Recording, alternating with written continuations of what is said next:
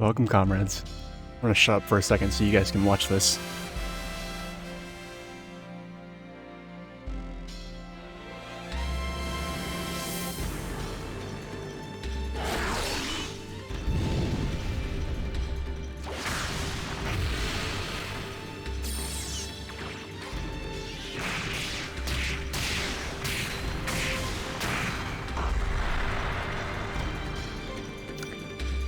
Yeah, Noah. Without the H.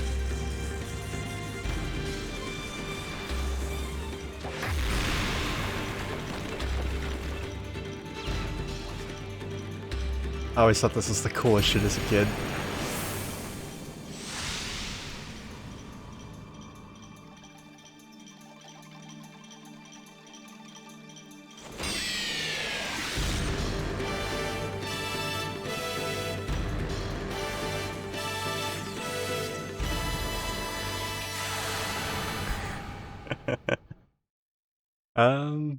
I don't know. Did this game...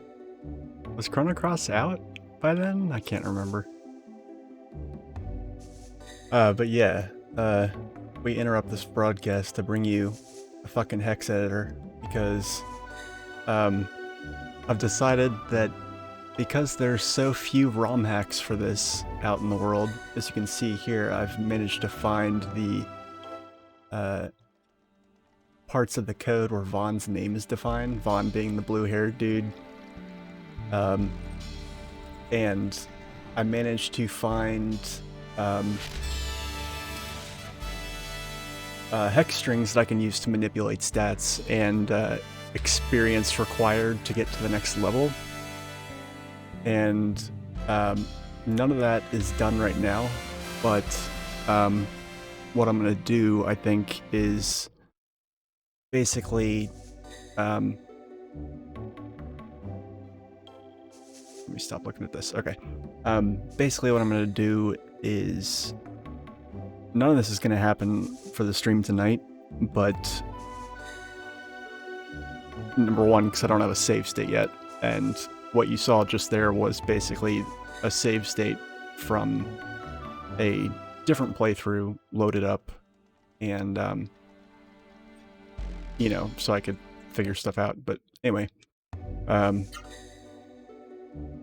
what I think I'm going to do is basically, once I finish the stream tonight, or this morning, I'm going to go in and edit the file to basically, I don't know, my working plan is to basically make a note of every character's stats at level 1, jot those down somewhere, and then basically, after every stream, I'm going to go into my save state, my save state's hex code, find the stats, and revert them to their level 1 values, with the exception of agility and HP, because agility controls how many moves you can use, and the game will be really boring and borderline impossible if I don't have agility that scales with my level, and HP because I want to live.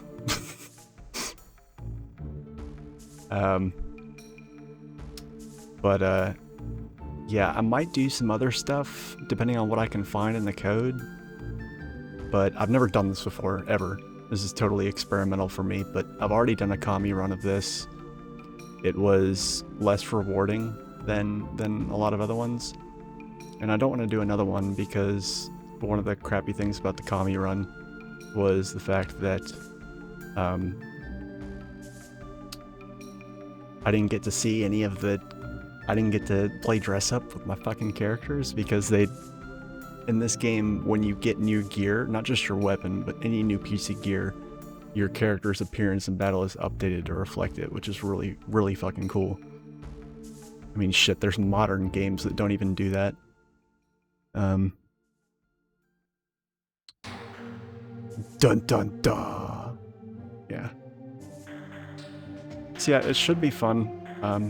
This first stream is going to be unmodded, but the next stream will be very much modded, and I'll kind of play it by ear and see how impossible I can make it for myself.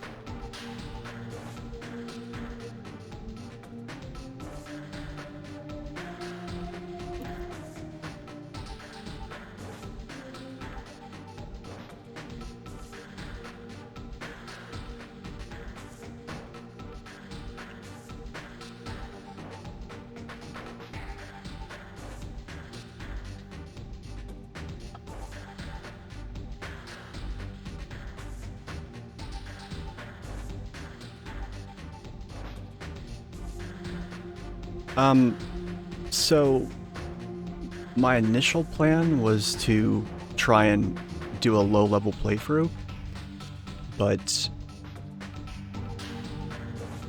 neither myself nor anybody else, judging from the Game Shark Action Replay and Codebreaker code database, has found any way to disable encounters.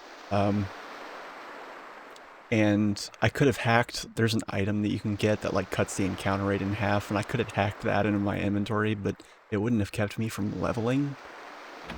And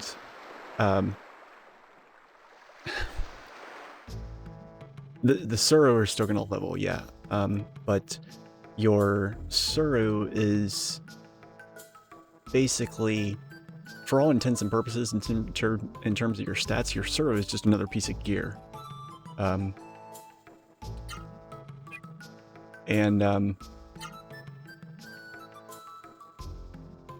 So, you know, like your weapon, your armor, all that stuff.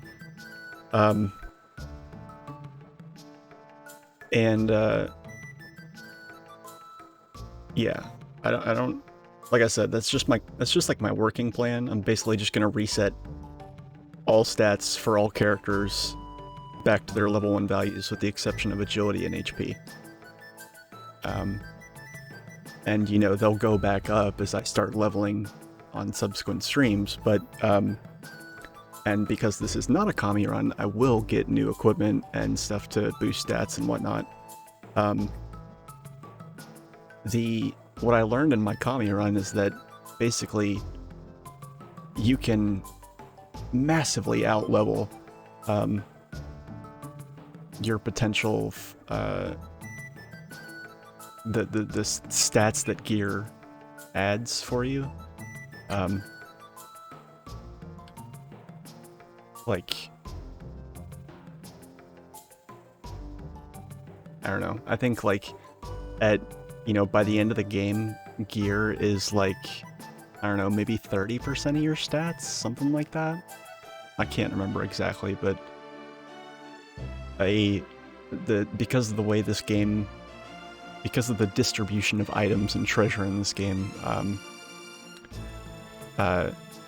a Kami run was basically a initial equip run, because there's less than a dozen between all the characters pieces of gear that you just find lying around. Not counting the final dungeon, which is the exception to that.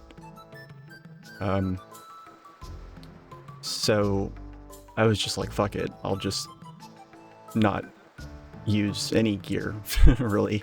The only exception to that was accessories, which you do find plenty of accessories lying around.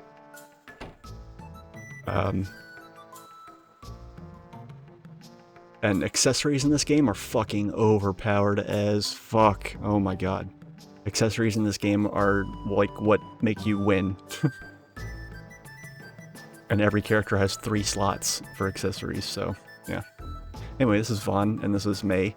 And May is Vaughn's, you know, would-be girlfriend if he wasn't a silent protagonist.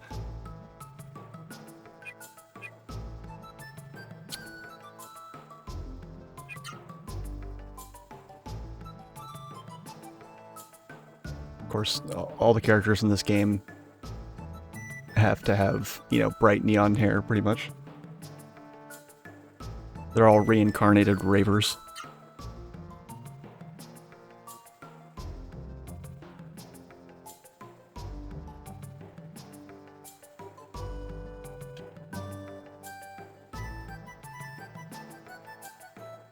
But, yeah. So, I kind of know this game like the back of my hand, but I kind of don't. You know, because my memory is shit. But this is, you know, obviously the starting town, and we got Vaughn here, and we're gonna go fight, Tetsu here. So this is like an introductory tutorial, not unlike the one that was in Legend of Dragoon. Want to max out everyone's yeah, that's fair. I'm gonna do the equivalent of that in this game too, believe me. Come at me, bruh.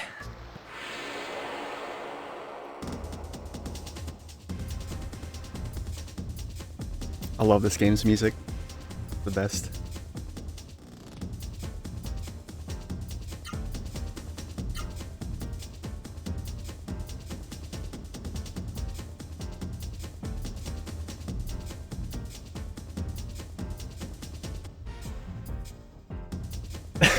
Yeah, right. Anyway, so basically the combat system of this game is really cool. It kind of emulates a fighting game in that you have like bodily combos that are based on, you know, martial arts moves, I guess. So you have like a high kick, a low kick, a left punch, and a right punch, essentially. When you get a weapon, it goes in your character's respective hand. You have 2 right-handed characters, 1 left-handed character. So the weapon will vary between those characters. And then, of course, your leg gear will affect your attack for your high and low kicks. And then if you input different combos and such, you can pull off different moves, chain them together, and all that stuff. We're gonna do auto, which auto just kind of like has you do whatever.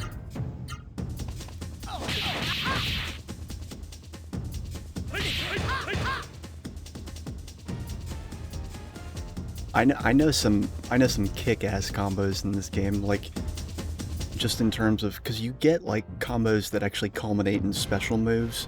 You get a lot of those, but the real fun is actually finding different ways to interlock and chain together combos. So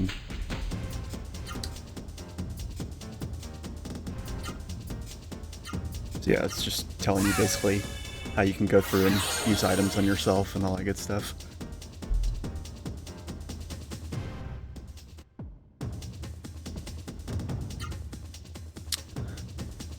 And this game has, you know, similar to The Legend of Dragoon, it has a guard sort of thing, which is Spirit, which basically you take reduced damage, you have increased block rate. When you block, you take no damage, period. And it also raises your agility, and what your agility in this game does is, well, we'll get into that in a second, but yeah.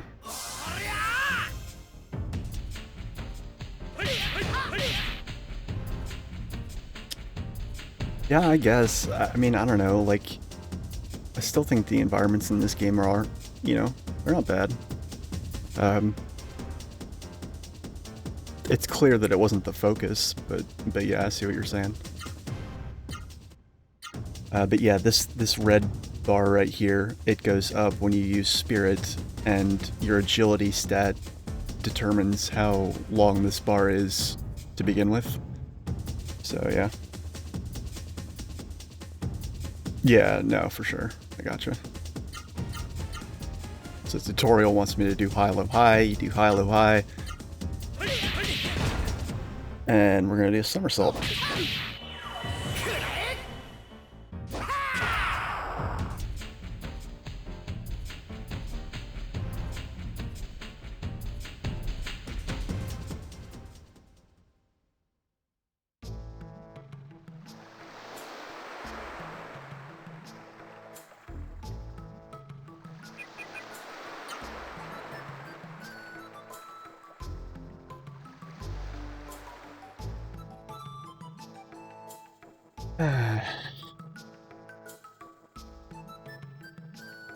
Alright, so we got some looting to do.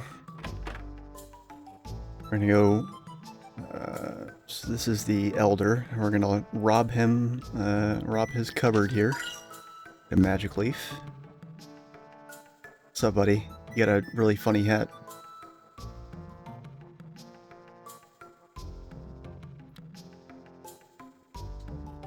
Vaughn is a silent protagonist, so he's not going to have any dialogue for us to make fun of, which frankly makes it a lot easier to take the game seriously. um, but yeah.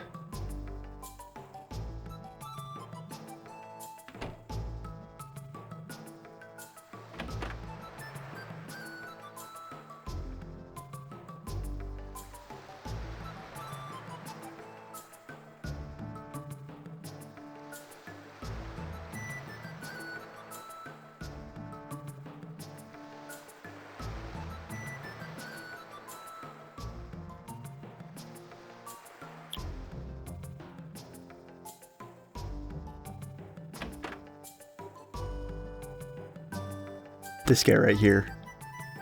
This guy is like Gary to your Ash, only he's not fun. He's a little shit. Seem happy going outside the village, aren't you? There's no one here but old people and kids. It's so boring here.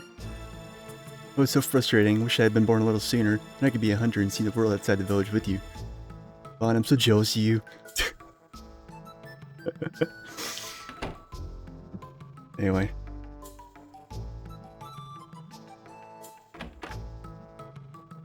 I forget if you can buy anything here right now. I don't think you can.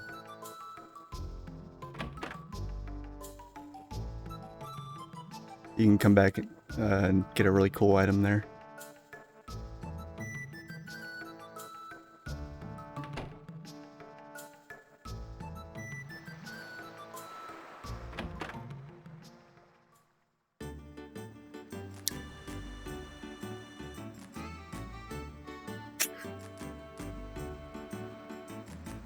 May, why are you measuring the dining room table? It's not gonna help you make clothes for me.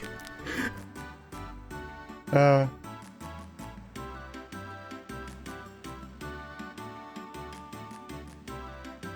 never been clear on if her name's pronounced Neen or Nene.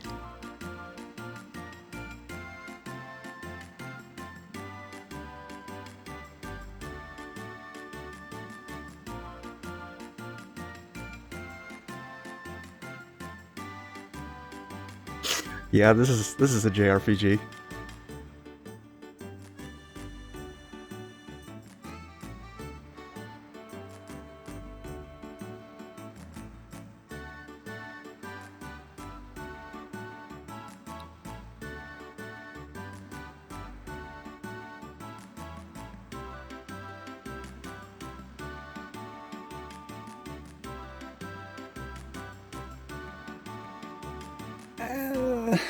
I don't know.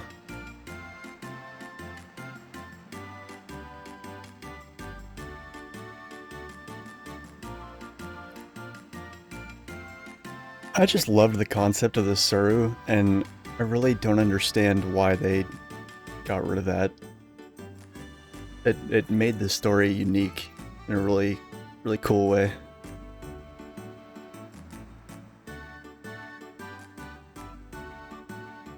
Mr. Val, little... I'm just gonna say Neen because it's easier to say and sounds less silly.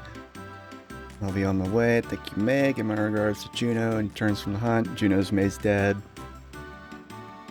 Yes, I've played this game before. I know things. I'm not gonna be wandering around like, huh? What? Who?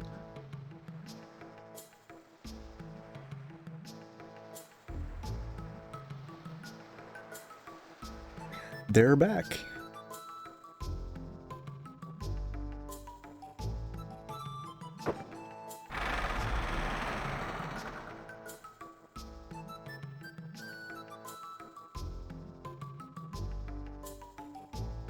By golly, they were gone a long time. Gee willikers. Father, my father is back. Welcome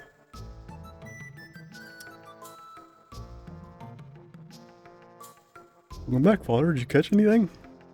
We ain't found shit. Yeah, I caught a Pikachu.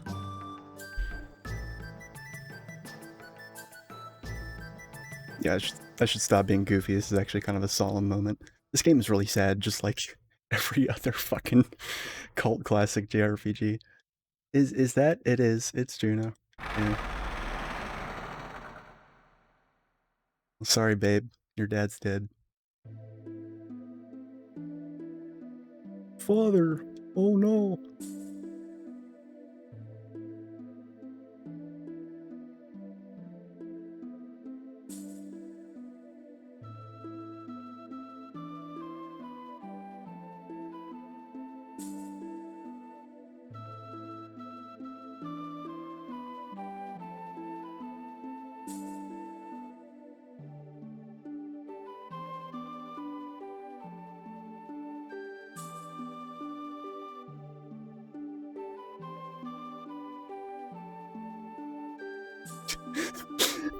Don't leave me all alone, Father. And she's surrounded by people, like, that care about her.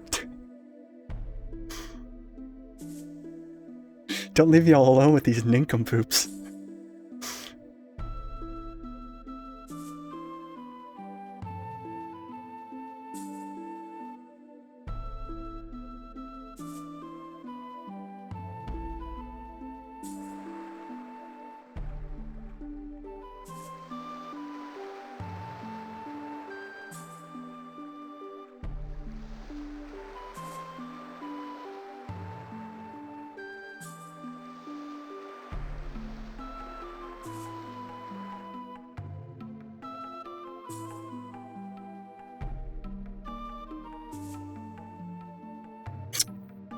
Fine, I don't want to hang out with you people anyway.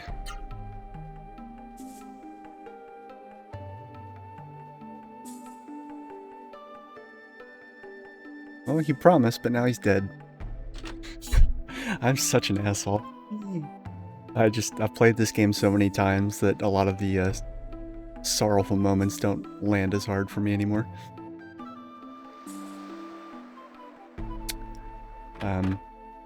Yeah, I'm trying to kind of brainstorm, like, other things that I can do with this save state hex editor.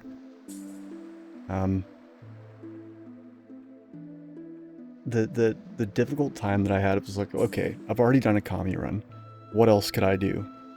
And I had a couple of ideas, like basically limiting which Suru different characters would get. But that's kind of a pain in the dick to manage and like keep track of. And there's things that you can do that can... There's things that can happen that can fuck it up. Like I was gonna make it so that like characters can only get 2 specific elements of Suru and that's it. And then I was also gonna make it so that... So when we fought Tetsu, he taught us somersault, right? And there's other martial artists that you find throughout the game that have these martial arts books where they'll teach you like new combos, but you don't need to wait to find those characters to learn those combos. You can freely, if you know the combos by heart, you can freely input them, which sadly I do know like pretty much all of them by heart. You can freely input them well before the game intends for you to learn them, and learn them. For the most part. Like for normal art moves, you can do that. You can't do that for hyper arts and certain other things, but... So I was actually going to wait and like let myself only learn things at the pace that the game intends for me to learn them. But like that also didn't really seem like it would present enough of a challenge, so... And I was like, I don't know any Game Shark codes that are like good for this. And nobody's made like a hard mode ROM hack for this either, so... But I found this, this fact on GameFAQs that says, you can, it's a save state hacking pack, and it's basically like, you know, if you... Whatever emulator you're using, the save states are always going to be in hex format, and you can simply just open those with a hex editor, and if you know what you're doing, you can like manually Game Shark stuff. And it doesn't show you very much. Like the fact shows you how to basically find the characters, find their stats, edit the stats, edit which moves they know, edit money, edit items, edit equipment, but it doesn't really say anything about how to edit things like, you know, I couldn't randomize items or anything necessarily. You know, so that's kind of a bummer, I guess. I don't know.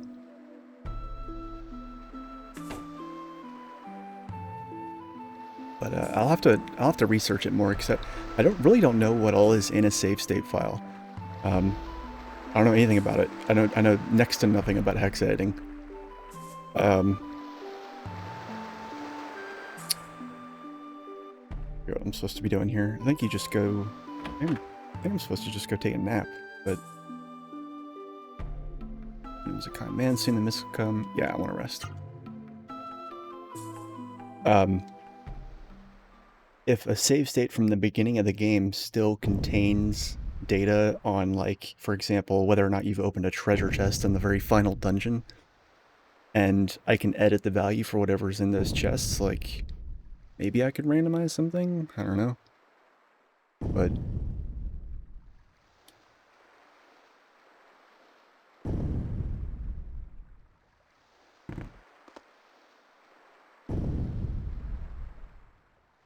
I think it's coming from beyond the wall.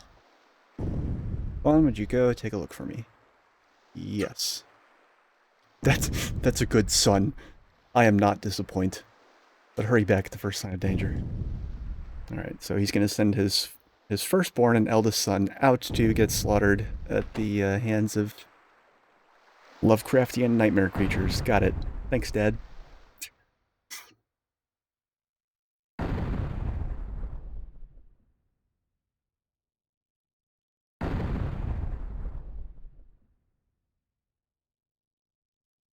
Oh, and by the way, for anybody that was here for the previous streams that thought I was going to finish Resolution, I couldn't bring myself to keep playing it. I was just like, because the main reason I was playing it, I mean, yeah, I like the graphics, and yeah, it's fun to an extent, but like the main reason that I picked it out to play it was because I heard that it had a political sort of edge to it. But that political edge rapidly unmasked itself to be just like, lol, technology is bad, okay? Like, and nah. So. Quite impressive. Look how many puny humans survived. So basically the whole thing around this town, basically, is that there's, as you read in the intro, which I yapped over the entire time, there's these things called Suru. The Suru are basically like living statues, essentially. I tend to think of them more as like machines, but they're sentient, and there's this mist crap that's everywhere now, and the mist makes the Suru go insane. Think of it like a zombie virus. It doesn't do anything to humans, but if a human is wearing a Suru, then they also go insane, and they become linked to the Suru. You can't take it off of them without killing both of them. And yeah, so this village that you live in has built basically a wall around it to keep the mist out. What on earth is that? What sorcery is this?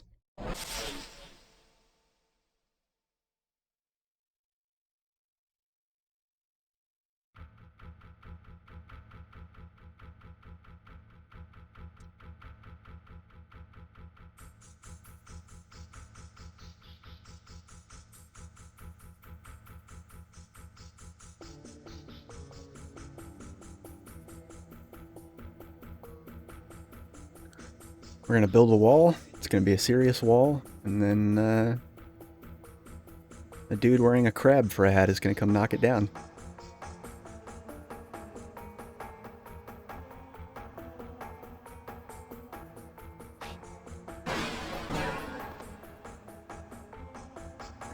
I would say that I love this game's music even more than Valkyrie Profiles. There's just a lot of kick-ass tracks in this game.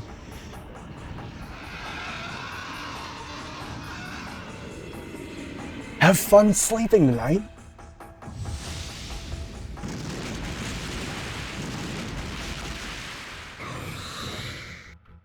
Bed. I'm just kidding, don't go to bed. But yeah. Juggernaut's super scary. I guess that's a minor spoiler. That I can't remember if he referred to that giant thing by name, but that thing's called Juggernaut.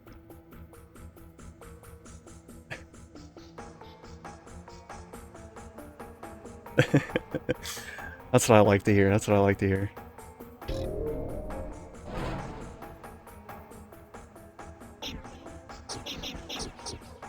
Fuck yeah.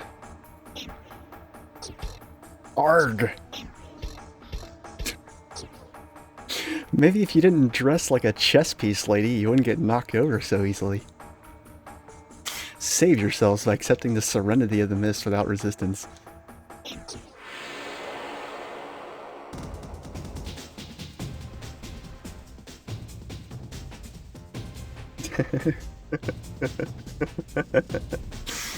Yeah.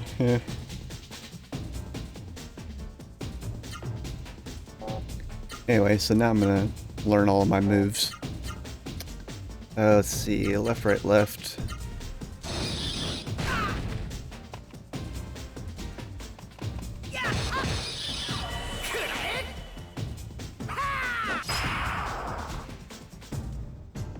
So yeah, enemies can block too. This thing is a Suru. All Suru have this little elemental marker next to them. If they don't have this, it's not a Suru. And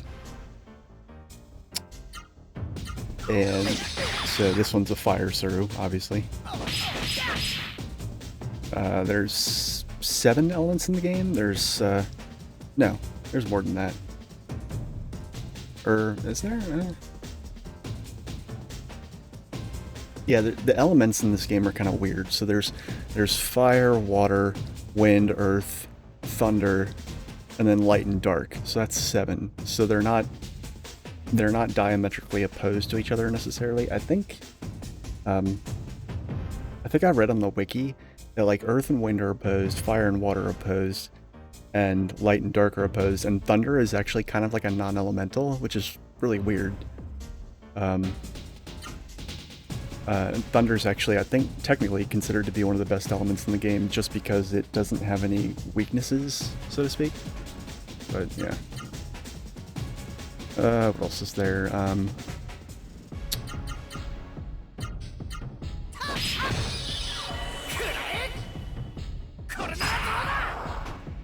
Oh, really? Nice.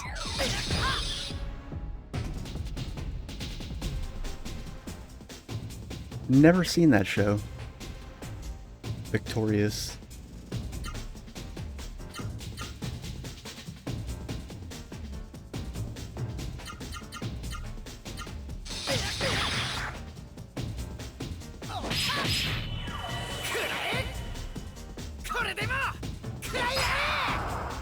Oh yeah, and the voice acting in battle is fucking awesome. Like it's very believable because they're not saying things like spinning cane. Sorry. Don't think you want a super kitty. Okay. I rewatch shows like when I find a show I like binge watch it repeatedly until I'm sick of it and then don't watch it again for years. I'm weird like that.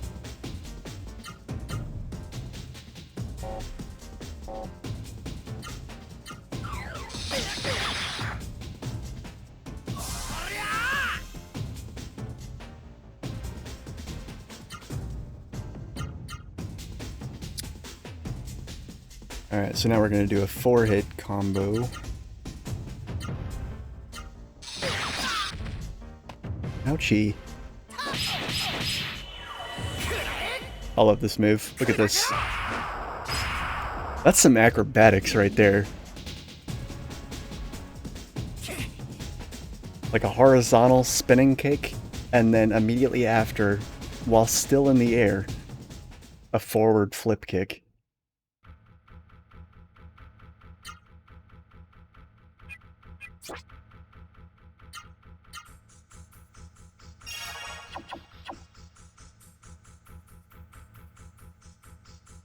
No, really? Yeah, I never got on that Overwatch bandwagon, but, I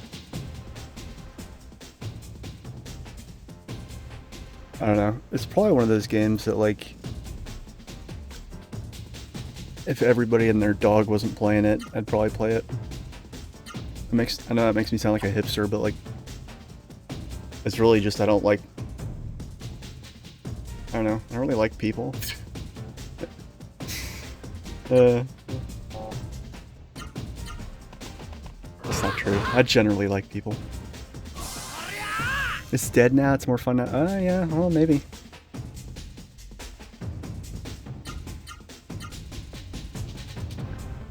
Let's see, what's another good one? High, high, low, low. It's hurricane, I think.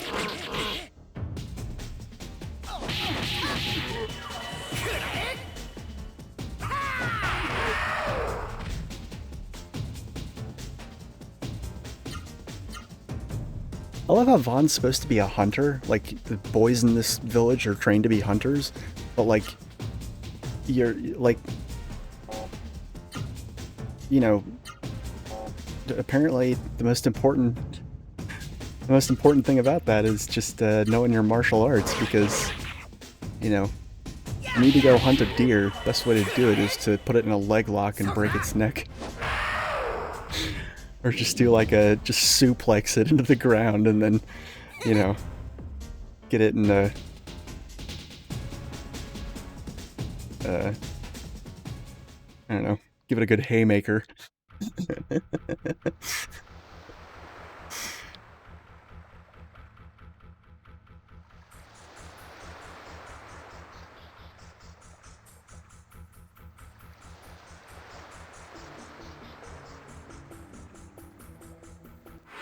I wonder if there's any martial artists out there that could successfully hunt like an animal for food.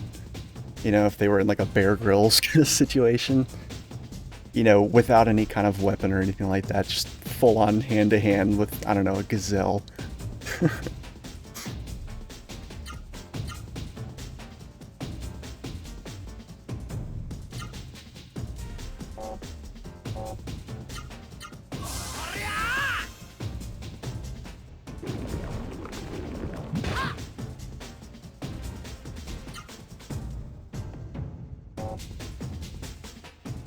Oh shit. Hold on. I actually need to run from this battle.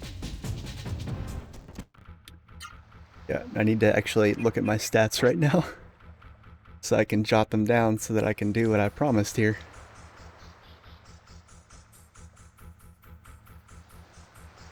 Alright. 180 HP. 20 MP.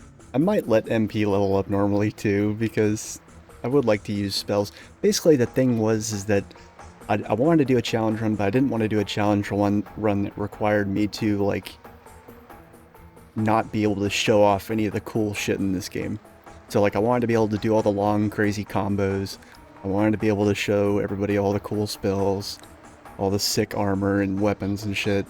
But, like, I still want it to be hard somehow, and this is really the only way I could think of to do it. Alright, so...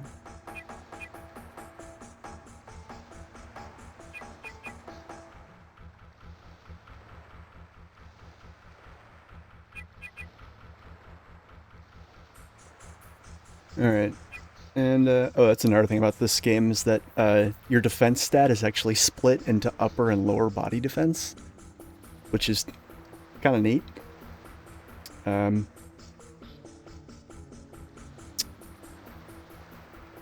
Yeah. So we got...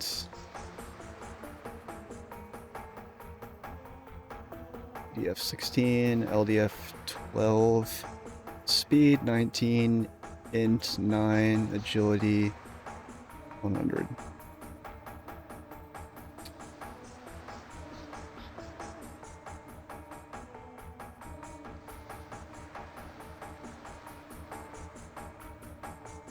And my initial idea was to basically set the experience to next level value to like some astronomical number, so it would take me forever to level up, right?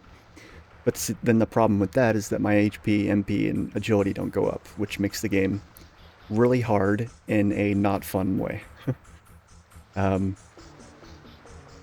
So basically, at the end of every stream, I'm going to go into the hex file and revert all of these to their original values.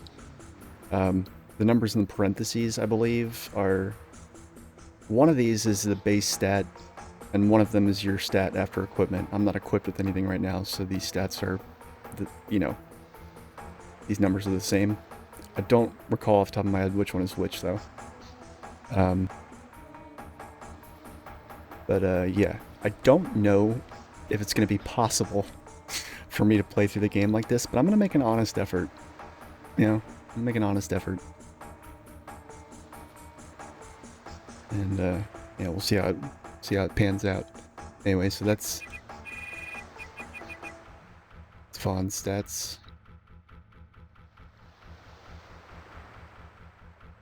And yeah.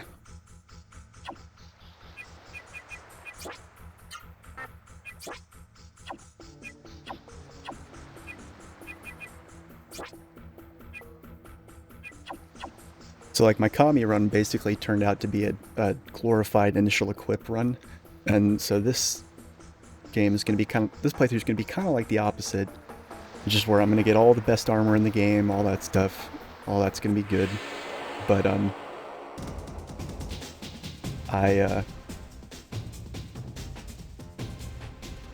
what am I trying to say? But my stats will stay basically at their initial values.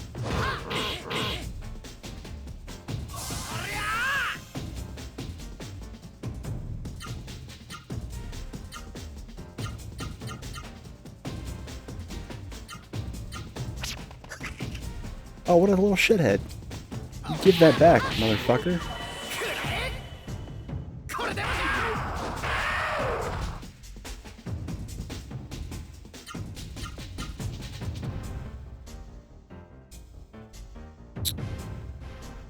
I'm trying to think if there's any other moves I'm forgetting. Oh yeah, once you successfully pull off a particular combo, it's registered in here, so, you know, you can see it at any time, and, what the fuck am I trying to say? So you don't have, I've memorized everything, but you don't need to. The game saves it for you, once you pull it off once. Oh shit.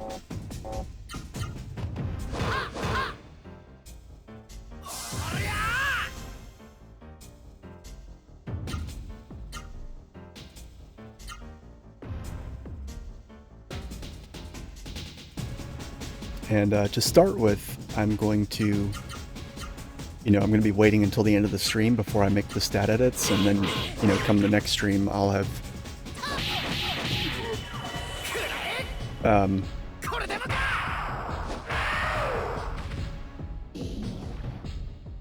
come the next stream, I'll have reverted them back to their original values. But if I can get good at it and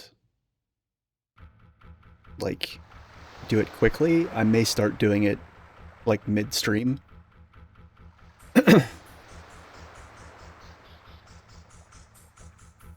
But I mean, honestly, I don't think it's going to make that much of a difference if I do it, before or after any given point, because I mean, even if I'm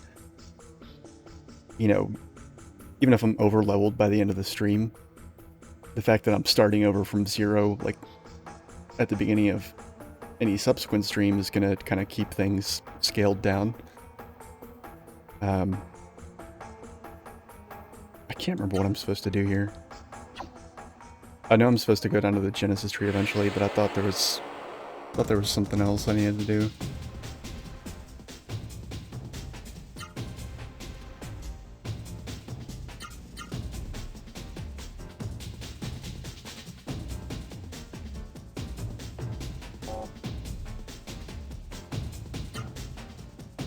Oh, one really cool thing is that you can literally just hold down the X button through any fight, and it like will auto select stuff. God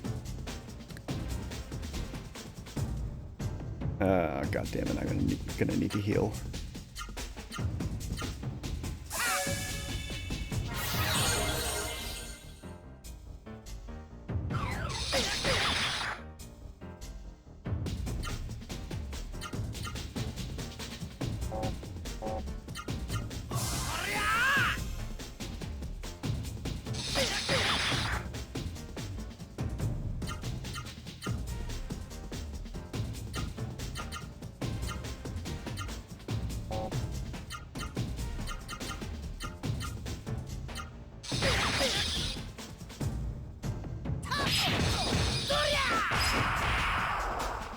God damn.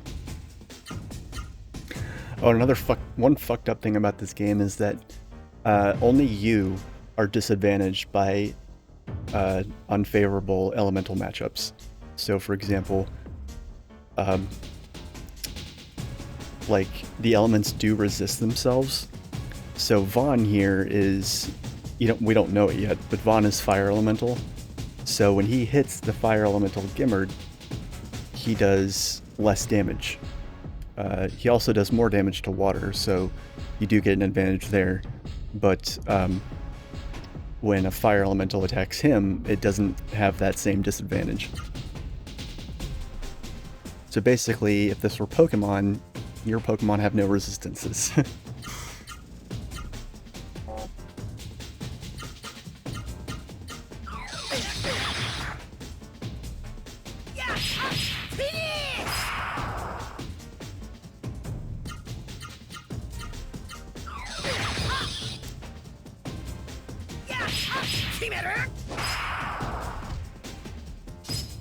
Oh, that's the other thing.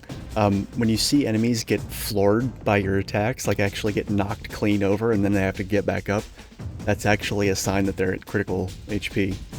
And even bosses do it, so that's also another really nice touch that, plenty of games do not do.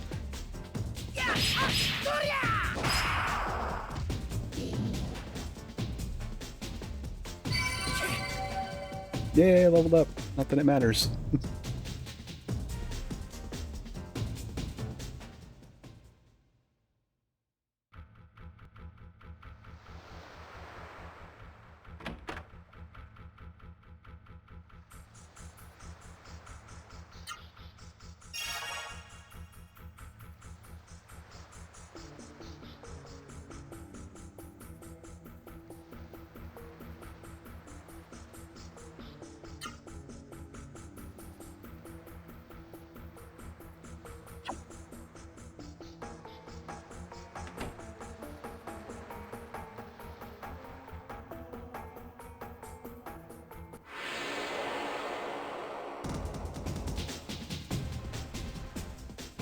These things are a pain in the ass because they can split up and divide.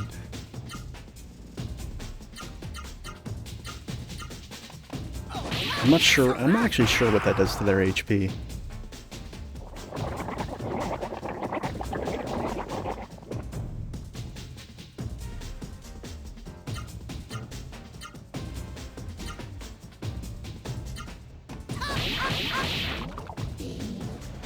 Yeah, you can see he's doing like 50% more damage to these things versus the fire elemental Gimmerd Suru. So these slimes and the Gobu Gobus, they're just like regular monsters, and there's plenty of those in the game. So it's not all Suru, basically.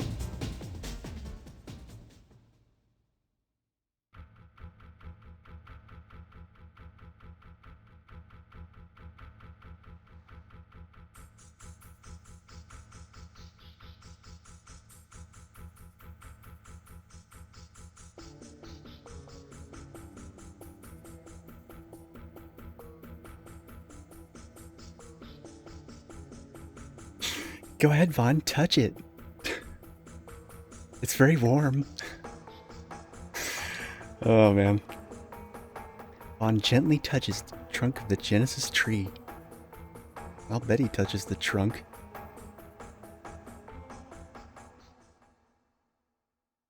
Very warm trunk. Vaughn, you are Vaughn, are you not?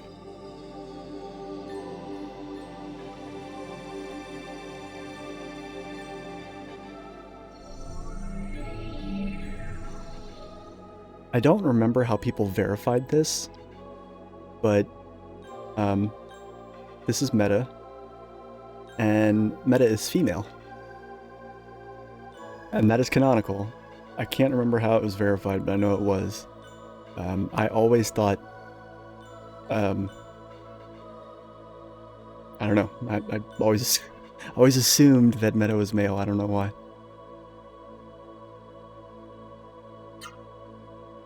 This thing that's talking to us is actually just a piece of Meta. and you see all of her later in the game, and I mean, I feel like a kid could be forgiven, but yeah. Let us pursue the same destiny as human and Rasaru working together.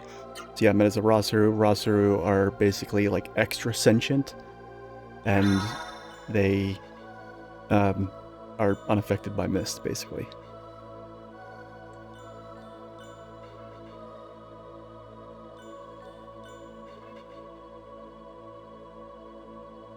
Vaughn, hurry and assemble everyone here. So basically, now you're wearing a Suru, as far as everybody else is concerned. And so you try and talk to people, other NPCs in the town, and they freak out. Vaughn, what's that on your right arm? That's a Suru. Where do you think you're going? You can't go into the mist like that. Enter the mist wearing a Suru, you become a monster. Okay, so I was mistaken. The raw Suru is actually what goes on the character's dominant hand. And their weapon goes in their non-dominant hand for some reason. I don't know if I really understand that, but you know, okay. I mean, if you're a swords person, do you not hold the sword with your dominant hand?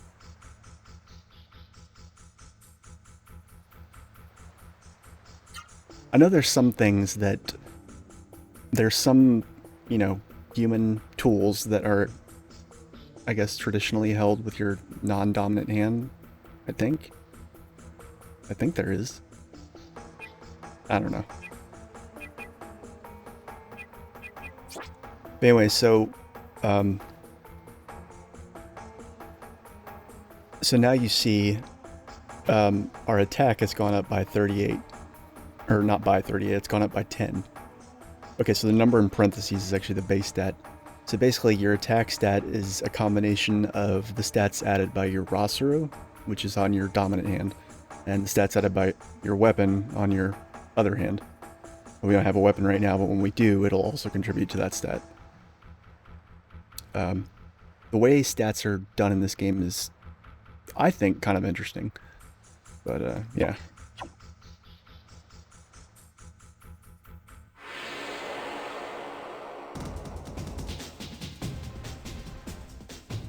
Oh, and now that we have meta on our arm there, yeah, you'll see Rasaru there is replaced right. Now that we have meta there, whenever we defeat Suru, we actually have a chance to absorb them. And when you absorb a Suru, it basically becomes a spell, but it's like the concept of spells and summon magic combined into one. In my opinion, they're more like summons, but your character uses them as though they were spells.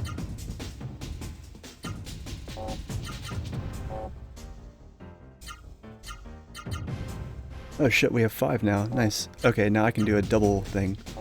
Alright, so this is cool. So, first thing we learned was what? Somersault. So, somersault is high, low, high. Notice how the last 2 inputs of somersault are the first 2 of Cyclone. So you can actually do high, low, high. Now we've done the first low and high of Cyclone. And we just add 2 more highs to it, and as long as you've got enough AP, so we have 99 right now. So as long as you have whatever 24 plus 18 is 42. As long as you have 42 AP, should do both of them. Somersault. See that? Nice. Oh, holy shit! That never happens. That never fucking happens. That was lucky. Suru are not easy to absorb. It's like catching a Pokemon, except like... Yeah, right? No, like Suru are... Like some Suru in the game are astronomically difficult to absorb. Like, think of it like Pokemon, except per encounter you only get to throw 1 Pokeball. Because you only get to try and absorb it as it's dying, basically, so...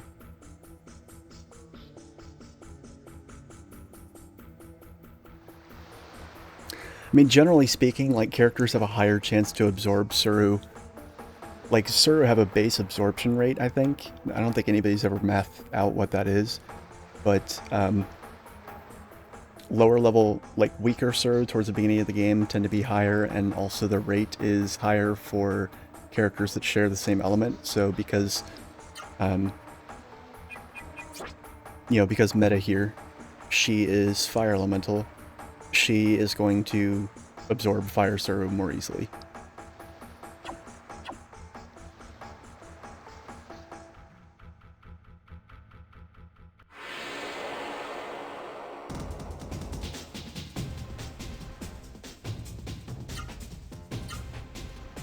The game never tells you this, but characters also have affinities for elements that their roster doesn't necessarily have. In a way, like, it's like each character in the game actually kind of has two elements. For Vaughn, it's fire and earth. And your two other characters, the first one you get is wind and water, and the second one is thunder and light. They have like an official element, but then they're also really good, or at least better than the other two characters, with a secondary element, so to speak. Nobody is good with dark, but out of all the characters, Vaughn is the best with it, I think. And this high-low, high-high-high, somersault into cyclone, that's kind of like the best combo you have right now. At least I think it is. I don't think there's anything else that can really be combined.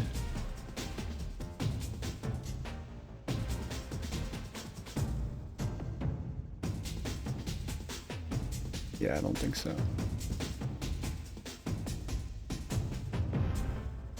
Oh, I can actually do, you can do PK combo. I don't know what that stands for. I'm guessing it's punch kick combo. But yeah. Do that one too.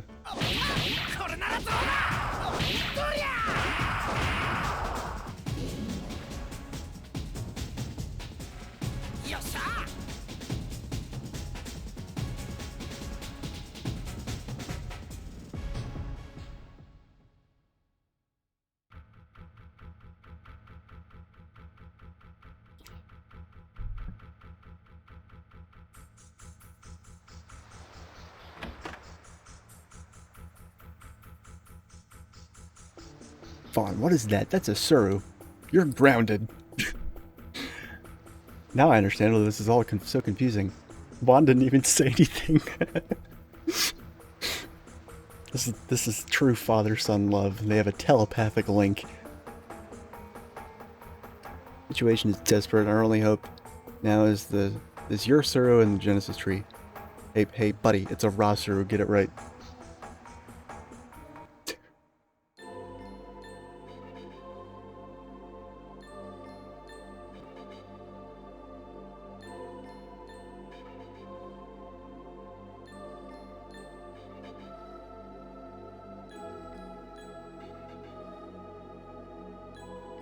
There's a lot of prayer in this game, which I don't necessarily care for, but, it is what it is.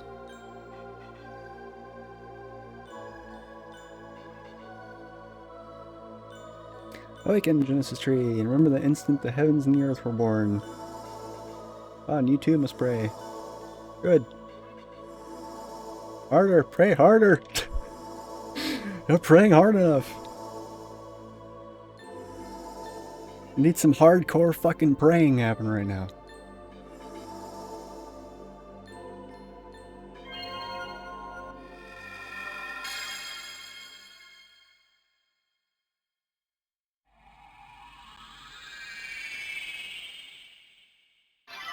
Imagine prayer doing something. That may be the most sacrilegious thing I've ever said.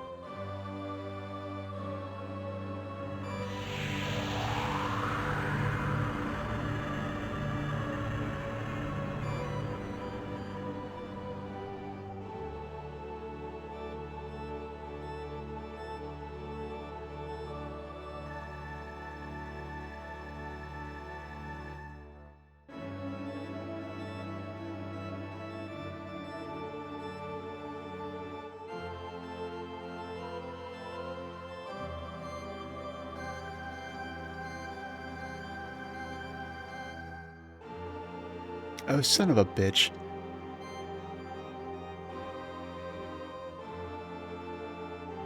I just missed an item.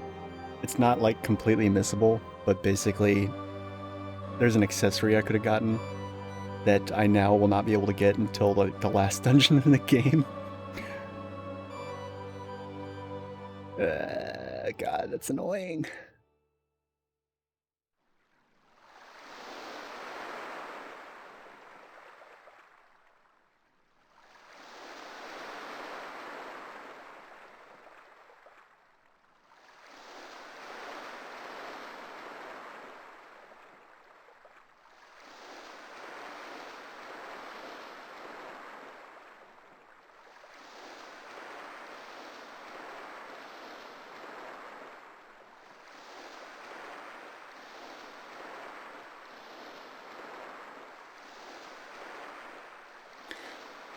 Hateful fangs of the Suru took them in their lives.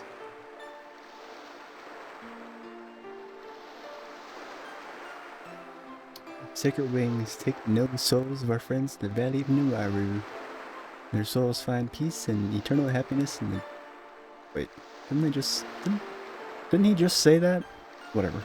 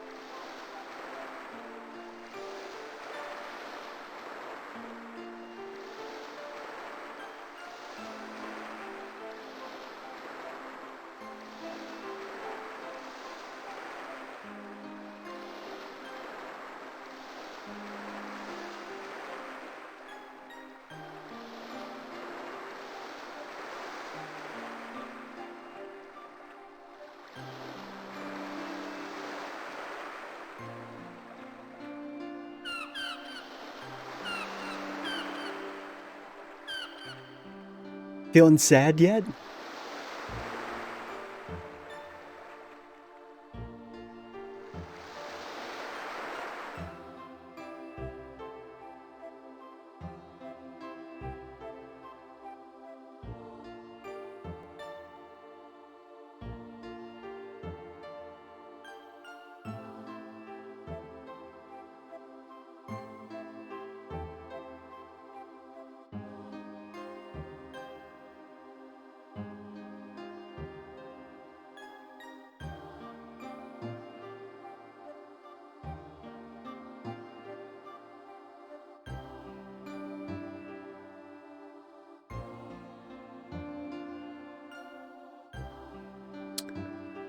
Yeah, May's mom is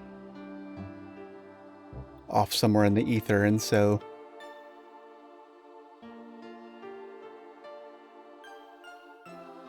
that's one of the main reasons. That's like half the reason why you even leave the village. Now, May doesn't know this, but May's mother Maya used to work at Burn Monastery 10 years ago. The mist came. Naturally, we lost all contact with her. As for whether Burn Monastery itself still survives in the mist, Fortunately, no one knows Maya is May's only surviving blood relative. Vaughn, with the roster, I'm sure you can make it to Burn Monastery. Vaughn, I'm counting on you. One more thing, Vaughn. Keep this a secret from May. You'll only be heartbroken if Burn Monastery has indeed been lost to the mist. Alright, so I might just save state hack the pendant that May is supposed to give me into my inventory. It's not an overpowered item whatsoever. It's just, I'm just butthurt that I missed it 2 playthroughs in a row by, like, zooming through text. Oh, you should see what fucking Ixis says now that you got a roster. He's like turbo jealous. Darn it! Should've gone to the Genesis tree when the wall broke. Then the roster would have chosen me, not you. Me. Vaughn, they say there are Genesis trees all over the world, right? You should use that roster to revive all Genesis trees everywhere. Use the roster as power to rid the world of the mist. Hey, that sounds pretty cool. Vaughn, you're one lucky guy. Yeah, whatever.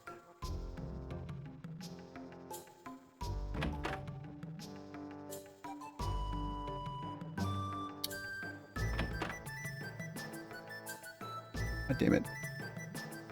There's a thing that you can get out of that drawer, and I'm blanking on when it becomes available.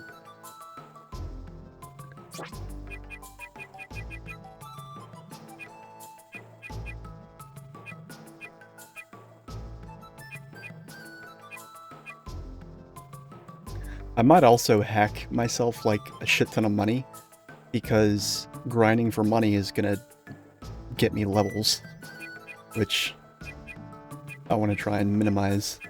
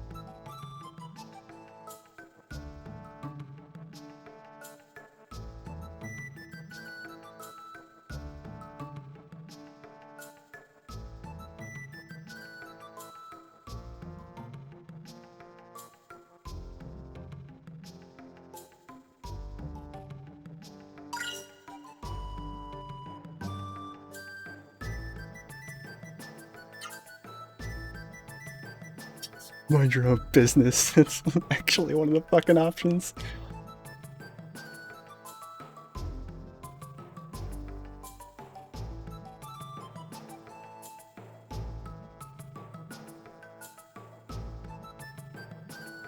God, I would kill if there was a dark mode for this fucking hex editor.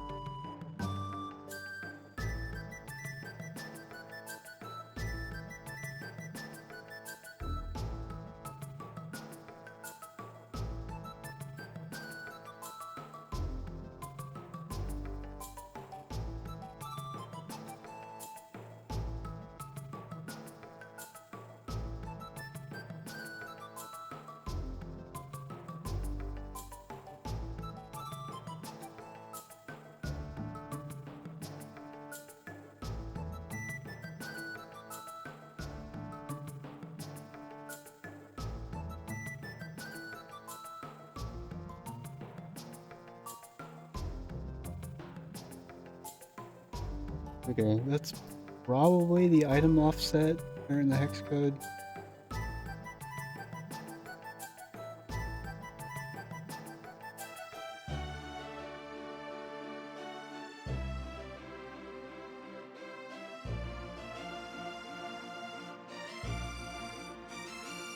Yeah. We'll see.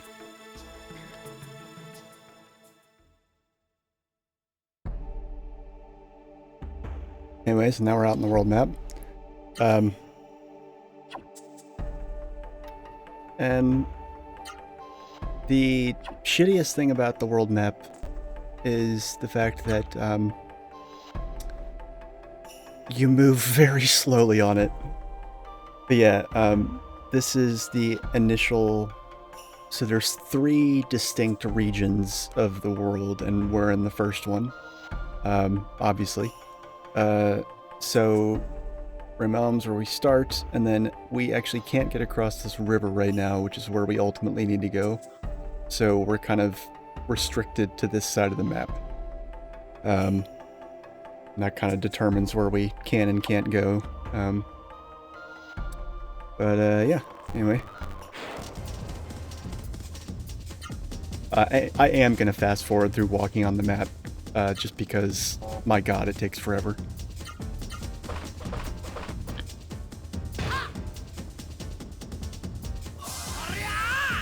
Anyway, you can see we've got the survival knife now, and we've also got... You can't really see it because Johnny fucking Mothra's in the way, but there's a...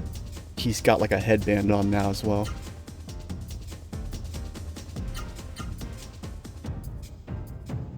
That's the other thing, is that enemies that are flying like this, low hits will miss them, so gotta be careful. And Vaughn has a lot of low and high hits. He's much more... I mean, he's kind of balanced. I don't know, it's... He's... I don't know, a lot of my favorite moves of his are more like leg focused. Let's just do 2 hyper elbows.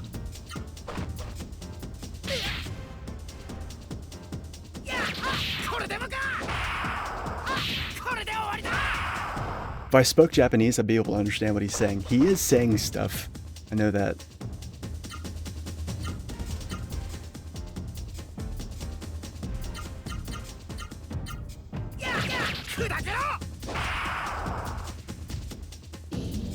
Although it's not even called a butterfly, it's literally called an evil fly.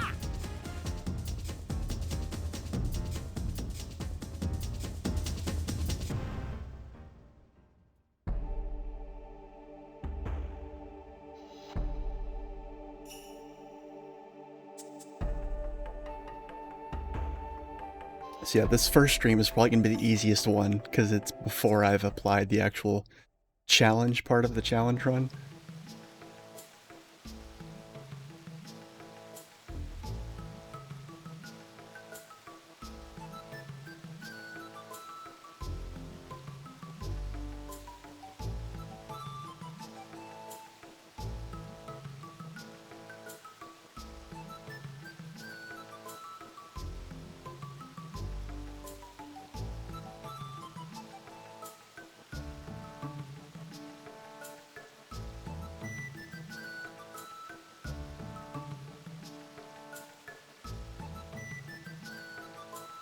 Hell yeah, I did. You see anybody else here with me? Then us hunters? If you guys are hunters, then what am I? I thought I was a hunter.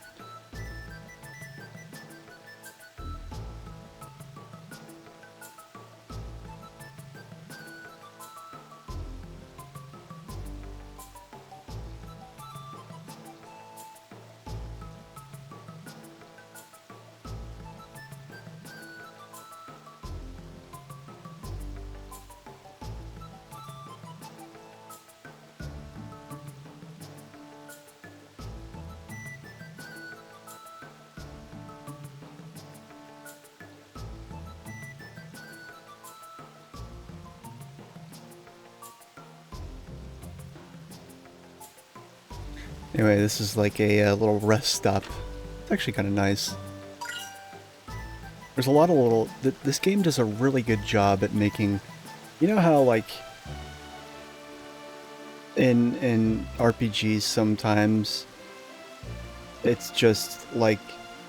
You get this really refreshed, kind of relaxed feeling from, like...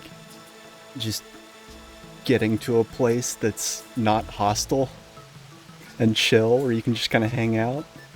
This game does a really good job of, like, making those places feel like... you know? It's like, hell yeah.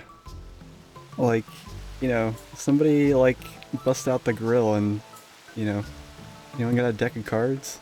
You know? Kind of thing. Anyway, these statues will actually give you tips on fighting.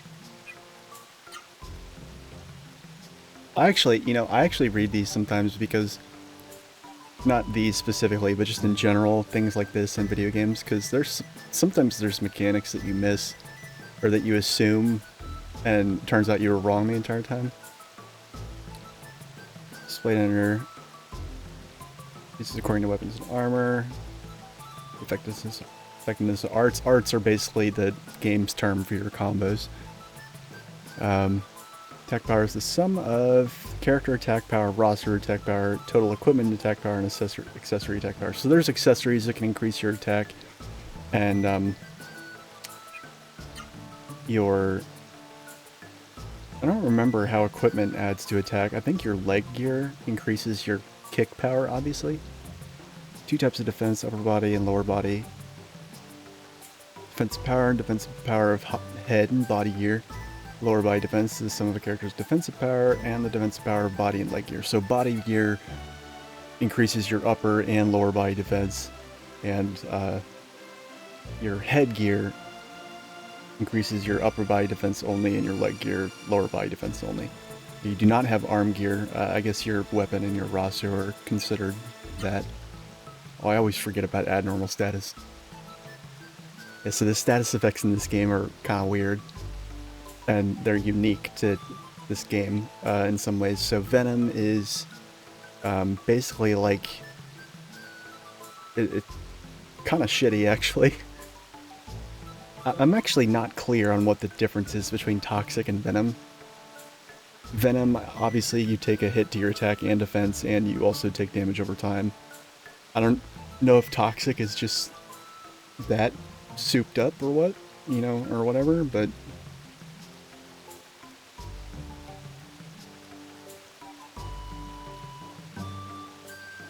I'm Googling it now because I'm curious.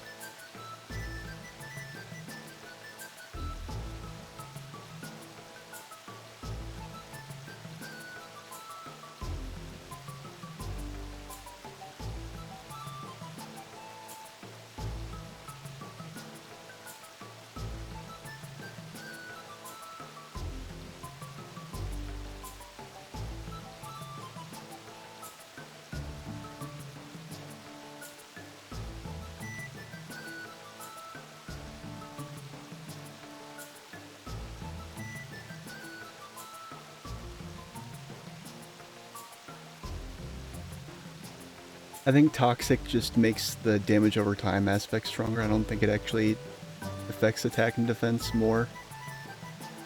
Yeah, Numb is basically like... Numb is basically sleep, in that you can't take any actions while you're numb, but if you get hit while you're numb, you're knocked out of it, so you're woken up, so to speak. And it is temporary, it wears off eventually. So Rot is the fucked up one that is unique to Legend of Legaia. Affected body parts can't be used in battle, so basically, when you get hit with an attack that deals Rot, your high, low, left, and right commands have a random chance individually to be basically locked out. So if you get Rot on your right arm, you can only do combos with high-low kick and your left arm. Curse disables magic and are vulnerable to attacks? What? Makes the afflicted... Like, I'm guessing that means you can't block. So curse disables magic and disables block is what I'm guessing. Stone is unable to move permanently, basically until you cleanse the effect. It's the only permanent effect, I'm pretty sure. Well, I mean, so Numb is the only one that wears off by itself. Venom, Toxic, Rot, and Curse, I think, last for the duration of the battle, but are cleansed after the battle.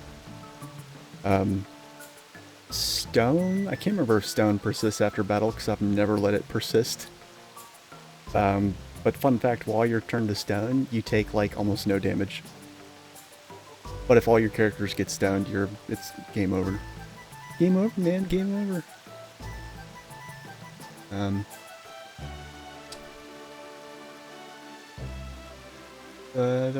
Yeah. So...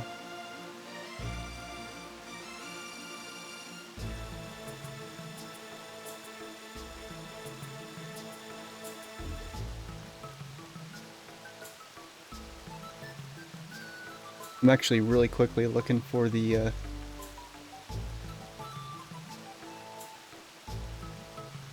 I'm skimming through the hex code from the save state I just made to try and see if I can,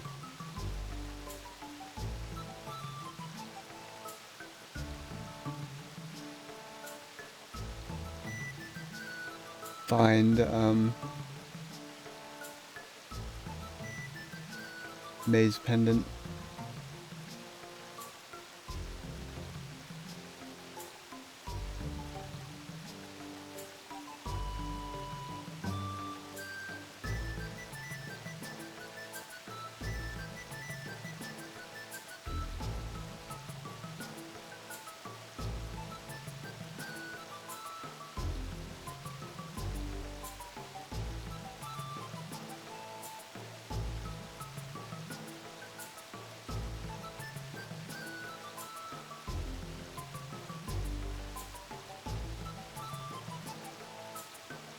Huh.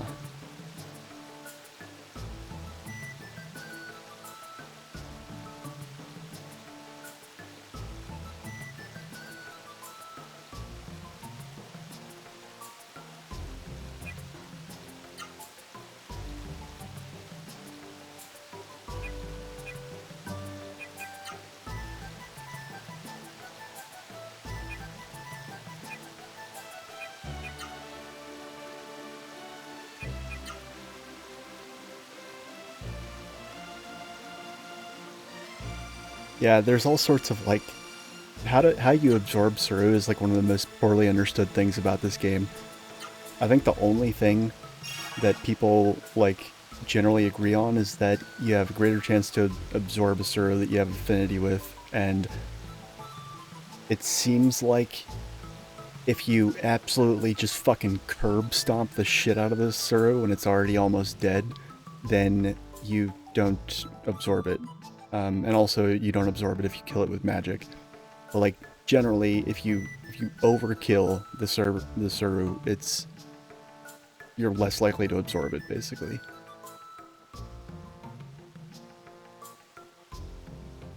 I am called Azam. I serve King Drake, ruler of the Drake Kingdom. So you are Vaughn. Hunters have told me of you. You've done great deeds. You have my gratitude.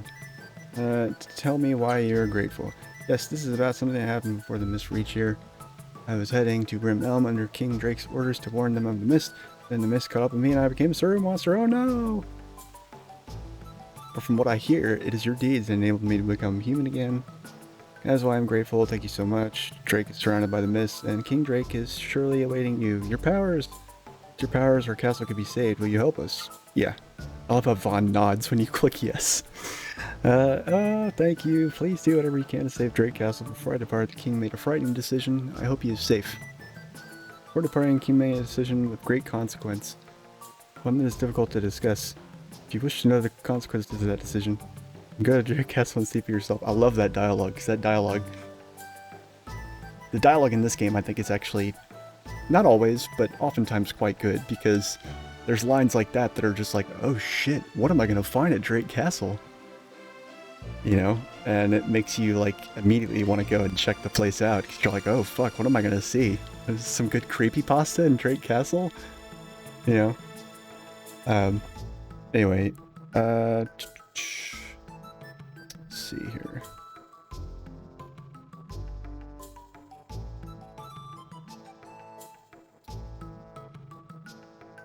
Let's see.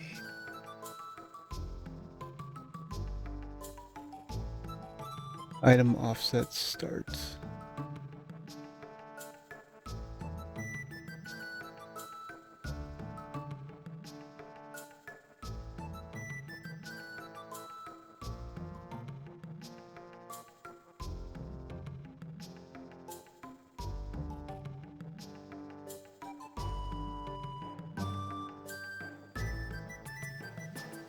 I think one of these guys has a store.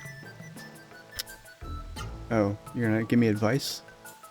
You may have powers that we don't because of that roster and all, but Great Castle says just crawling with the most horrible Suro match monsters. Oh no! Listen, these are not just rule. Rule 1, always have proper equipment. If you don't have the right weapons or armor, head back to Realm. Still buy whatever type of equipment you need at the shops there. Here's rule number 2, a trip without healing medicine is a trip to the next world. Go into a strange place, always take at least 5 or 6 healing leaves. Yeah, okay, cool. Great Castle.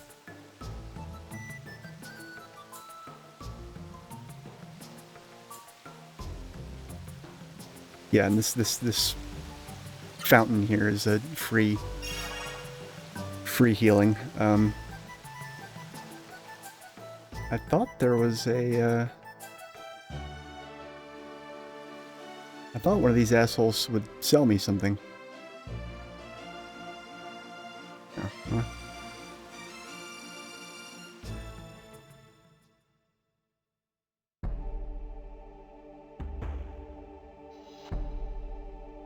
I am going to run back to Realm real quick.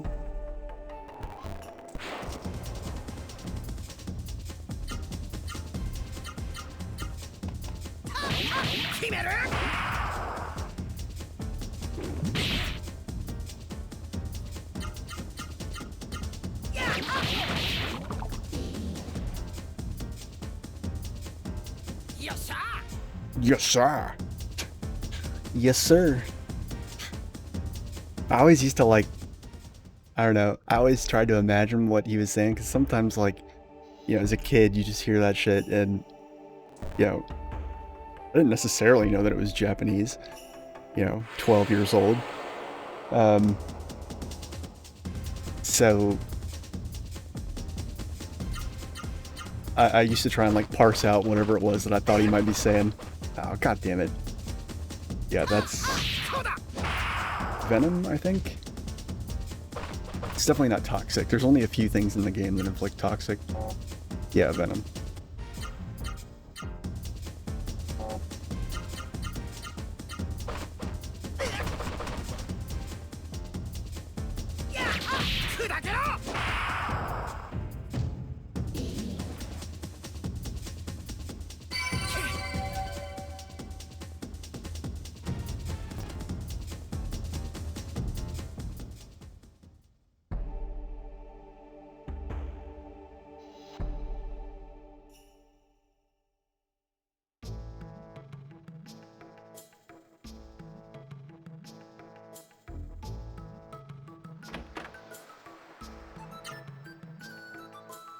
Yeah, okay. Yeah, so, like, finish the battle, Venom's gone, so that's nice.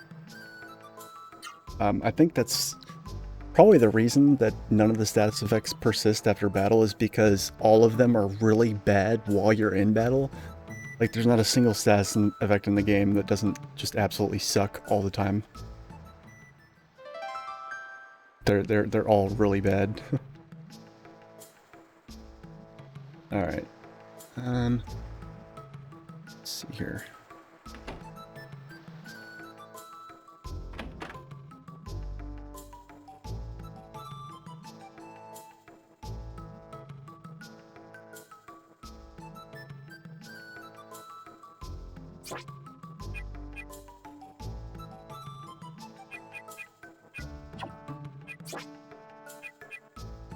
Oh shit, I completely forgot to put on the hunter claws.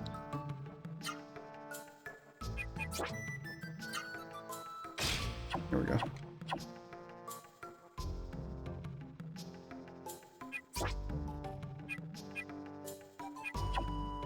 How much do I need for the boots? God damn, the boots are expensive. What the fuck?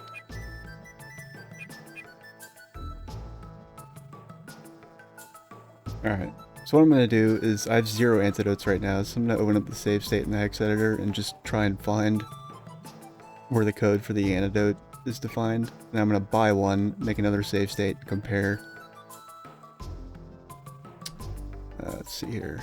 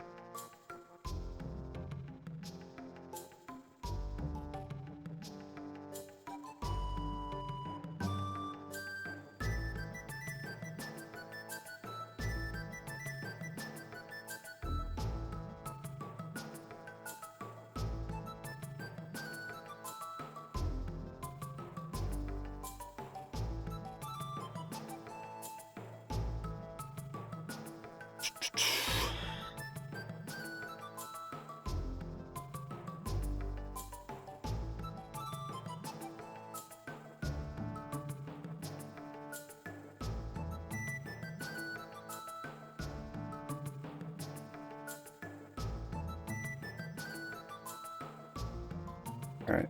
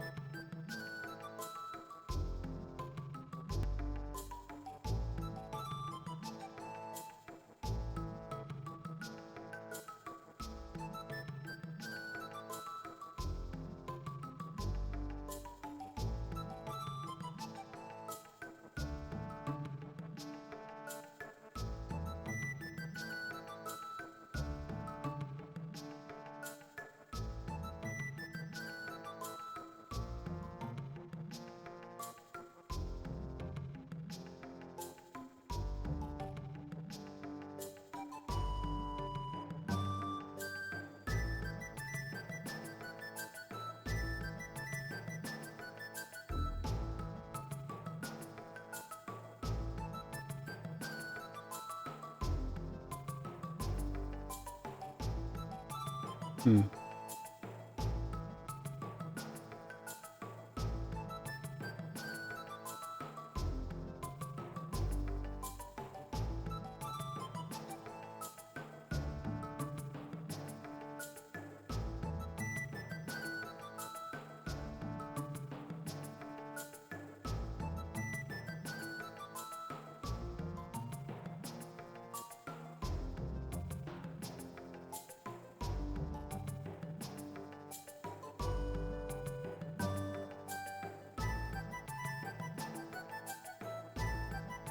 Well, shit.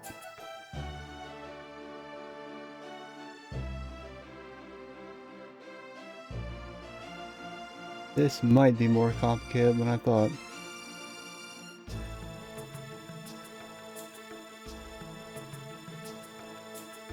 I don't know, I mean, I see what I think is it.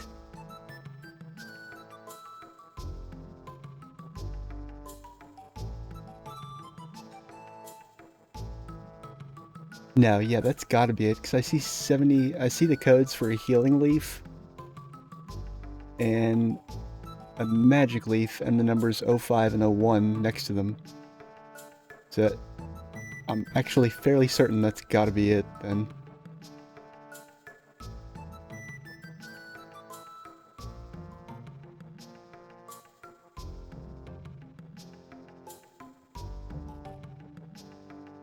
Yeah, you know, I bet you. I don't know, man. I bet you if I fucking... Yeah, and there's no separate offset for equipment, so...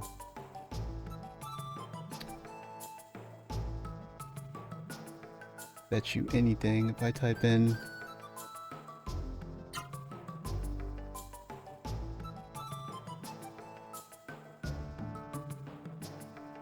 and then hit save.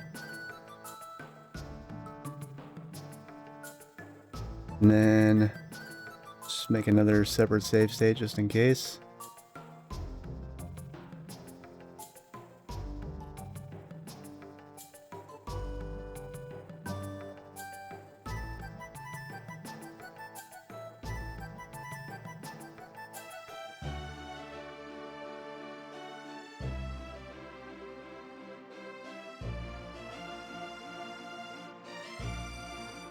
Alright, now I'm going to go to manually load state and then grab this right here.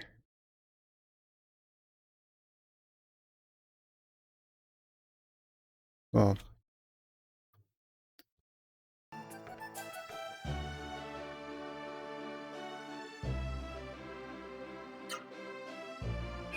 see if it worked.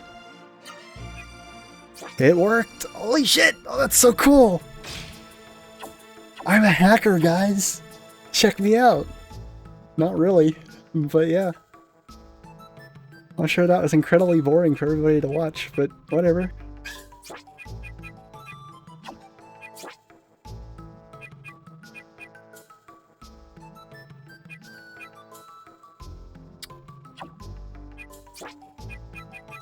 Alright, well, nice. Fuck you, man. I don't need you to give me my pendant. You can just, I can just hack one. That's the only thing I'm gonna do like that, I promise. Like, it happened to me on my commie run too, and I was just really annoyed that I was gonna let it happen again. All it is it gives you like a 10% max HP boost. And I will get items that also boost your max HP and boost it by way more long before I get the chance to get that pendant properly. So, yeah. So, anyway. Alright, there we go.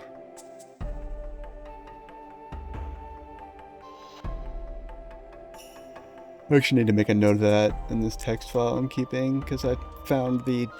Now that I've found the offset for the,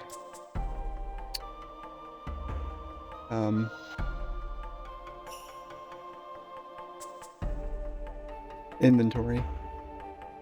85 EBC. Cool.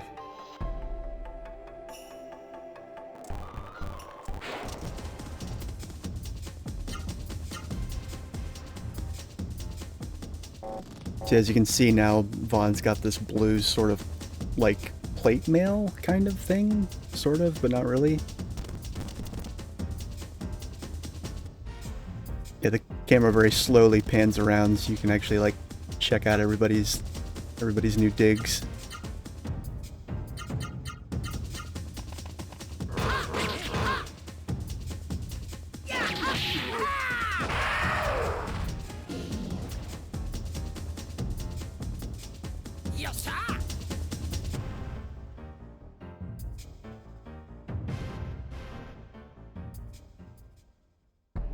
You know, one fun thing to do is if I hit a wall and find myself unable to progress further after, you know, resetting my stats back to level 1 values, instead of edging my stats up, actually just hack a, you know, powerful item into my inventory to hopefully give me an edge. You know, whatever's needed to make it without grinding. So yeah, this could actually be really fun.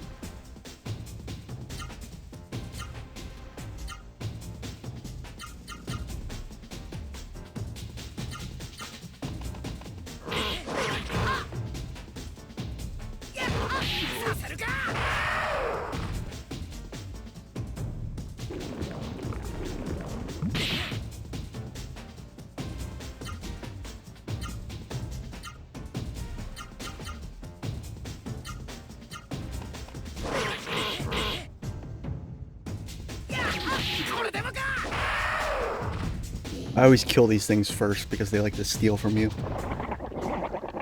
And they can also run away so that you don't get the fucking item back. I don't think I've ever lost anything horrifically valuable to one of those things, but I don't want to take the risk.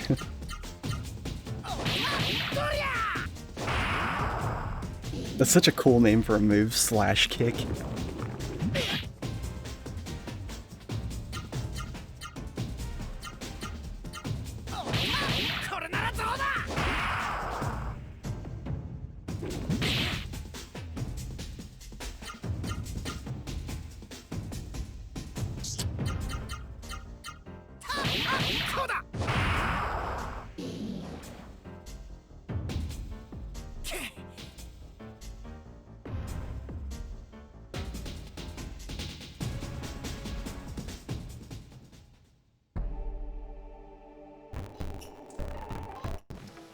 Whoops.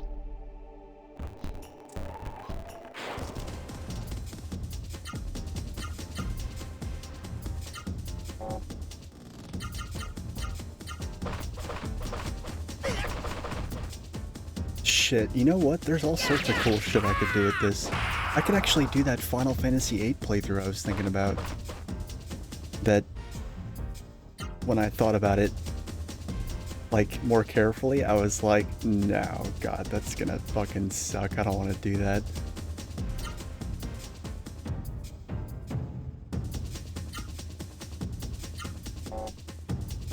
The problem was is I couldn't find...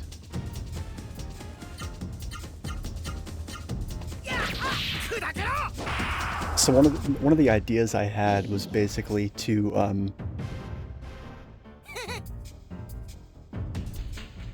well, what am I trying to say? So like if you're familiar with the mechanics of Final Fantasy VIII, enemies level up as you do, and you leveling up does not actually affect your stats very much. What affects your stats is the junction system in that game, where you basically equip magic and it gives your stats just batshit bananas boosts.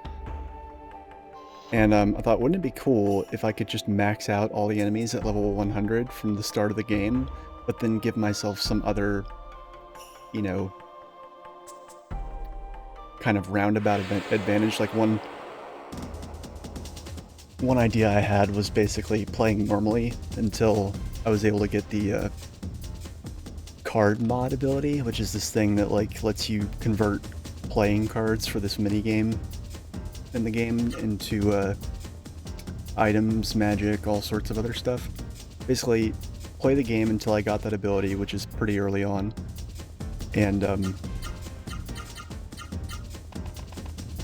then like hack the game to max out enemies at level 100, and then, but then after that give myself like a complete set of all the cards in the game, but then I stay at level 1. So I gotta claw my way up by basically using cards. And the awesome thing about that is I wouldn't have to play any fucking card games, which is like the big progression hurdle in that game.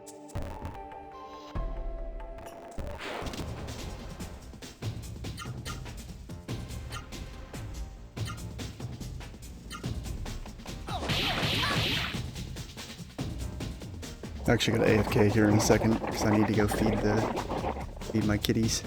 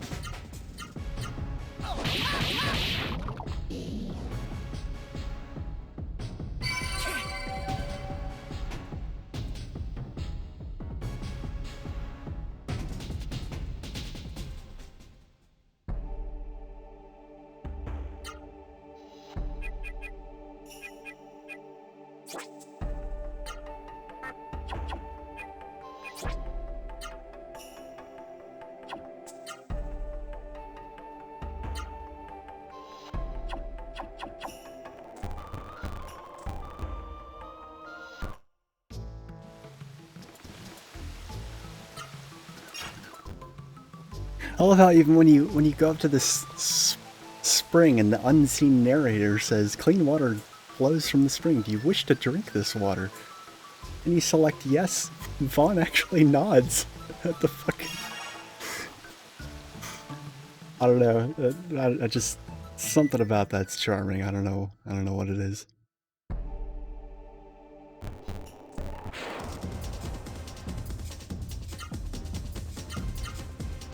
The reason I'm backtracking back to Rim Elm is so I can get those fucking boots. Since in contrast to the Kami run, equipment is going to make 100% of the difference in this playthrough.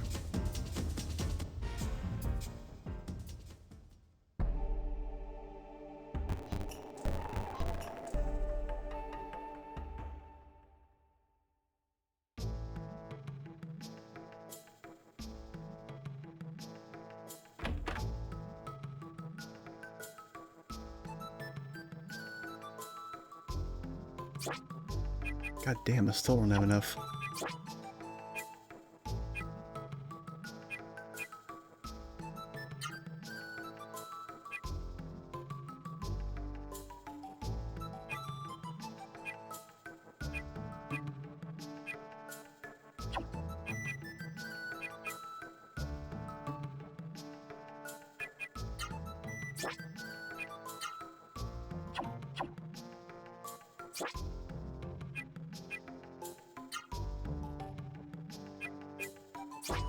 Yeah, fuck it.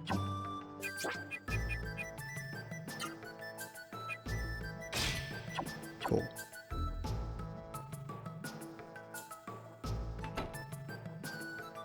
I'm excited. I think this is going to be fun. And now that I've kind of picked up on how to do this a little bit, just, you know, hunting through the hex code for save states and finding values and changing them, I could do some really interesting things with in several other games, potentially.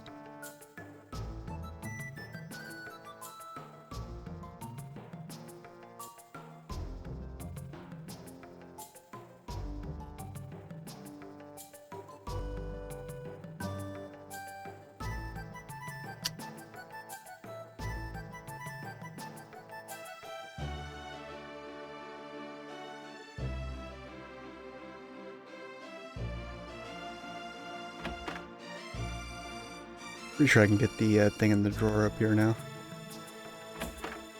Right? Yeah.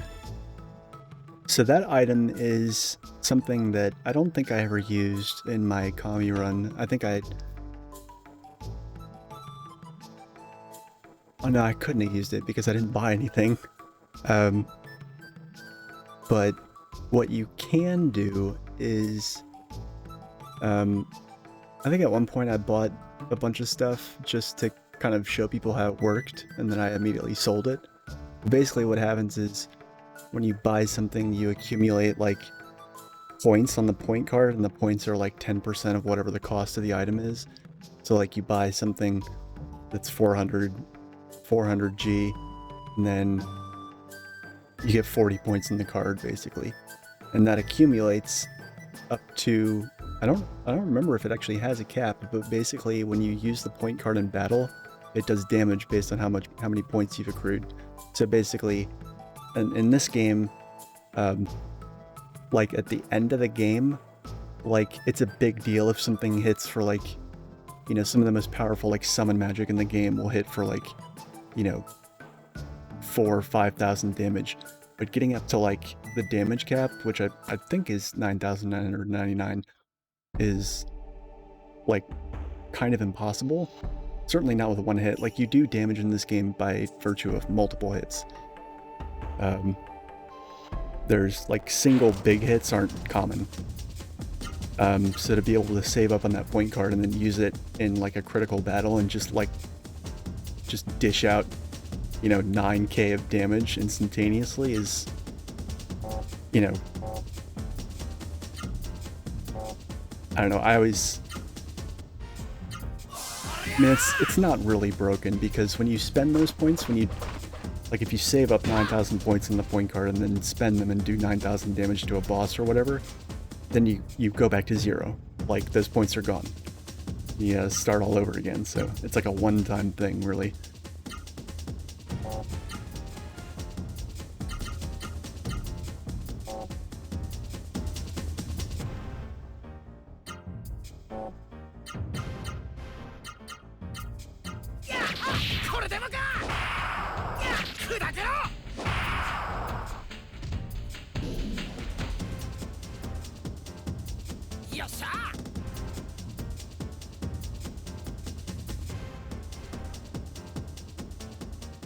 I love the fucking battle music. All the battle music in this game is amazing. I love all of it.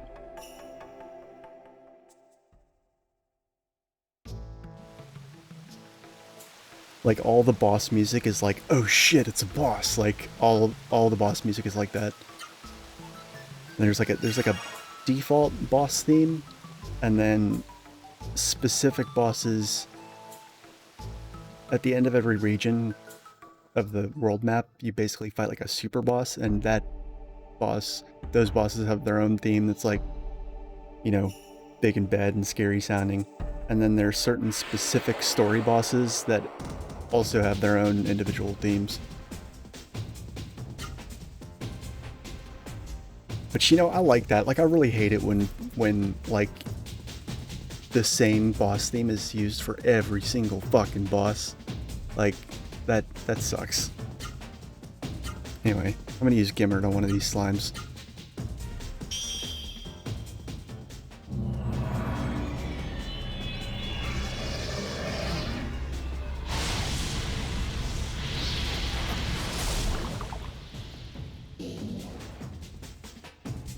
Yeah, magic starts out really powerful.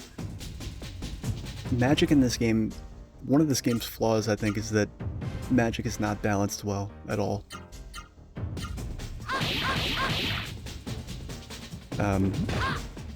Some, like for example, fire magic is, by the end of the game, really weak because of the fire magics that you get, none of them are found after you get to the final area. So like they're all early and mid-game Suru.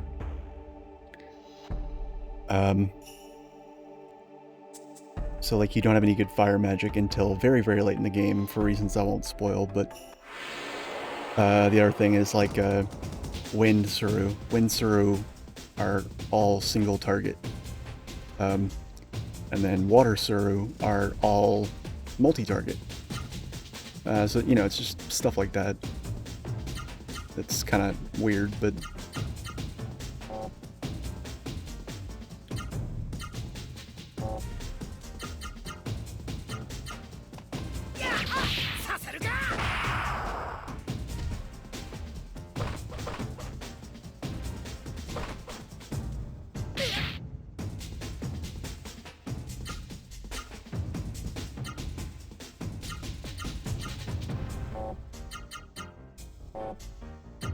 My muscle memory is actually making me input commands for arts that I don't have yet and can't use.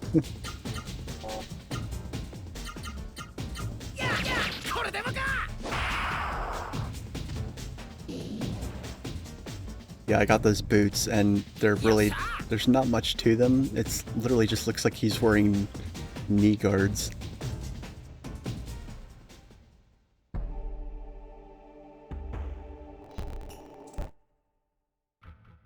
Yeah, I'm gonna abuse the fast forward on the world map, deal with it.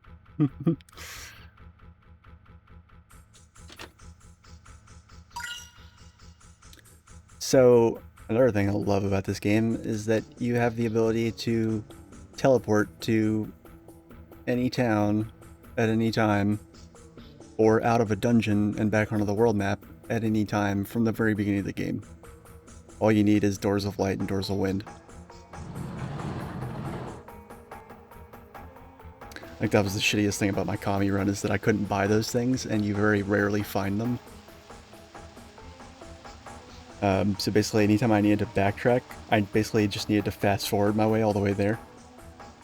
And because of that, I actually grinded a fair amount of experience from doing that. Anyway, so we're in Drake Castle now, and we're gonna get to see what happened.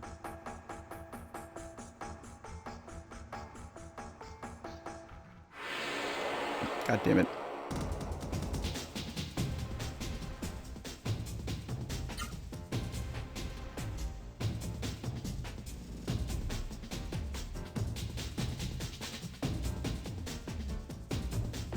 Yeah. Yeah, for sure. Yeah, like... I mean, it's not a flaw per se, it's just like, you know... Because, I mean, the game gives you powerful magic, but I don't know, because I feel like everybody kind of has, like, any RPG where there's, like, an elemental system, people have their favorite element. I mean, they just do. Like, me personally, I don't like water and ice element stuff. Just, you know, meh. Yeah, yeah, exactly, yeah. Welcome to the stream, by the way.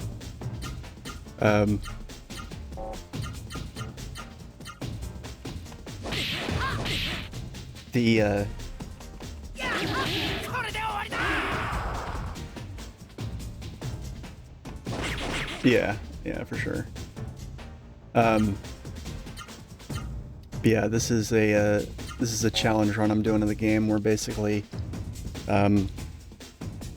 it's not really implemented right now. There's nothing special about the way I've been playing so far or anything, but basically at the end of every stream, I'm gonna chuck my save state into a hex editor and reset my character's stats back to their level 1 values, with the exception of agility and HP and MP.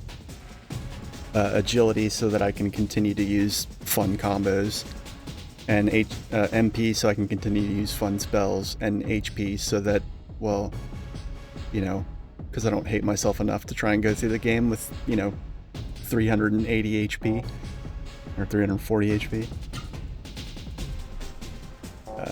But yeah. So it's basically gonna...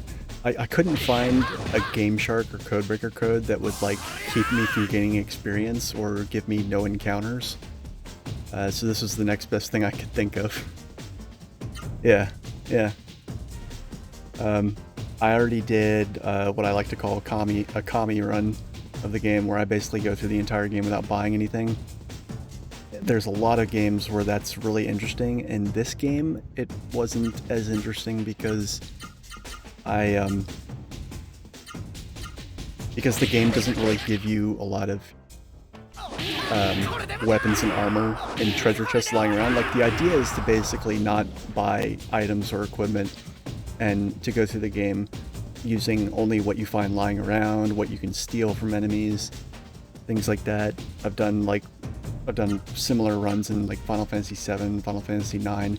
Those are really interesting. In this game, you don't really find enough weapons or armor lying around in treasure chests to make it interesting, so it really just turned out to be like an initial equip run with accessories.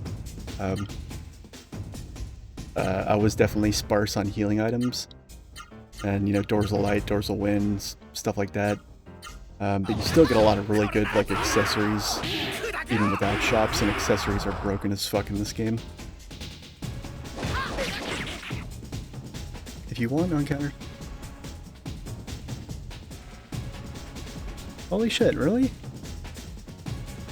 Why could I not find that online anywhere?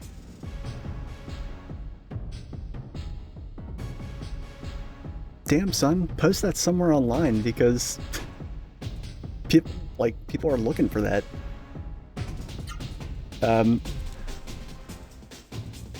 That's really good to know. Like, I think the only reason I'm going to stick with my idea is because I still want to have the experience of going through and getting encounters and stuff like that. And, you know, I do want to gain levels because I want to be able to, you know, have my agility scale so that I can continue to use combos. Yeah, I don't know. That's good to know. Nice, nice, nice. Oh, cool. Yeah, I literally just started, like, fucking around with save state hacking tonight. I know very little about it. I mean, I understand how hex code works. I get that much, but as far as, like, you know, hunting this shit down, like, it's pretty much just trial and error. And there is, as luck would have it, a save state hacking FAQ on GameFAQs where someone provided the hex values and is just like, so basically it was just a matter of control F'ing through the hex code to find contextually where stuff lives.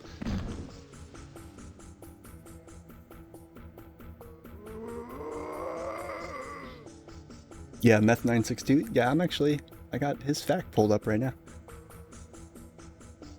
I've got this game kind of fucking memorized though, so I don't really need it. It's mostly to make sure I don't miss items.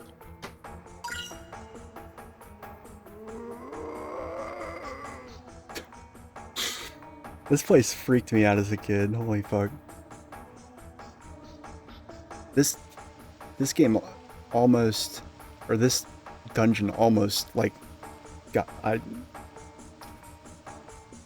words are hard. When I first got to this place, Straight Castle, I almost gave up playing because I'd, like, died in here like a million times. Because I'd never, this is the, like, first JRPG I ever played, ever. And the concept of grinding was foreign to me, so I was just like, whatever.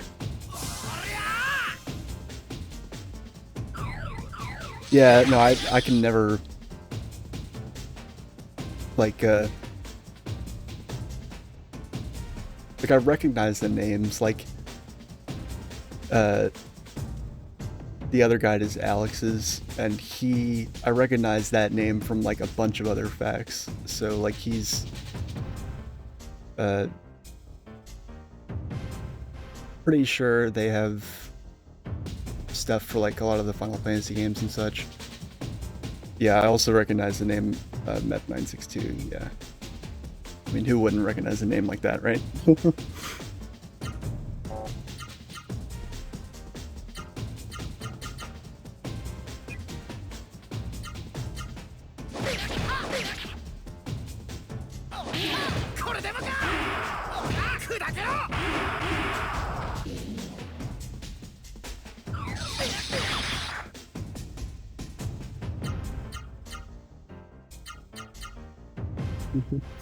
Yeah. I heard that there's somebody that's putting together like a hard mode ROM hack for this, and they're like still working on it. Like the most recent update was like here 14 days ago. So yeah, there's like an active ROM hack in the works for on romhacking.net. Like a lot of the Final Fantasy series, for instance, has had people do, you know, hard mode, quote unquote, ROM hacks for it.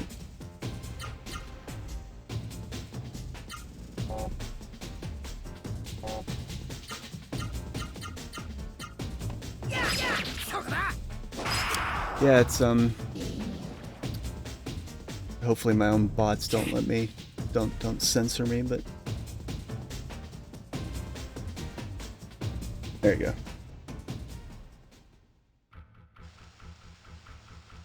Yeah, if you scroll down to the bottom, you'll see the development log and the most recent update number 6, 14 days ago. So, dude's still working on it.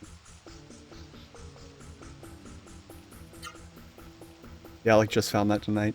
I kept, you know, a few years back I discovered romhacking.net, and like I just had an absolute field day with like, you know, all the Super Metroid ROM hacks, the hard mode hacks for like Final Fantasy 7, Final Fantasy 9, but there was nothing for this game. And it really bummed me out, and so that's why I was trying to come up with like interesting challenge runs to do, but I hate the idea of doing like a low level run for the sole reason that I don't want to get in a million random encounters and then have to like, you know, run from every single one. It's just a pain in the ass.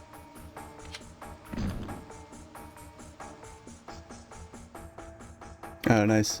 Yeah, I don't frequent Reddit probably as much as I should.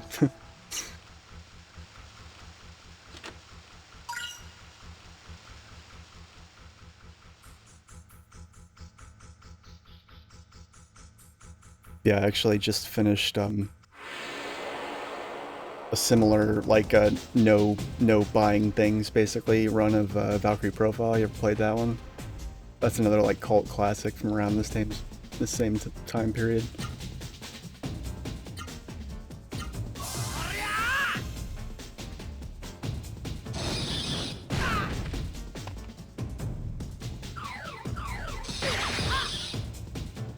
Oh, oh yeah. You see, well, I never played Legend of Dragoon either. That's one of like a handful of like popular games from like the late '90s for PlayStation that I didn't play. Played Final Fantasy 7, 8, 9. Played this. Played Valkyrie Profile. Played a couple of the Tales games. What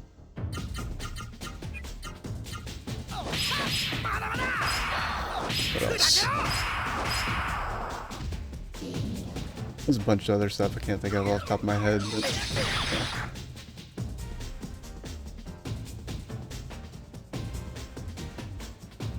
Unfinished business with this game?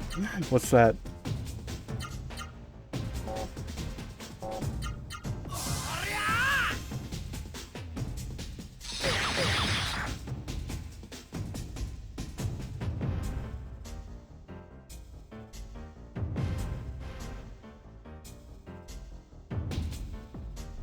Oh, right. Oh, you're a speedrunner?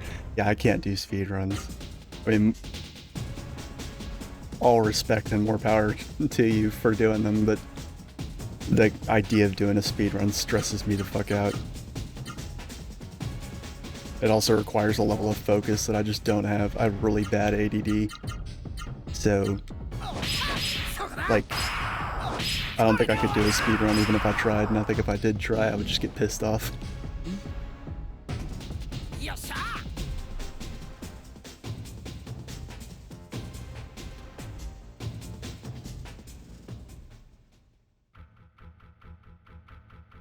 I do like doing challenge runs though. Like I love doing challenge runs. Part of why I'm doing this, but speed runs,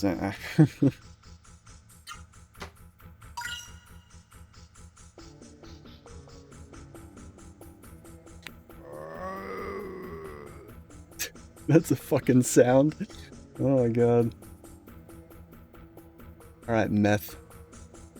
Help me not miss any items here.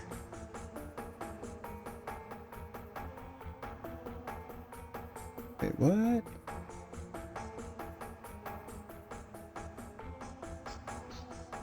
Oh, never mind. Those are the items you get with the platinum card. Never mind. Alright.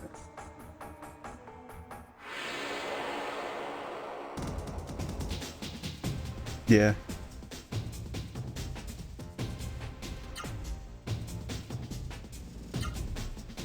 I got some. I mean, they're all those commie runs that I described earlier, but I've got some good ones on my YouTube channel. I did a no money playthrough of Final Fantasy VII, Final Fantasy IX. Like I said, I just finished Valkyrie Profile, playing it like that. A couple of platinum runs of newer games. Those aren't really challenge runs, I guess, but generally any game that has a difficulty setting, I never play on, like, my first playthrough in a game like that. I never play on normal. A couple months ago, I did played Horizon Zero Dawn for the first time. Like, that game has like there's like story, easy, normal, hard, very hard, and then ultra hard. And like my first blind playthrough of it, I did on hard, and then for New Game Plus, I did the DLC and ran through on ultra hard. It was a trip.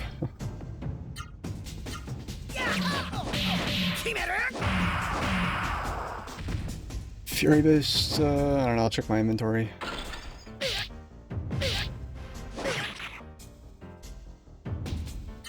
Oh, it's hidden, right?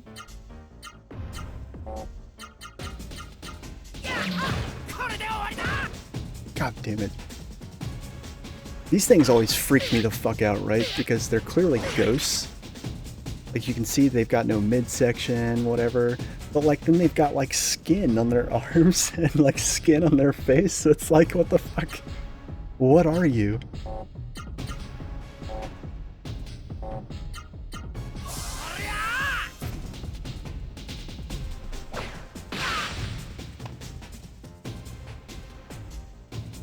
What the fuck is a hash? A wind hash?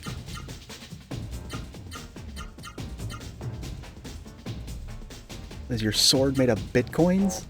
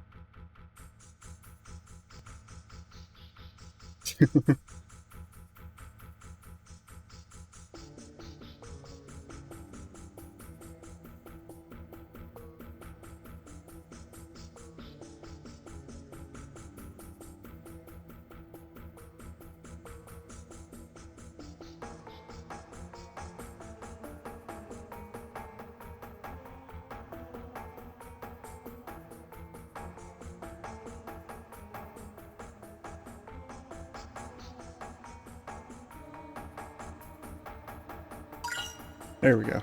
Found it.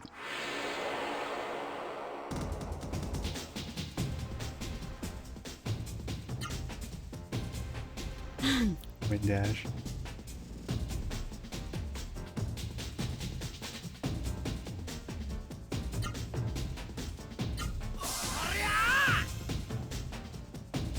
Yeah, I was mashing the button, but it wasn't. It was like a specific spot. I had to like edge one pixel up in order to find it.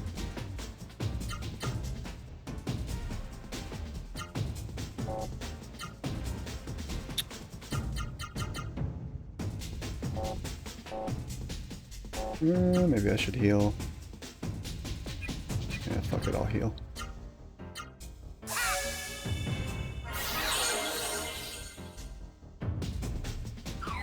Yeah, I'm not sure how long you were lurking before you piped up in the chat, but shortly before you started talking, I had actually hacked my save state to put Maze Pendant in my inventory because I had actually missed it by blazing through the dialogue at the beginning of the game on my previous playthrough, and then I did it again this time, and I was so butthurt about it that I was just like, fuck it, I'm just gonna hack it in.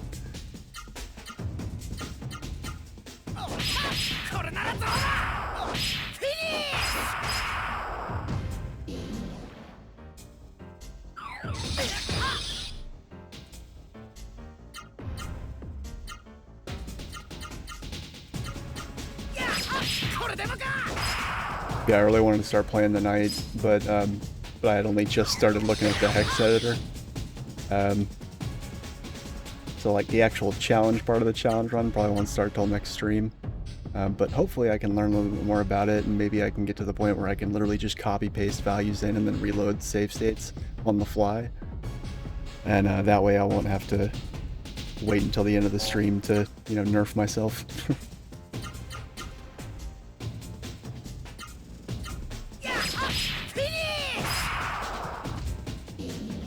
The one for dummies, PSX, lowercase p, capital S, capital X. It's like the one where like all of the plugins are already set for you and you don't have to dick around with any of that. I cannot, to save my fucking dick, get EPSXy to work, no matter what. Like it always just sits there and like spins on me when I try and use it. I think I got PCSXR to work once. And I think I only did that actually for this game because there's a point, I think, later in the game when you're in Concrum, there's a cutscene where the game locks up on this emulator, but not on PCSXR. Capital S.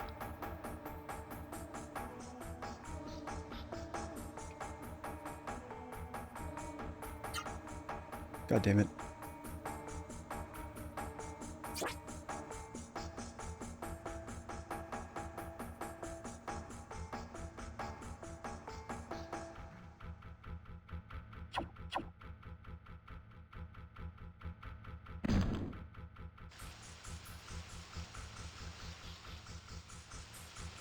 Yeah, it's not the best. Like, and I've heard that people can do like, you know, you can do cooler stuff with some of the other ones, but like this one works and is generally pretty reliable, even if it's got some. There's some individual games have certain bugs that are, or certain like buggy glitchiness that's, you know, I could fix if I could use different plugins.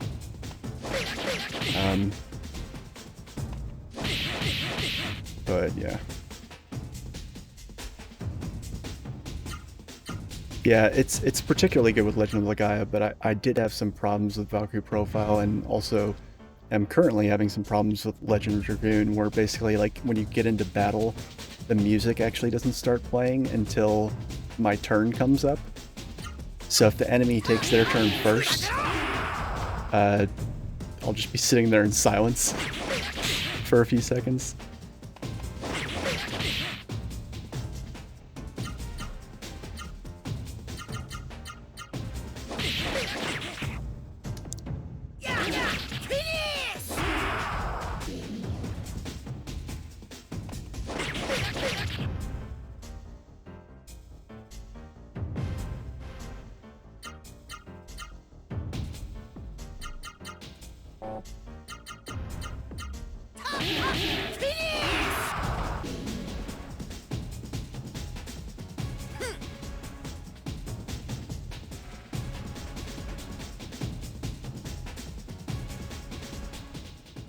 Do you know, according to the wiki for this game, Meta is a she? I had no idea. I was already in here. I'm not sure how they verified that, but apparently it's canonical.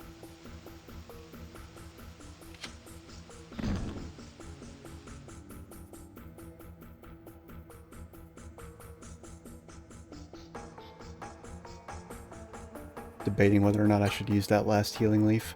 I sold 3 of my 5 healing leaves to buy the boots. I guess I could have just hacked money in, which will ultimately make the game harder for me because I won't intermittently gain levels and, you know, while I'm farming for money.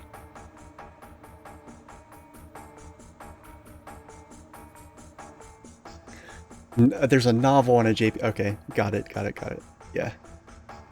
I knew there was something like that. There's always something. There's like a manga or something like that that I'm completely oblivious to that has all this backstory and information that I otherwise wouldn't have.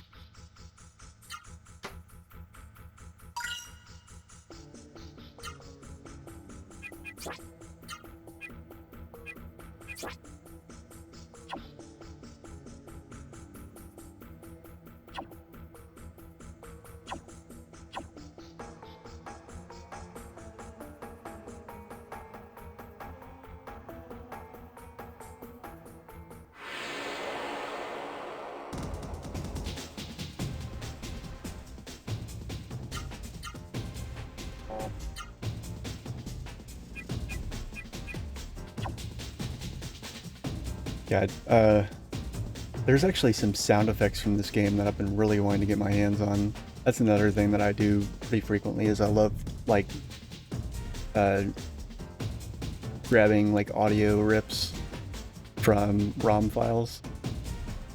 And, there's a lot of different tools for that with varying degrees of accuracy, but, like, for this game, I managed to find everything except one particular sound that one of the enemies and later in the game makes that yeah, that's fair.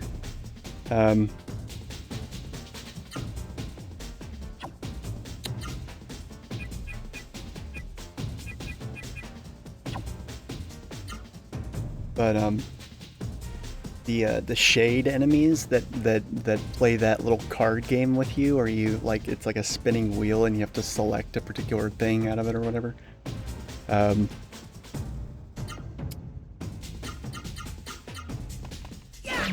When those enemies approach you, they make this like really warbly kind of like vibrating rumbling sound, and I always thought it sounded so cool. And I did a full audio rip of this game, got all the sound effects, everything.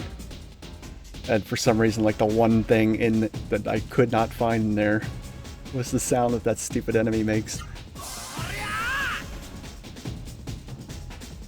It's not, yeah. Well, you know what I'm talking. It's like when he, it's specifically when he approaches you.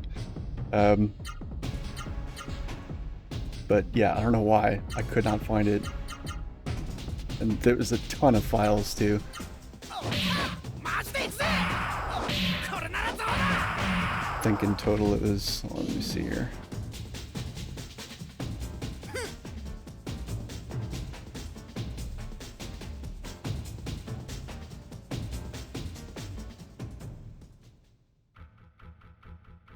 When I actually open the folder that contains all my video game sound rips, Windows Explorer like fucking chokes a little bit.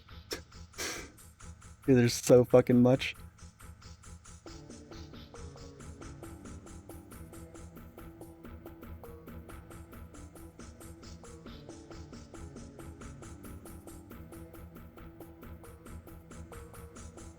Yeah, 2,346 files. And there's some separate folders with like my favorites. Yeah. Yeah, maybe with the hex editor I can find like, I don't know if that's how this works, but like I was always hoping there was a way that I could somehow mine that file out of the game's like raw code. I'm not optimistic about it because I know like next to nothing about coding. I moonlight as a Unix technician, so I know like Bash and like a little bit of Perl. And that's it.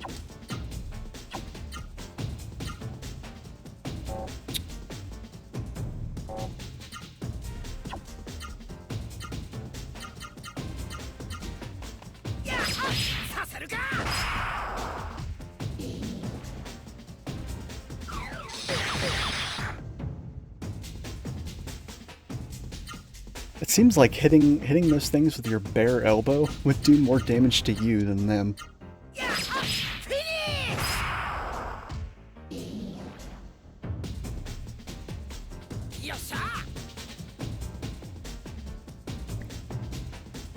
Yeah, well, Hex is pretty simple just because, like,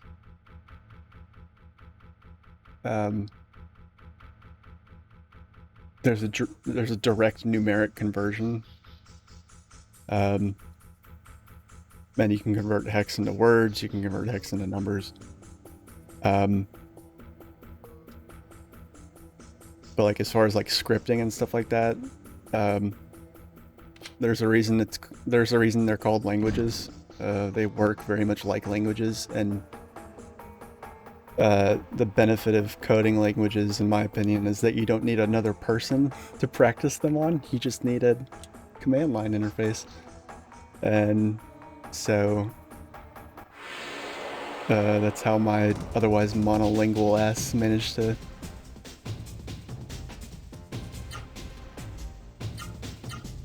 get, you know, sort of passably good at 1.5 of them.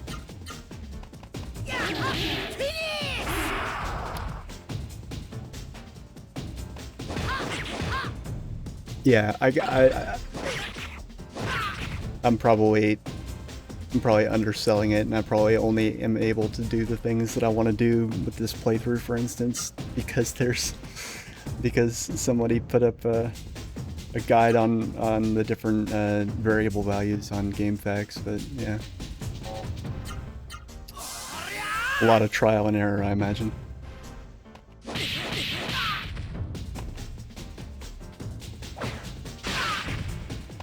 Oh fuck, I'm glad I spirited. Actually, speaking of save states, why don't we just make a couple of those right now? That'd be good.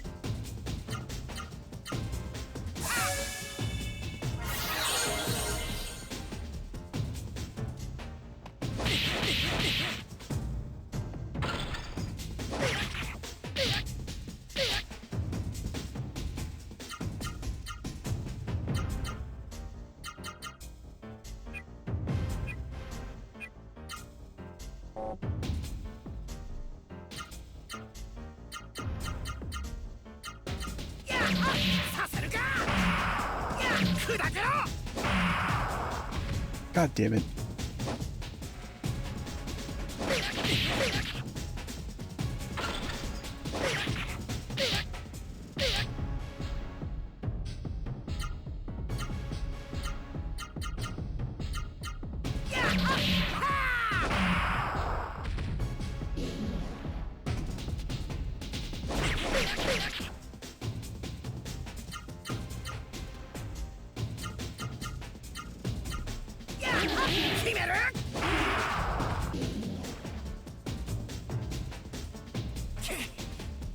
Yeah, one of the craziest part about the no money run I did of this was that by the time I got to the end of the game, I was like, you know, I was looking at my stats and I was like, you know, equipment in this game really doesn't add that much to your stats. I feel like, I don't remember exactly, but I want to say that like by the end of the game, like after I beat the game, I went back into the final dungeon and grabbed all the equipment that was there in the chests and whatnot. And you know, because I just avoided it prior to that. And I looked at my stats before and after, and I was like, wow, this is only, like, the best equipment in the game only adds about, like, I want to say it was less than a 50% boost to your stats.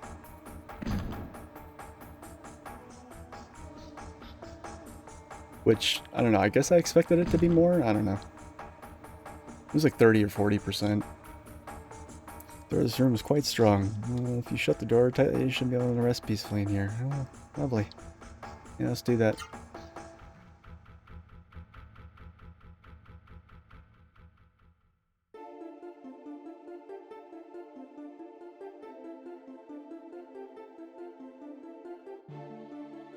Oh man, can we just, did you play Legaia 2?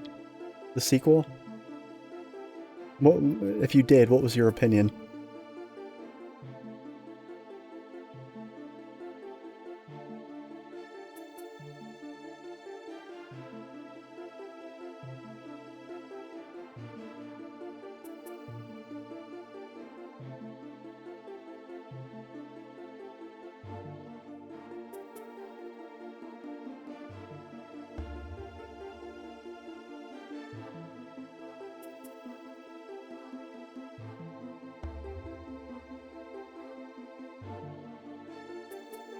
Use Suru abilities, max spinning MP. That's another thing I was thinking about doing this playthrough is that like if I hit a wall and need to like, you know, hack an upgrade for myself because I can't get by with the stats I have. One of the things I was thinking about doing was actually like hacking max levels for some of my Suru magic because I've never gotten, you know, the vast majority of my Suru magic I've never leveled up past, you know, with the exception of healing magic, obviously. Never leveled up past, like, I don't know, level 3 or 4.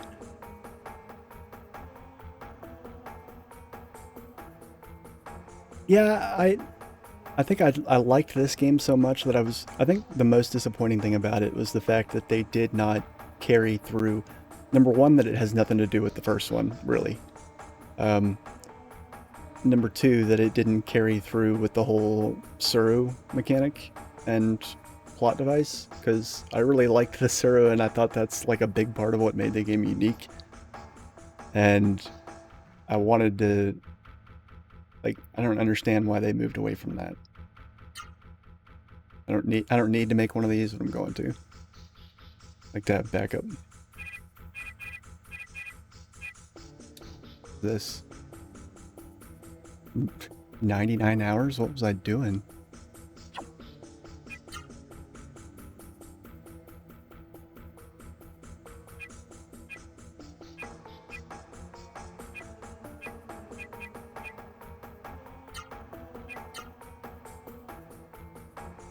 Yeah.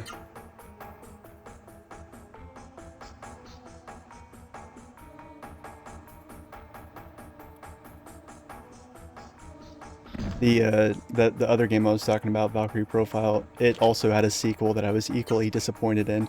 Although I played much more of it, I got all the way up to the end of the game and then I just didn't have the motivation to fight the final boss. But I don't even think I got that far with Legaia 2, so I'm wondering if I should go back and revisit it. But I don't know.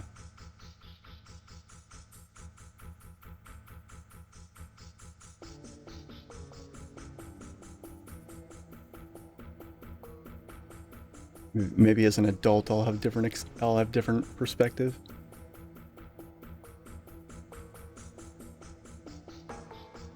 Yeah, so that the fucked up thing the king did is he had everyone put on Suru when the mist came and like locked themselves in the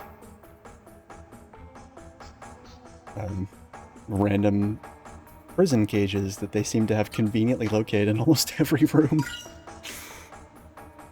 But yeah, the idea is that, like, people are immortal while they're wearing Suru in the mist.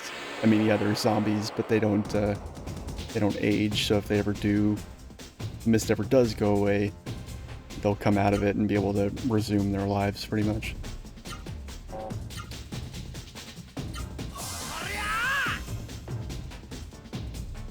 Yeah, I have a fair few of my. Most of my VIPs like watch my VODs, so I try and provide a little bit of exposition to people that are watching this after the fact.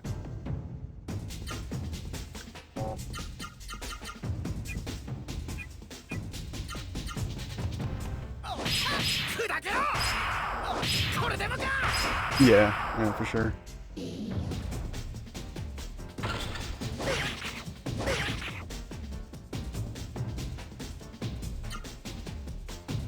I don't understand. The one flaw I see in the plan, though, is that in a couple of the earlier rooms, I noticed that they had locked themselves in cages with each other. And it's like, I don't think that's ever really explained, but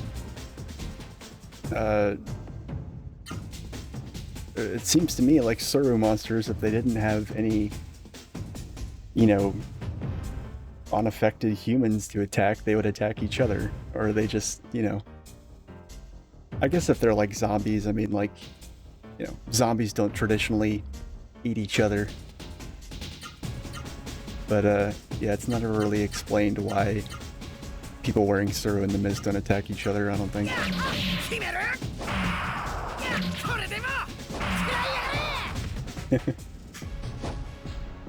Yeah, see, that's the thing. I don't know.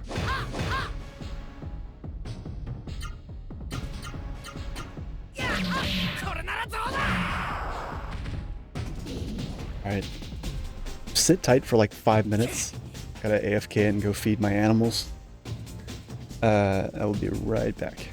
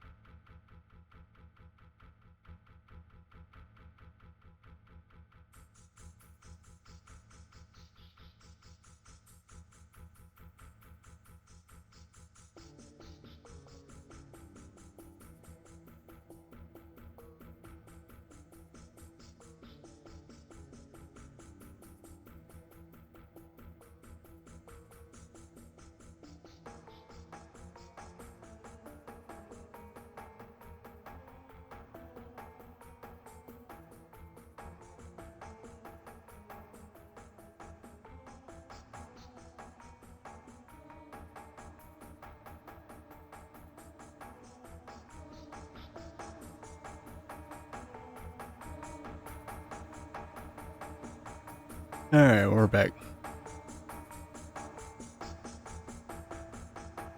Yes, kitty feed time. Now my hands smell like fish. No, not really, but man, like if you ever get like if you feed your cat like a raw diet and any of that gets on your hands, it doesn't come off. Like you're like no matter how much, doesn't matter how much soap and water, alcohol you use, your hands are gonna be smelling like fish for the next hour. It's just how it works.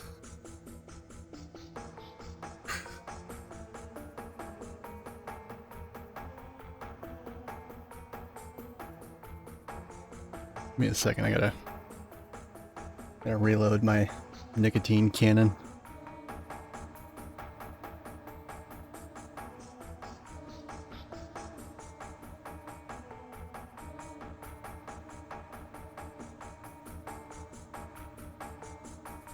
I'm glad I don't smoke anymore, but back when I did smoke, there was like literally no better time to be had than to just like go over to a friend's house and like sit around chain smoking, playing video games. Indoors.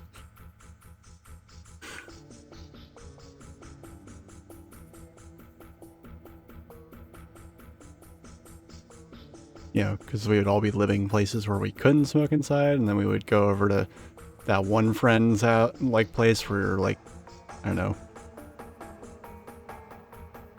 in your early 20s and you're still living with your parents a little bit, except for that one person that has their own place and they're like, I don't know, single, and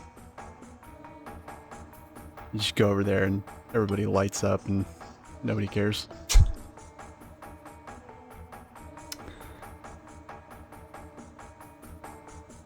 What shit gets in your blood?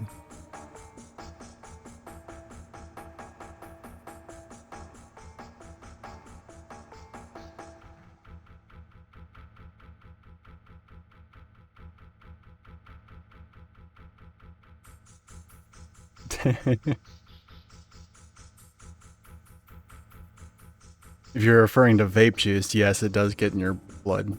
It's transdermal, so yeah, if you get it on your skin, you'll actually get a little bit of a nicotine buzz without actually doing anything. Of course, I've spilled enough of this shit on my hands and fingers before that I think my body's used to it. I remember the first time I had, like, you know, a vape juice accident and got the shit all over my hands. I was like shaking for like a good hour. I don't know why I did that. Sorry. Fast forward. Alright.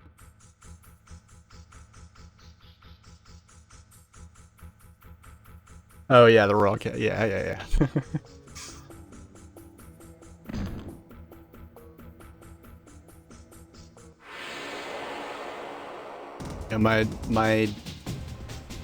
the two cats I have now, I've had them since I was, again, in my early 20s. And, because I was basically, like, living below the poverty line until I was, like, 28 years old, they always got kibble. And now both cats are, they're not in their teens yet, but they're close. I'm trying to think. They are...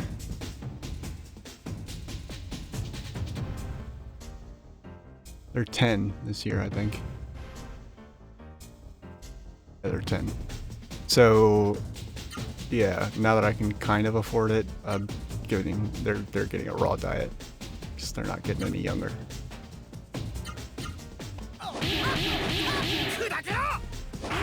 Right, yeah.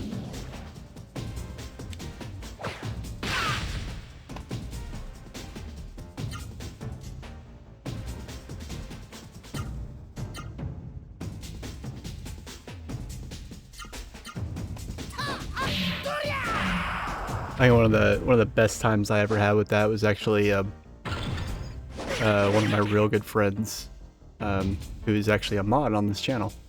He's not watching right now though, because he's a flaky piece of shit. But he is like one of my best friends. And he actually got me into playing Dead Space back when Dead Space was a thing. Back when Dead Space was good.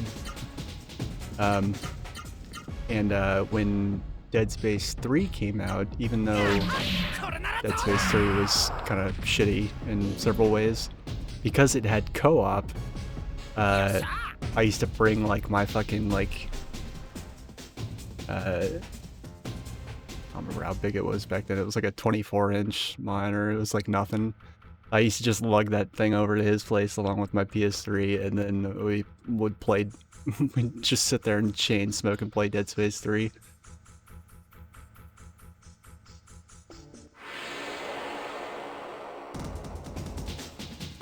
Making occasions out of harder stuff. Yeah, I've been there as well. Although never found it easy to mix in video games to that.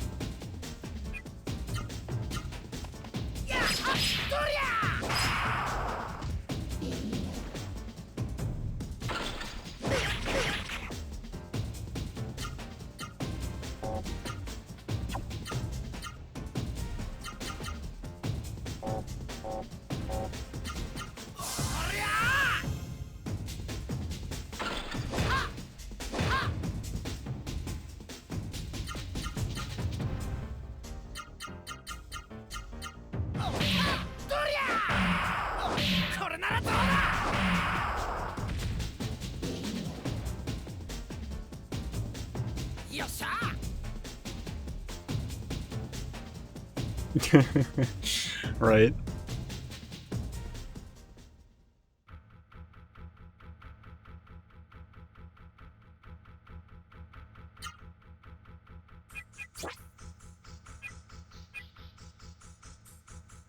When it comes to quote-unquote harder stuff, I tend to favor things that make looking at a screen difficult. So I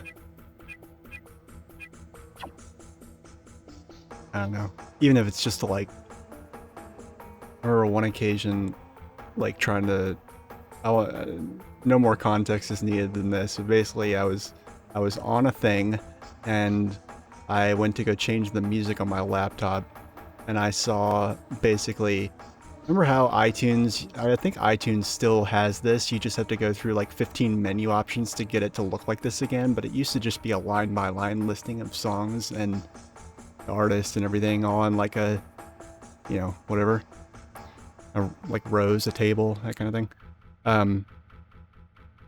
I went to go look at my iTunes, and like those lines for each track that were like inchworming off of my screen,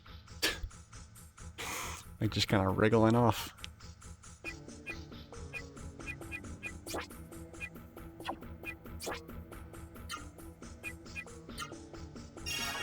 And I was like, I can't do this. And I just like, I managed to find the shuffle button, and I was like, fuck it.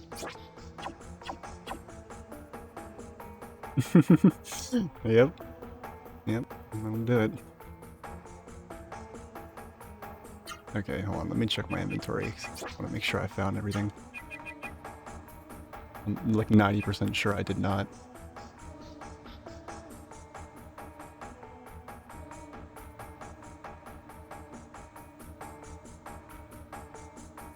The hell, man? How did I miss all this shit?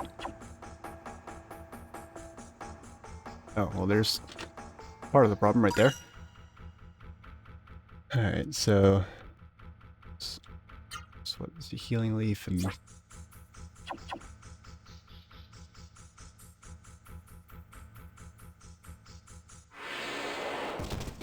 I'm fast forwarding through this shit. God damn it. Run! Run! Thank you. Oh, I need to go back and take another nap.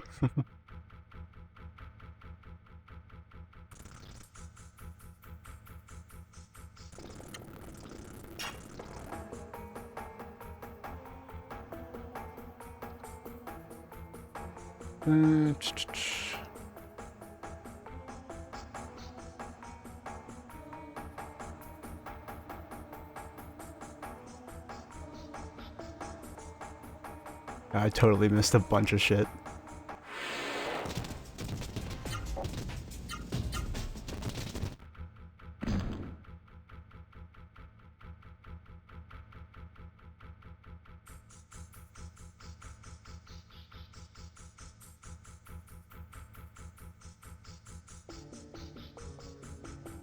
Main character number 2 back to Vaughn.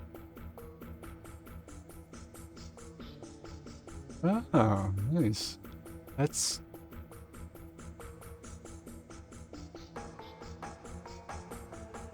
But there's only... Is that...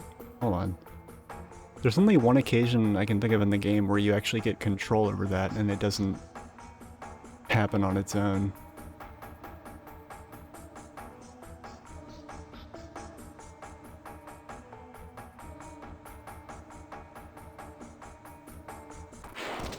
God damn it. Oops. I think it was in here. Yeah, I didn't look. I didn't think I checked this thoroughly.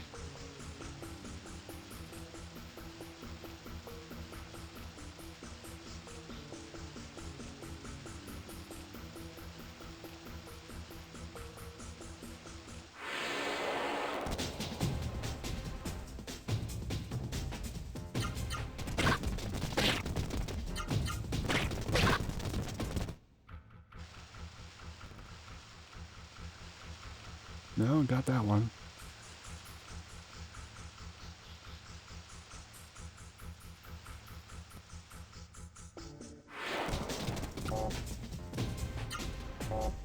Oh, these things are easy enough to kill, fuck it.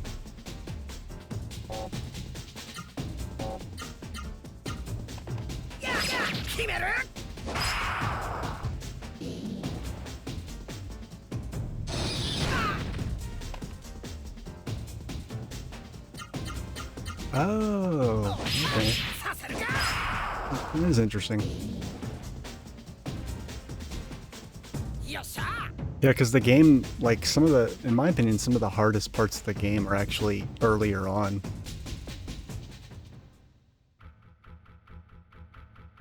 There's a number of things in this game that don't scale super well. I mean, it's not awful, but definitely could be better. And difficulty is kind of one of those things. Although, that's not to say stuff at the end of the game is easy, because there's definitely some fights that, particularly since this was my first JRPG, this is my first game I ever played like this. This is actually the game that got me, like, that transitioned me away from Nintendo and onto PlayStation. Was, I remember I was, I don't know, I want to say I was like 12, 13, and I got this and Final Fantasy VII. And I tried Final Fantasy VII, but I was either bad at it or it didn't, like, you know, the opening Midgar area is kind of slow, so it didn't hold my interest really. Eventually, afterwards, I, you know, grew some patience and was able to do it. But, so I started on this game instead, and, yeah. The rest is history, I suppose. Oh, nice, dude. Yeah. Oh, yeah.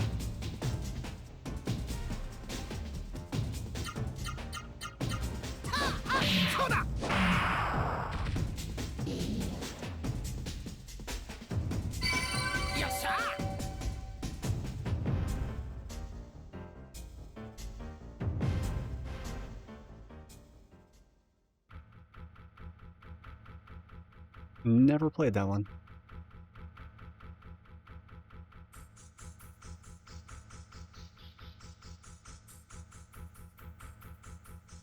Oh, there's a hidden magic leaf in the other room.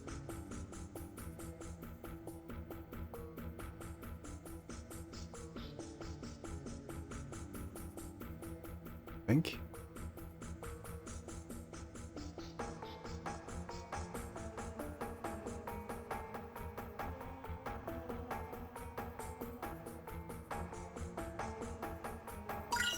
There it is.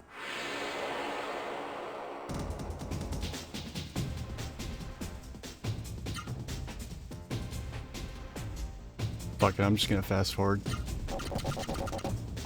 Or I would, but I don't know how my fast forward button is somehow functioning as a cancel. It shouldn't be doing that.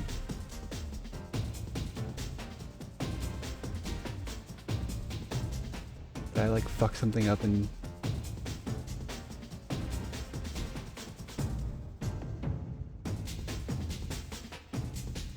Nope.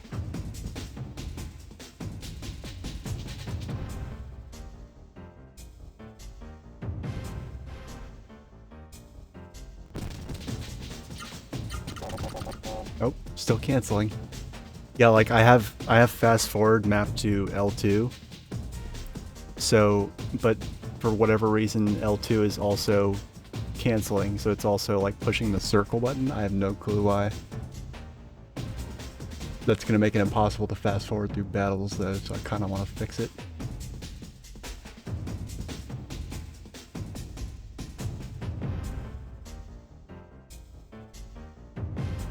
Alright, hold on. This is gonna suck, I'm sorry.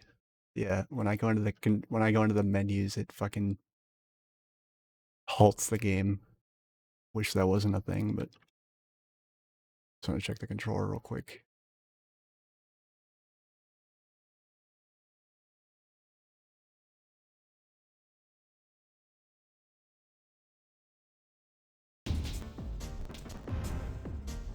Let's try this. There we go. Okay. I don't know why I was doing that.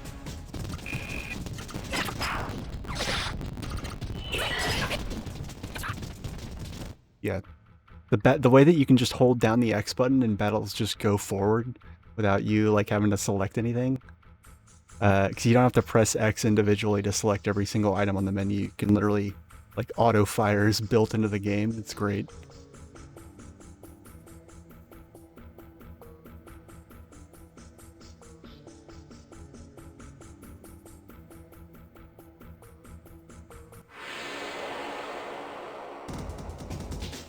I try not to make a habit of that, but when I've been in a dungeon for like a good hour, like this one, you know, it gets annoying seeing the same battles over and over.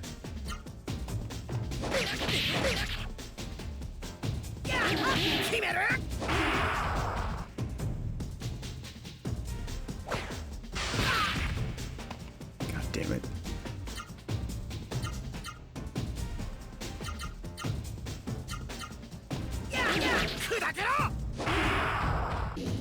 Oh shit, I completely forgot I have Tornado Flame now. Did I actually teach it to myself though? I think I did. Oh no, I did. Awesome. Alright. Fuck you, buddy.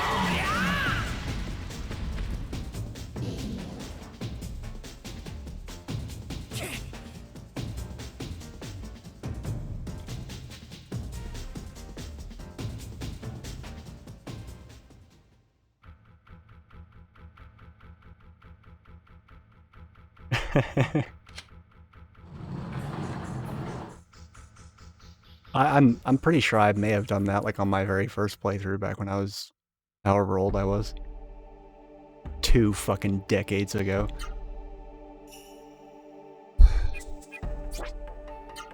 Anyway.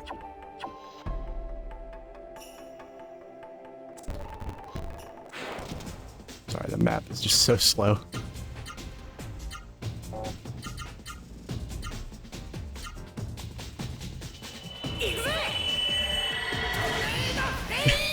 Right? Yeah.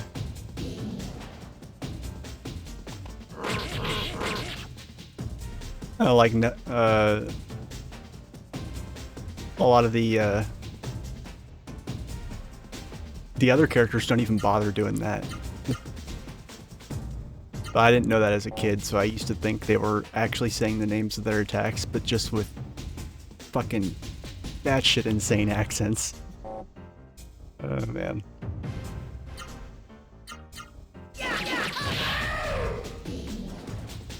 Yeah, I think this game was really ahead of its time in terms of like the experience of random battles. Like, you got voice acting, like fairly good voice acting, you know, believable like battle cries and shit, and you know, plus the character models are gigantic and detailed.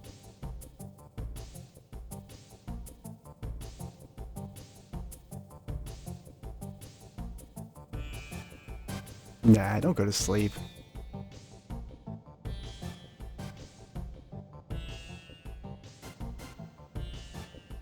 She does say frost breath? Oh shit.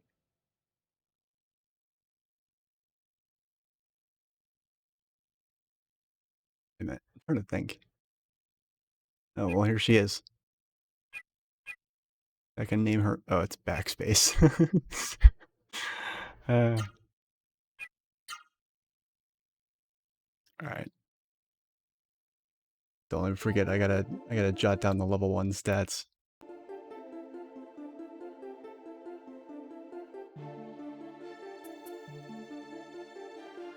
Where are you? Your mother needs you.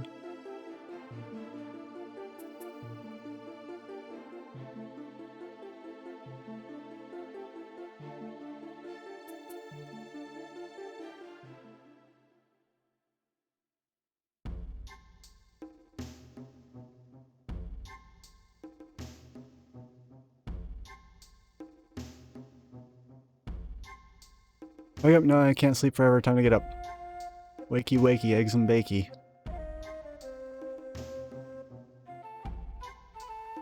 One person who can outbrain me in this has arrived. Outbrain you in what? Exactly. You mean like they know this game even better than you do? Alright, yeah. Nice.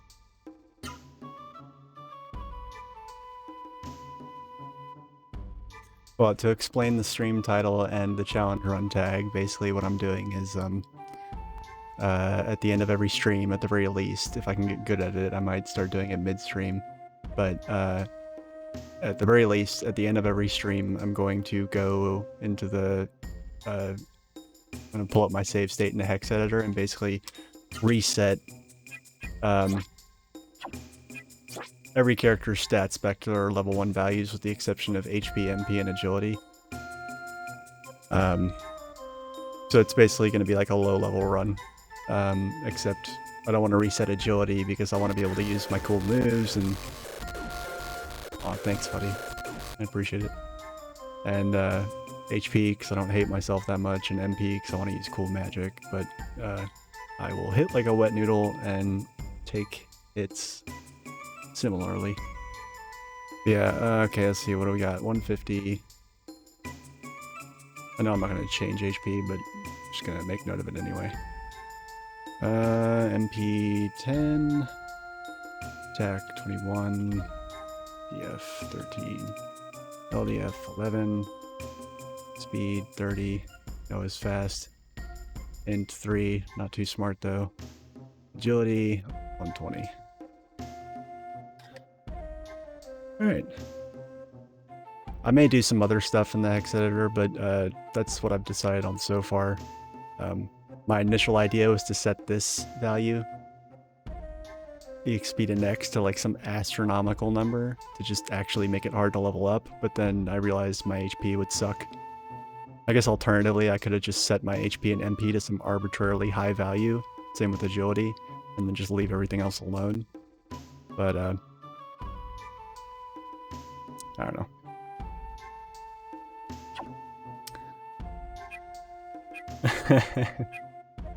Alright, so this is Noah, and you know, for people watching the VOD, she's the second of our cast of a grand total of 3 characters. Any game where there's... I know I don't need to do this, but I'm gonna do it anyway. Any game where there's like a large cast of characters, I always make a point to level up all of them as much as possible, as evenly as possible. I think it makes the game harder, and it also makes it more interesting because, I mean, I don't know. I don't understand people that, like, so many guides on GameFAQs are written from the perspective of, like, a assuming that you're just gonna pick 3 or 4 or however many can fit in your party characters and just grind the shit out of them and ignore all the others. And I'm like, do people really play like that? I don't know. I guess Snappy, I have much to teach you.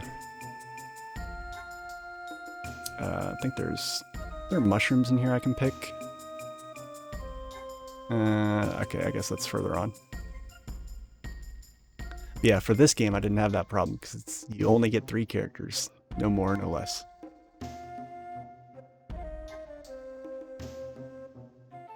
Let me get the mouse out of the screen there.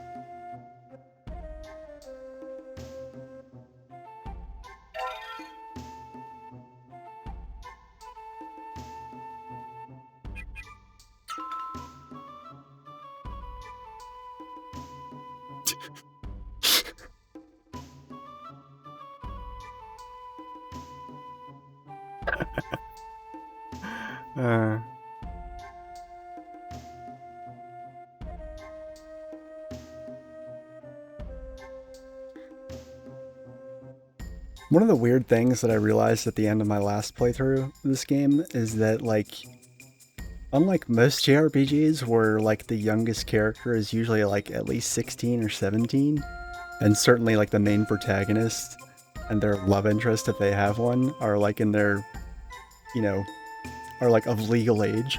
In this game, everybody is, like, 16 or young. I think the third character you get is, I think, 17. But Vaughn is supposed to be like 14, which, number one, no, he does not look 14. And Noah here is like 13 or 12, according to the instruction booklet. And it's just like, wait, what? And then, like, it, you know, there's, I'm not going to spoil anything, but there's like plot elements that make that a little weird.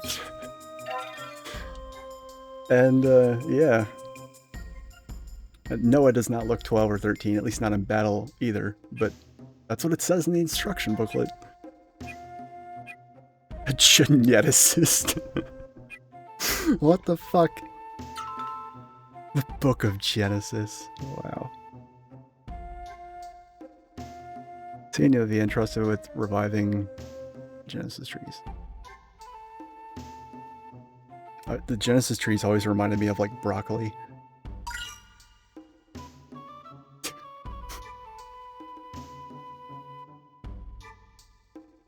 Protein Folding, the RPG.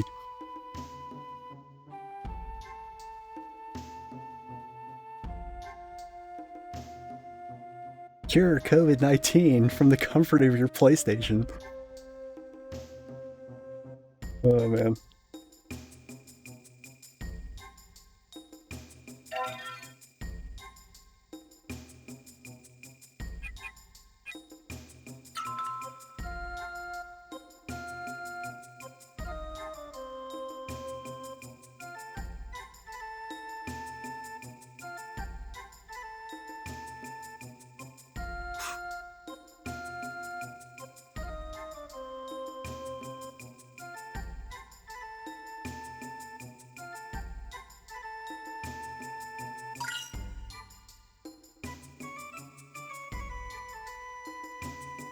Gotta have my shrooms.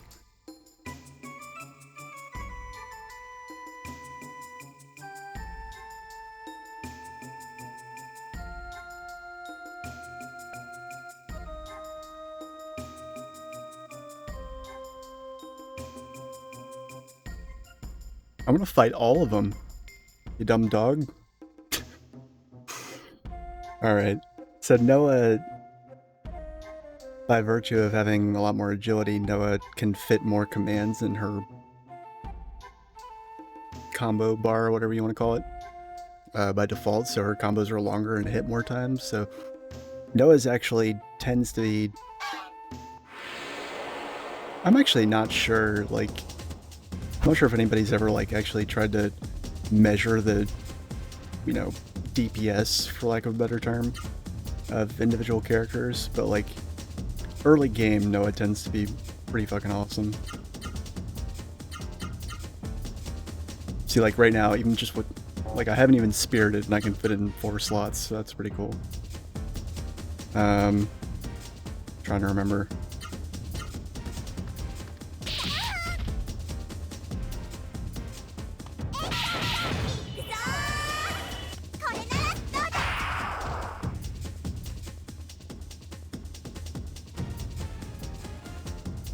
Yeah, she easily looks like she's a teenager, surely, but 13, 14? Uh-uh. I don't think a 13 or 14-year-old could even pull off martial arts to any reasonable effect. It just wouldn't have the necessary muscle mass.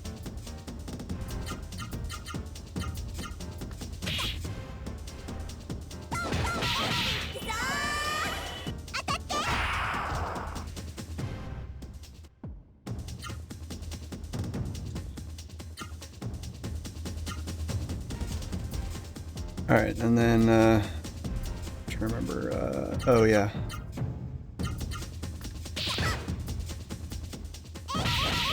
Right?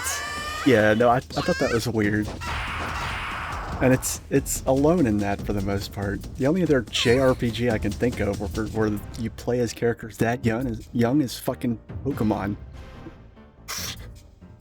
There's no love story in Pokemon. You know, generally. Squeak. I always kind of felt bad for these things. Because they're like literally just running, like they're just hopping up and down. Look how happy they are. You know, they remind me of Prinnies. Even though they predate Prinnies by several years, I'm pretty sure.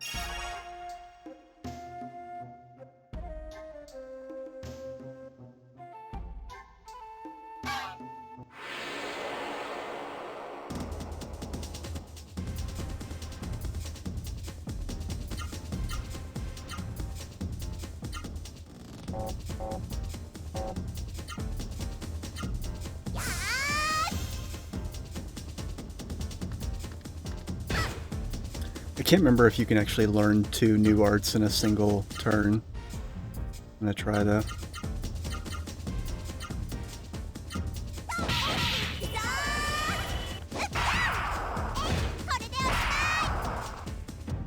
Oh. Okay. Wait a minute. Did I already know Acrobatic Blitz? Somehow? No, apparently I did. Oh, wait a second. Yeah, there was a move I did earlier that I thought was a combo, and I guess it wasn't. I'm trying to remember if she has another... She doesn't have many 4-hit ones, I don't think. Yeah, it's because I did the combo for Vaughn's Hurricane, because I thought it was a combination for Noah as well, but I misremembered, obviously. Oh, no, wait. Yeah, she totally does. What am I thinking? What is it? Nobody tell me. Oh, what the fuck? I must not have had enough AP. No, I totally do. Yeah, it's the left. No, okay. That's right, I forgot. Noah's left-handed, so her shit is different. Yeah. Yeah. Yep. It's more obvious once everybody gets their Rasuru in a weapon.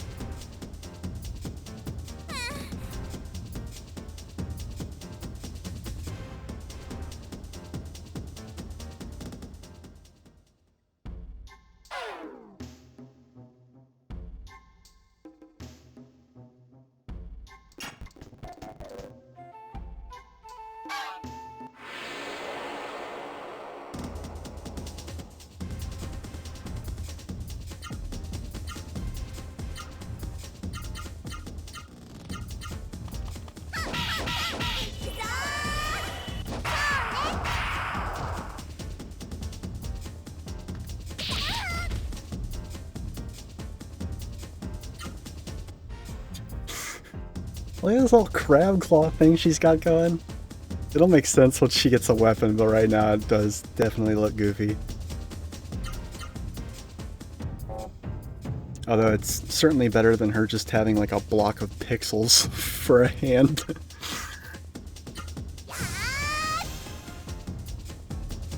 Like most characters in games from this time period like did not even have defined fingers or thumbs.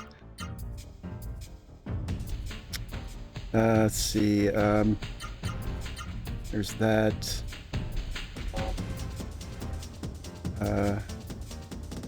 Hold on.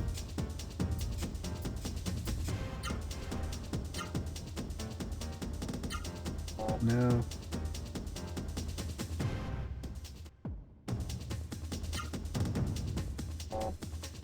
Trying to remember. I think this is one of them, and then there's...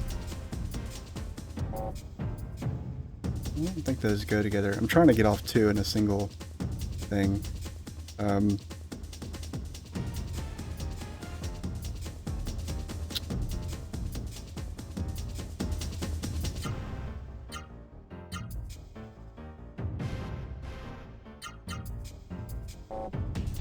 Nah, that's not gonna work.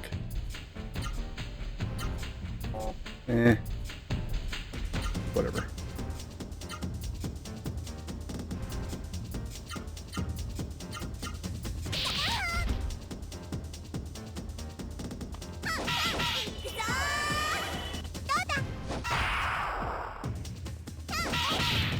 Yeah, her shorter, like her three input art moves don't really chain together very well. But she has some longer ones that chain together really well.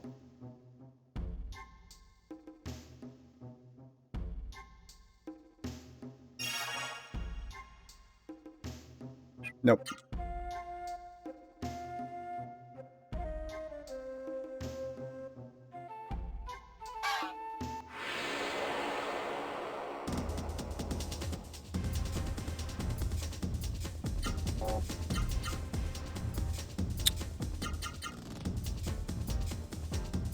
I think that's it.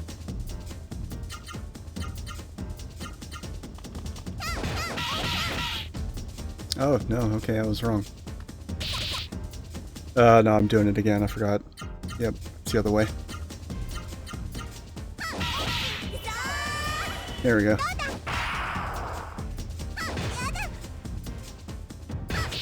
It's weird to go from Legend of Dragoon, where like attacks have names like Double Slash, Harpoon, Spinning Cane, to a game like this where it's like Sonic Javelin and Slash Kick and shit like that. I don't know. I don't mean to shit on Legend of Dragoon. I'm having a good time. It's just a different kind of fun, I think. Okay, so...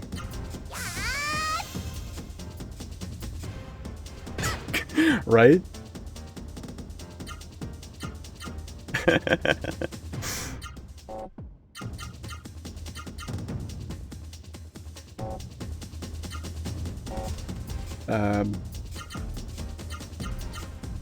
No, god damn it. Goofiest attack in the game. Just blow him fucking kiss, why not?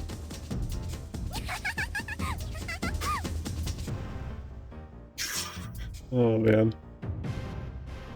Yeah, Zariah, I can see why you love her so much.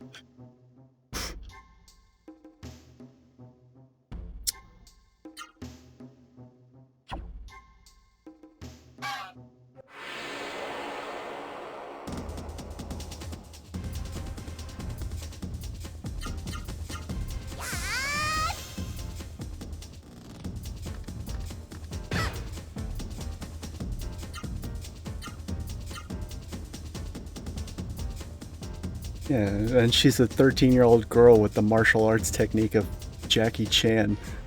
What the fuck?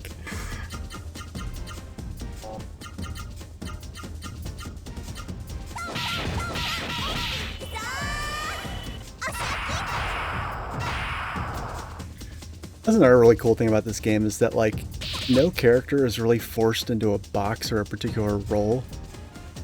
Like, it's not like you have a character who's a caster and a character who's a, you know, more tanky, and like a character who's like a glass cannon. I mean, there's variances in stats really, but like the thing that makes every character stand out is what they can actually do with their arts combinations.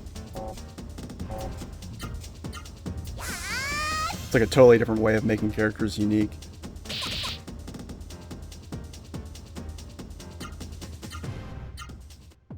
Yeah, so Noah is the first character you get that has like 5-hit art combination moves. And then she has one that's 6 hits, which is fucking amazing, and hits like a fucking freight train at this level.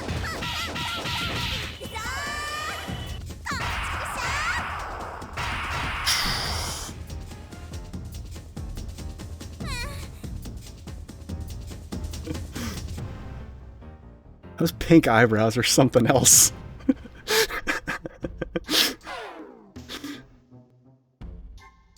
There's some fucking pink eyebrows, holy shit.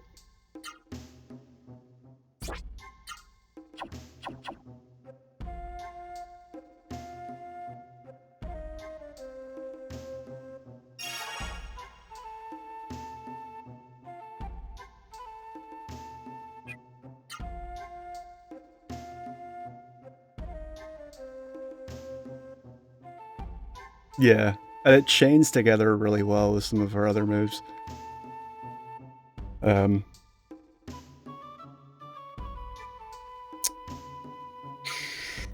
see here. Anything I can give her for equipment? Nah, no, I don't think so. I don't think your inventory doesn't carry over, except I've just got the 2 healing shrooms. That's right.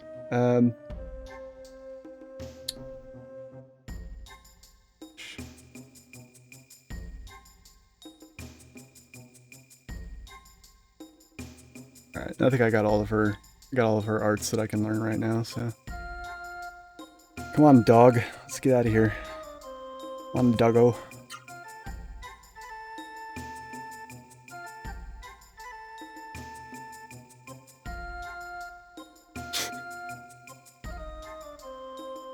Hands down. All right. That sounds like, you know what that sounds like it belongs in the same.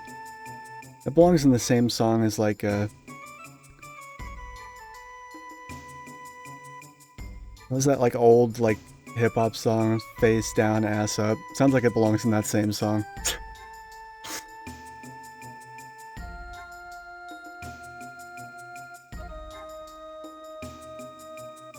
Don't know the artist, don't know the name of the song, don't know the rest of the lyrics, but I remember that one lyric.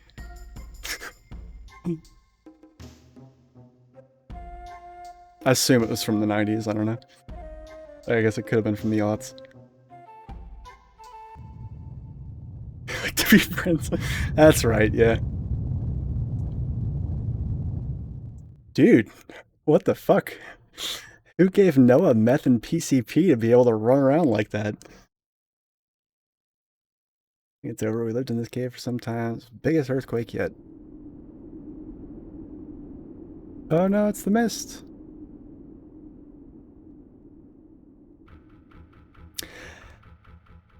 You know, playing this game and then subsequently playing Final Fantasy IX and Final Fantasy XII, I was like, couldn't they have come up with something more original than Mist? Legend of Legaia already did that.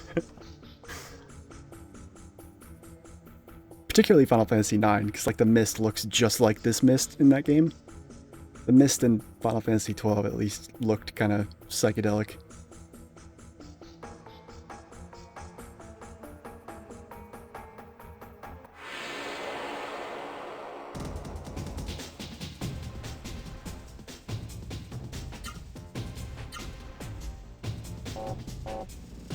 Blue.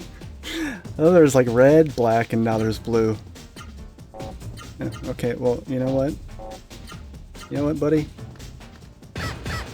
Blue lives don't matter.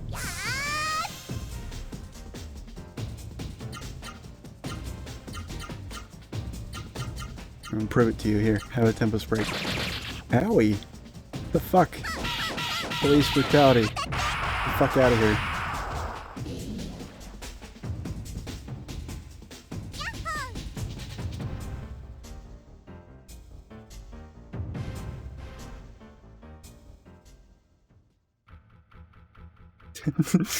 Right?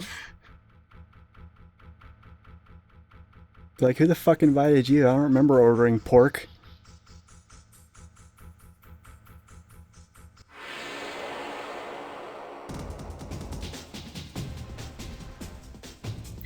Holy shit. I do not remember these things showing up here. Gotta be careful around these things right now. These things can fucking hurt.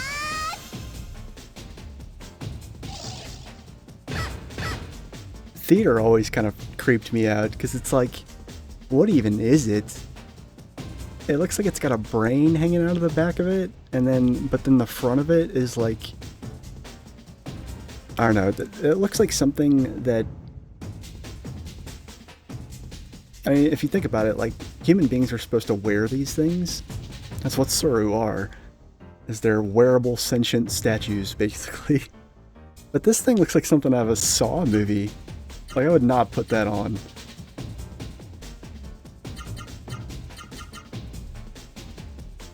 You have to pay me a lot if you want me to model whatever the fuck that is.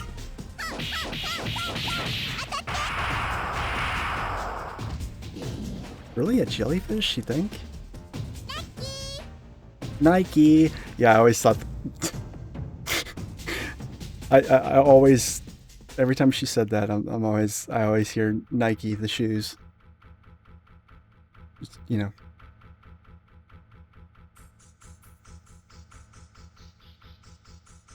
Short of saying, just do it.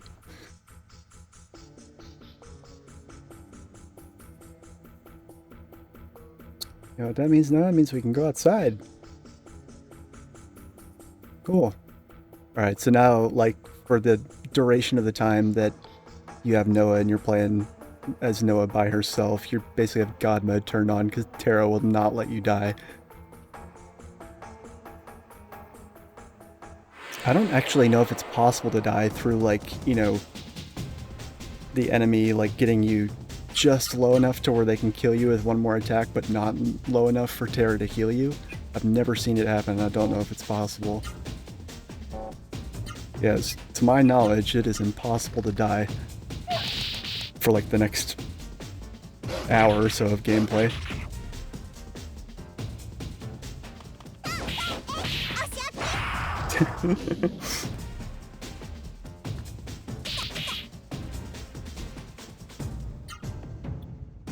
New Game Plus speedrun?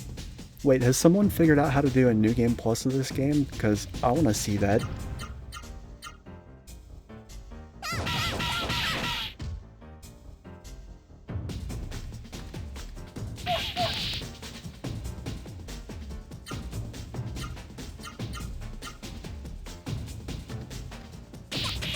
That's the only thing that does kind of annoy me is sometimes she just does nothing for a turn.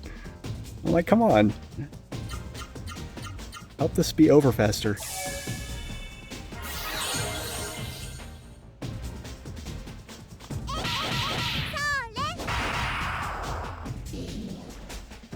Oh, right. That was another idea I had. I was like... Because, like, one thing that always seemed really fun to me is to... It is kind of... It's kind of in that same wheelhouse as, like, New Game Plus. Is basically, like, starting a new game with, like, all the best equipment, but, like, making it a challenge, like a low-level challenge or something like that. Initially, that's what I would... If it wouldn't have taken, like, hours to figure out how to do in the hex editor tonight, that was going to be the next thing I thought of, was basically, like, start the game with all the best gear and all the best items, but, like, I can't level up. Like, actually just turn leveling up off, like, go into the hex and, you know, set that next level value to, like, you know, just an off-screen number consisting of only 9s.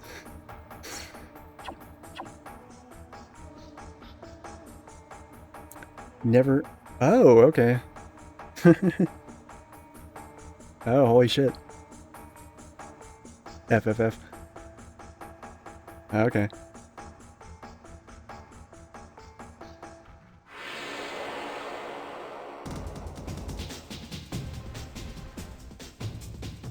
Yeah, I think ultimately why I decided against that, I think, is probably just because this red bar right here won't get bigger, which makes the game a lot less fun. She's doing like the same like 4 or 5 hit art moves for the entire game. I would rather be able to do them and have them just be much, much weaker. Yeah, I can totally see how that would be pretty legit for speedruns.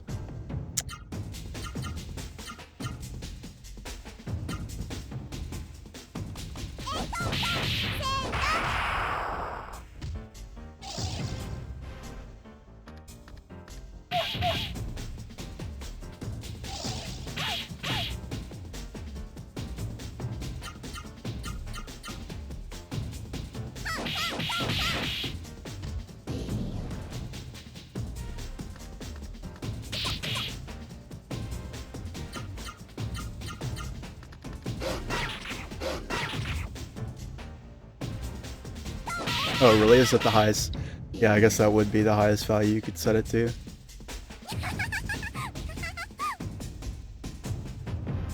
Actually, that doesn't make sense.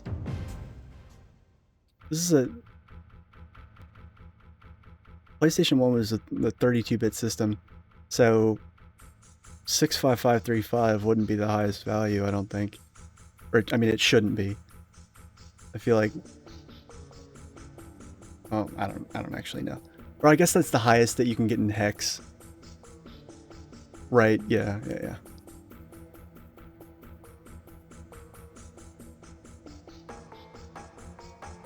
I feel like such a dork for knowing numbers like 65535 by heart. It's the fucking...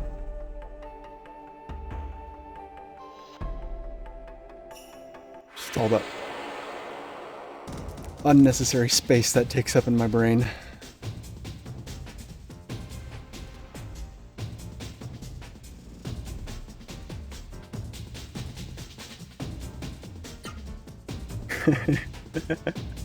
Dork rad. Oh, I love it. That's good. Fuck it.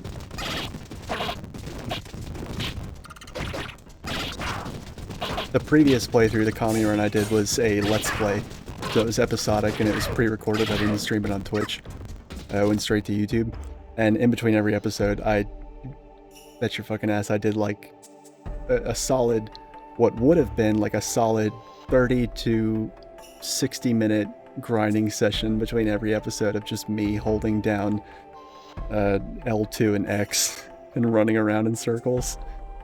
Just watching the experience pile up. Oh, wait, hold on. Pretty sure I can go to, Oh, dude, no. Fuck you. What'd that asshole steal from me?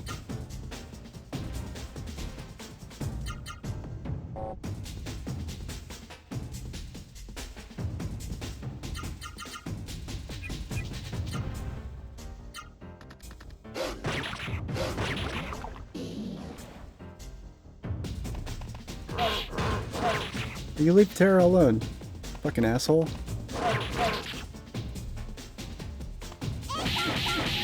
I'm not even...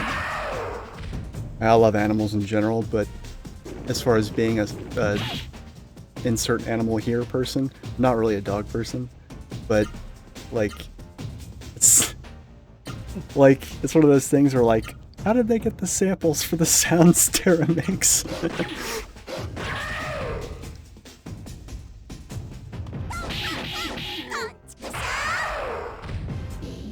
Thank you. Yeah, no, I coined that myself.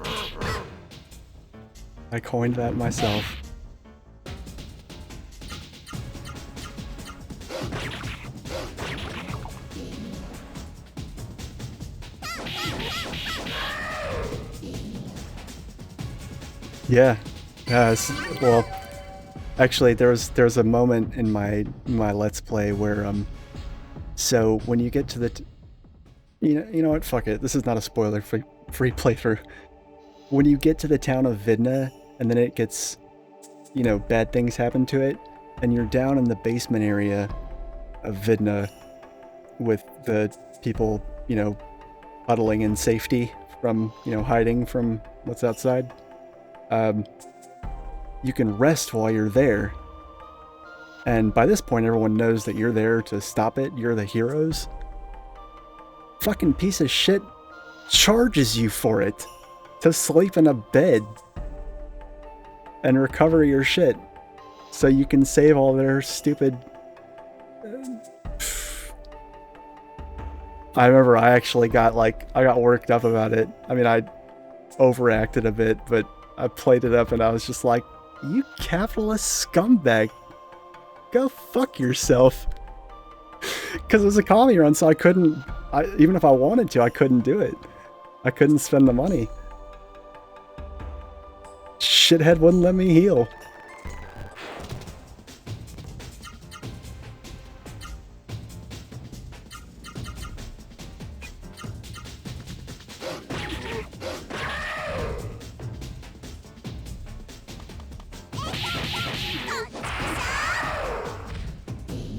Nice.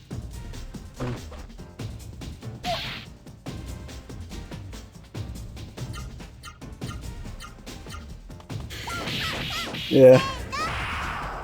I have much to say on topics such as these. Much that I have said in many a playthrough. Did you know?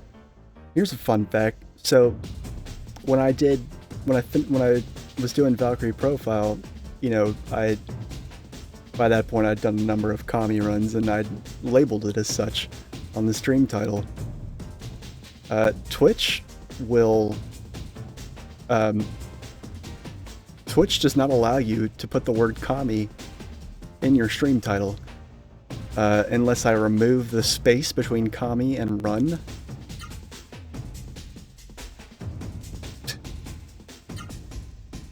It's true. It is true. I did not try communist, but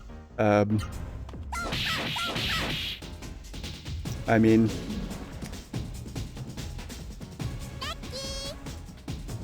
you know, I thought, you know, as a search term, communist is probably more likely to attract libertarian trolls. So, whereas commie at least has like a faint air of like not taking it seriously. But yeah.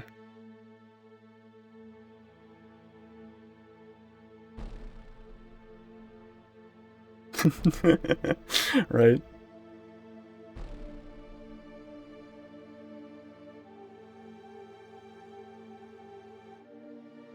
Well, speaking of the state, later, shortly after that point in the game, when you go to that the town with the insane guy that's the ruler there, and then you know, the mist goes away and he's like the guy who was like, I don't know, I'm saying this is not a spoiler-free run, I'm not gonna spoil things, but it's like, it's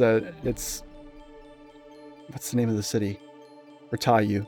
If I just say the name of the city, that'll tell you everything you need to know. After you save Ratayu, the dude that rules there, that did all the shit that he did, is still allowed to be the fucking ruler. Like, fuck off to the moon with that shit. And he was just like, oh man, oh, this is all my fault. I was like, yeah, it is your fault. Now you're gonna sit back down on the fucking throne? Get the fuck out of here. You're fired.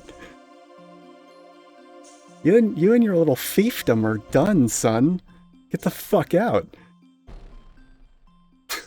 But no, he just sits there and is allowed to continue to be the dude.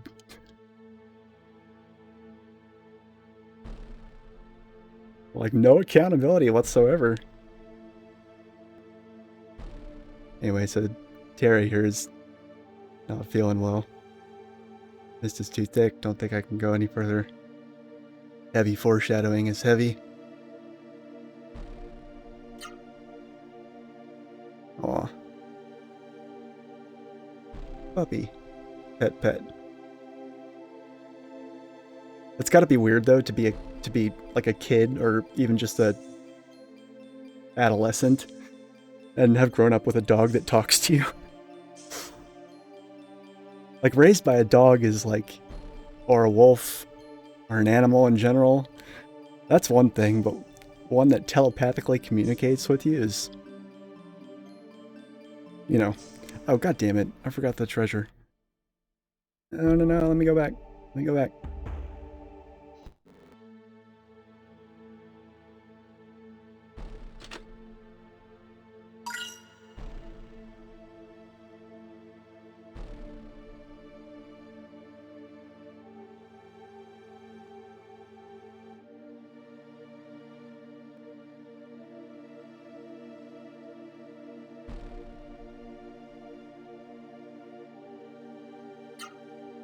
Yeah, that thing right there is very missable, so I wanted to make sure I didn't run past it.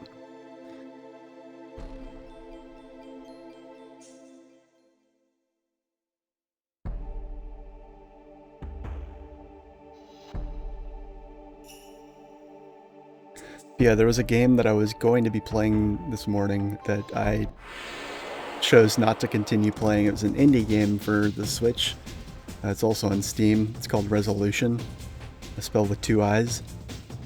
And I did 2 streams of it, and then I just wasn't motivated to finish it anymore because, I mean, there's other good stuff about the game, but one of the things that jumped out at me is that there's a lot of apparently very anti-imperialist propaganda in the game's dialogue and story, which I was like, ooh, cool.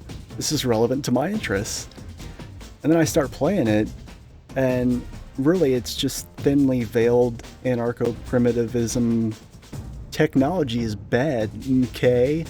And I was just like, oh man, what a waste of potential. That, and there was a lot of other, like, stupid shit in the game, and, like, I don't know if I'm gonna finish it. I normally don't like leaving things unfinished, but this might prove to be a rare exception, and I was thinking about playing Legend of Legaia, and I was like, you know what, I'd much rather play Legend of Legaia than finish this game.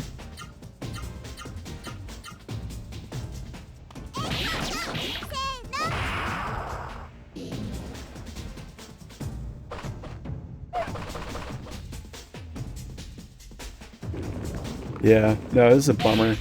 Because there was definitely some anti-imperialist stuff early on, but as the plot and backstory develops, it's basically like there was actually a line in one of the game's logs that's like that actually says verbatim, I shit you not, technology is what divides us. Get the fuck out of here. That's simple-minded shit. Like, ah, no, fuck it. Fuck automation, fuck everything that makes life easier for people, fuck medicine, fuck space travel. Yeah, I don't need any of that shit. Things would be so much easier if we just, like, you know, turned life into a LARPer's game of The Walking Dead, but without the zombies. Like, really, that's your ideology? Go away.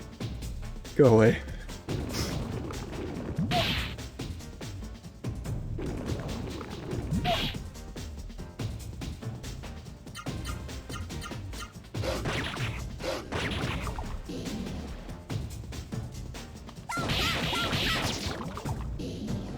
Like, I mean, stuff like that was innovative up until, I'm gonna say 2000. The year 2000 was the cutoff for that. If you made something that had a plot that revolved around technology gone amok, like, I mean, perfect example, the Terminator movies. Sure, why not? And, you know, or whatever. But like after 2000, if you're making a game or a movie or a piece of media about the evils of technology, it better have a fuck ton of nuance and it better be a cyberpunk masterpiece. Like, and there are, like, you know, the Deus Ex series, perfect example of that. The Matrix even, perfect example. Like, you know, yes, technology played, you know, a tertiary role as an antagonist, but um, in those pieces of media, so to speak. But even then, like, only tangentially so. I mean, it's, you know, like I said, nuanced. But this game, this indie game that I was playing up until tonight, it was not nuanced.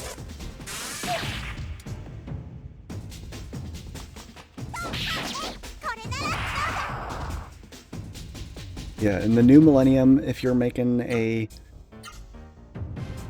If a plot point of your story is that technology is bad, then there better be a big fat if or a big fat but afterwards.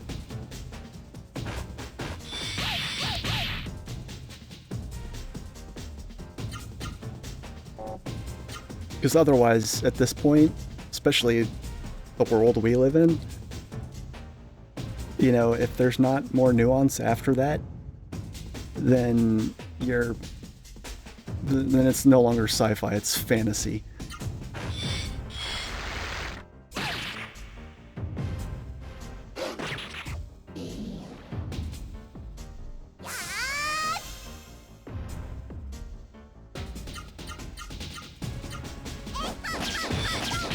You wouldn't by any chance be from the Total Liberation Discord, would you?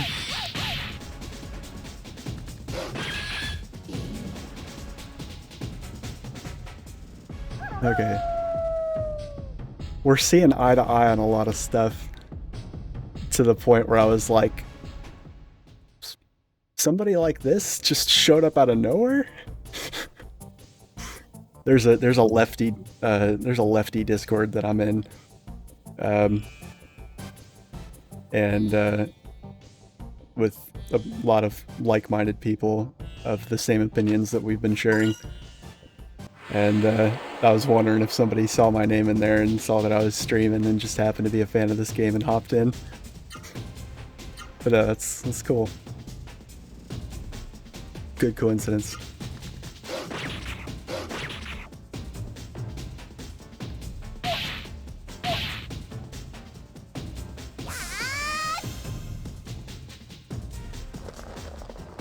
These things are fucking gross, by the way.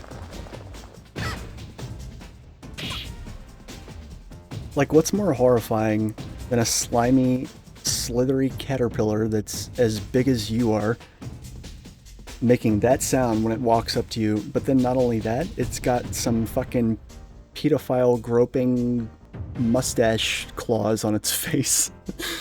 What the fuck is that?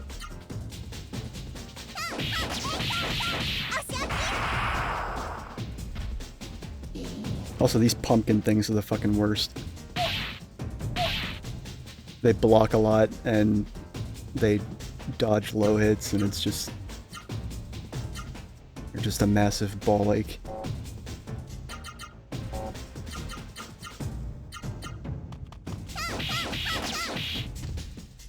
Oh, god damn it, I did it again.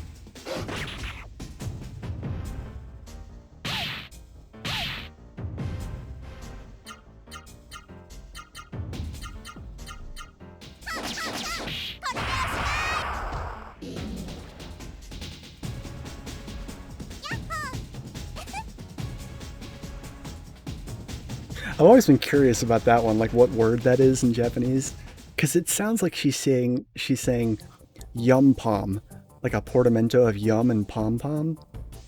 That's what I always hear.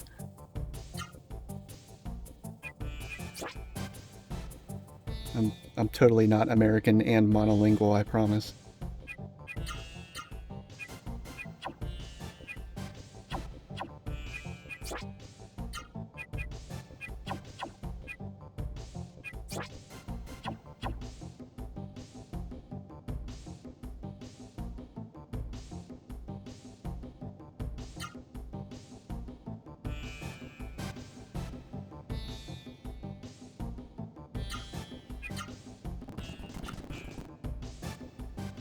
I love that emulators will literally let you fast forward through the saving bar filling. To me, I almost wonder if that's what we got here. Oh, dude, thank you. I appreciate it. Those people that sub to me are like friends that I knew before I started streaming. Certainly nobody subbed like their first time showing up. Yeah, let me look at this. Oh wow, okay. Yeah, I've been to this wiki several times, but I never found this page. Oh, this is life altering. What the fuck?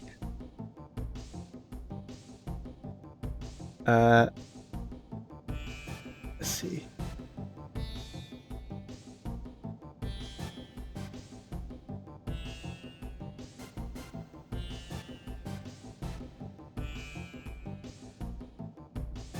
Wait, what?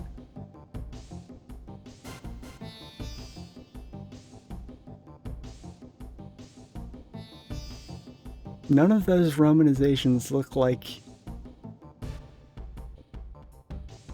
what I was hearing.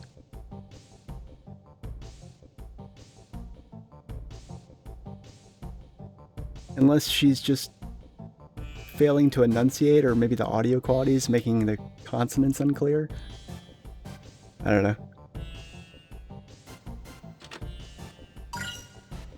Ooh, a Scarlet Jewel. That's good.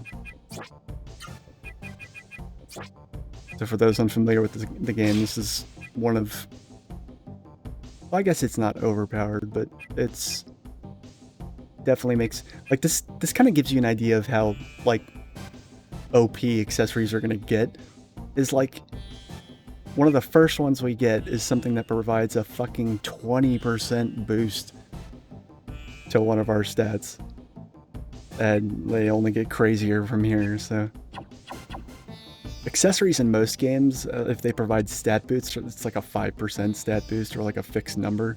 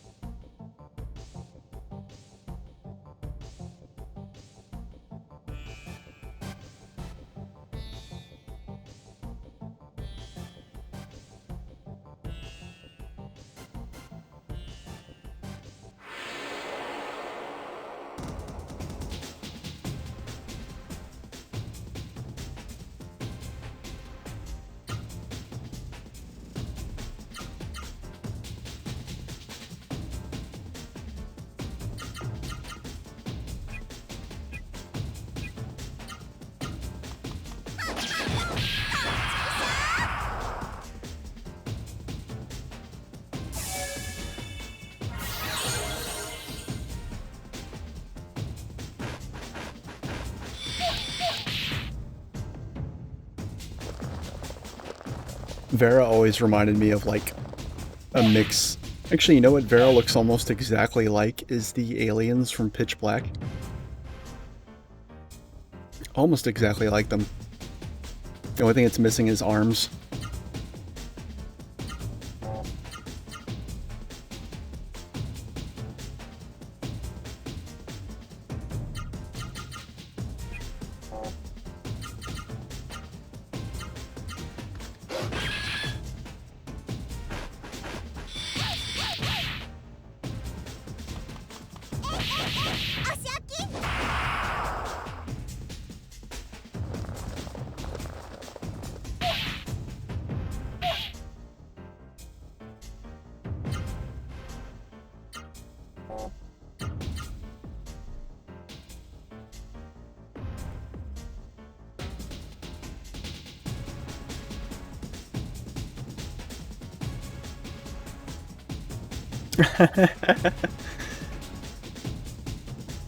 Well, that's good. That's good. I'd hate to be ambiguous.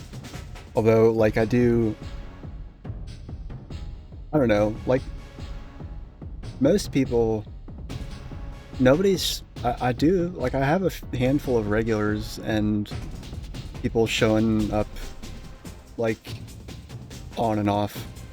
And then, of course, a lot of friends that show up on and off. And, like, I think I have, like, there's, like, one of my regulars that I can think of that's not 100% on board, but is, like, good-natured about it. But even then, like, I usually don't offer up,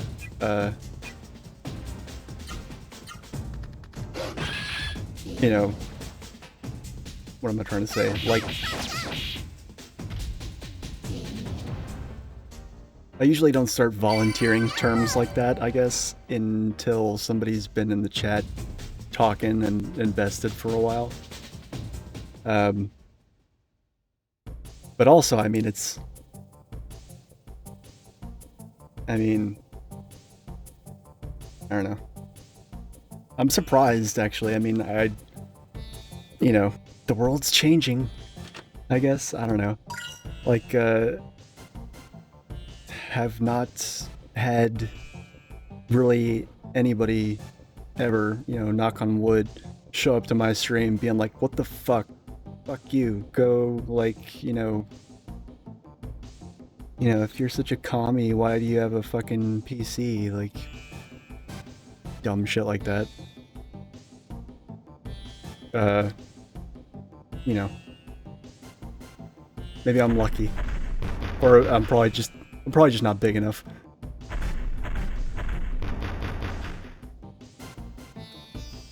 Seems we must fight him if we wish to get out of the cave. So this is a quote-unquote boss, but it's like... Actually, I don't even think the boss music plays for this guy. Yeah, no, it doesn't. Okay. So this is just a really powerful normal enemy. It's like a mini-boss, but... because you got Terra, you can't die. Even though he does hit like a freight train.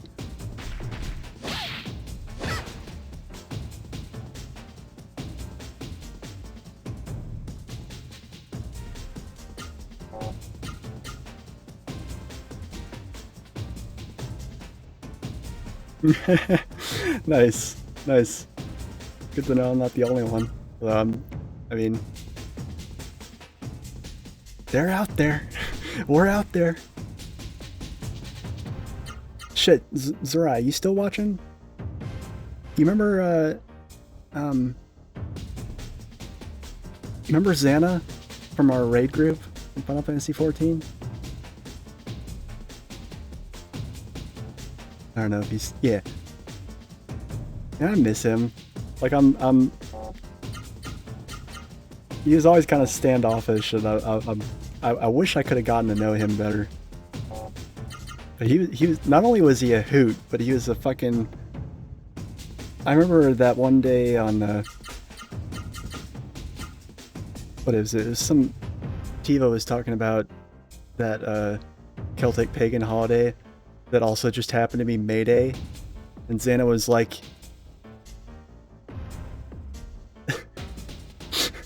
wait, what are you talking about?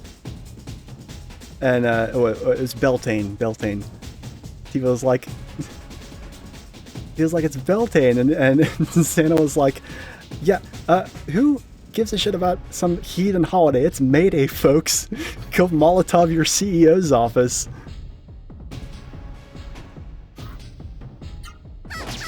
Well, I respect pagan holidays for those who wish to practice them, but that made me laugh my tits off. I loved it. I'm pretty sure that's still clipped somewhere on Twitch. That's clipped somewhere. I know, because I shared it on Facebook.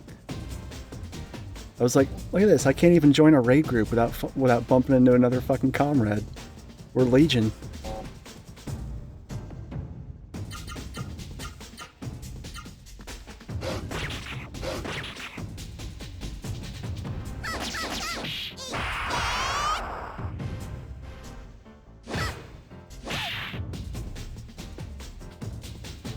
See, that's not the narrative, though.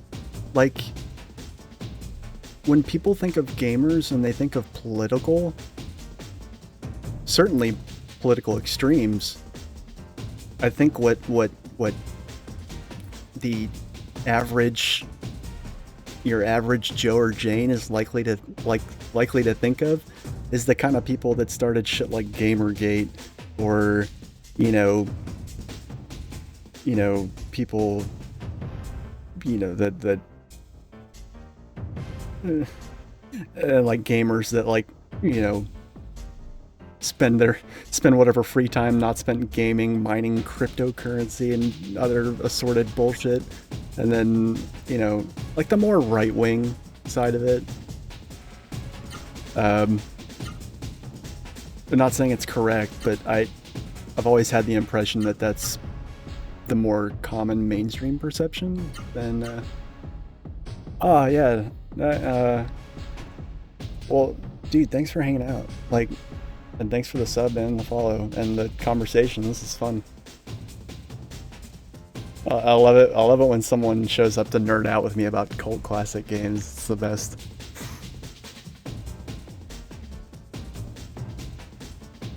Yeah, and far be it for the media to support any underlying movement of leftism in gaming, but yeah. Yeah, man, don't be a stranger.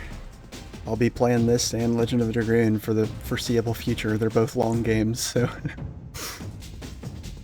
Alright, man. Fuck yeah, dude. Hell yeah. That's what I like to hear. Yeah. Alright, well, rest well, comrade.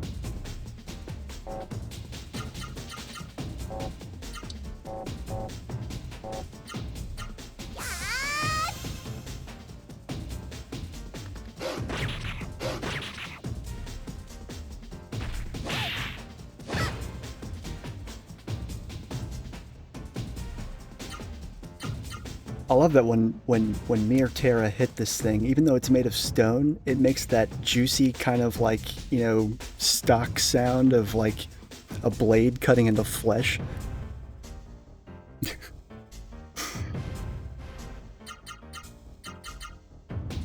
Let's see, is there anything more fun that I can do? Let's see, we got... Oh shit! I can do... So I can do Mirage Lancer into... Wait, can I? Oh, no, I can't. God damn it. Oh, I can do, yeah, I can do Bird Step into Swan Driver.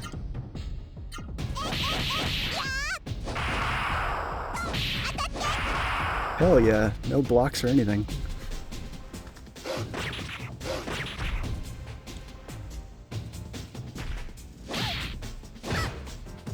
There's something about sprite. Well, I almost said sprite design. These are not sprites.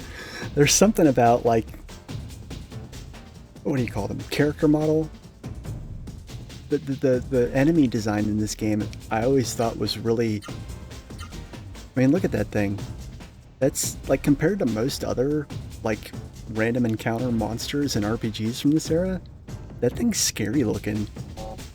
And they move, they're animated, and like they have a lot of detail, and like a lot of monsters in this game are kind of like, you look at them and you're like, whoa. They look a little scary.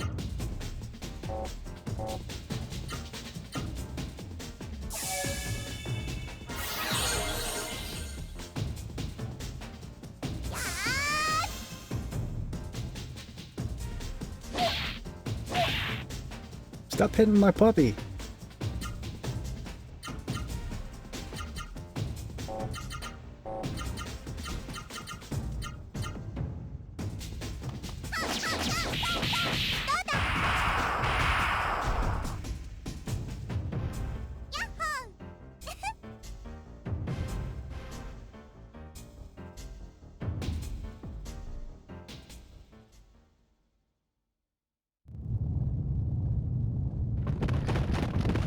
Cave's about to collapse. Follow me.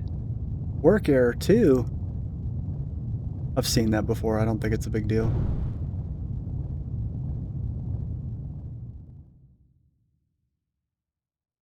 Nothing showing up in the standard error. This emulator has a standard error output that it like keeps open in like a command line looking window, and it'll actually. One of the few convenient things about this. I mean, there's a lot of convenient things about this emulator, but one of the few more like technical ones is it actually it will post errors in a separate window in real time. But I don't see one here, so I'm not actually sure what that work error is. Probably gonna just make a save state, just be careful.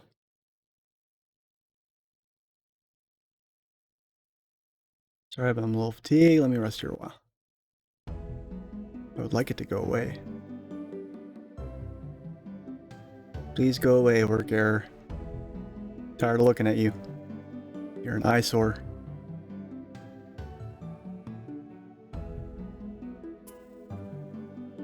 I wonder if it's an emulator thing or if that can actually show up on a real PlayStation.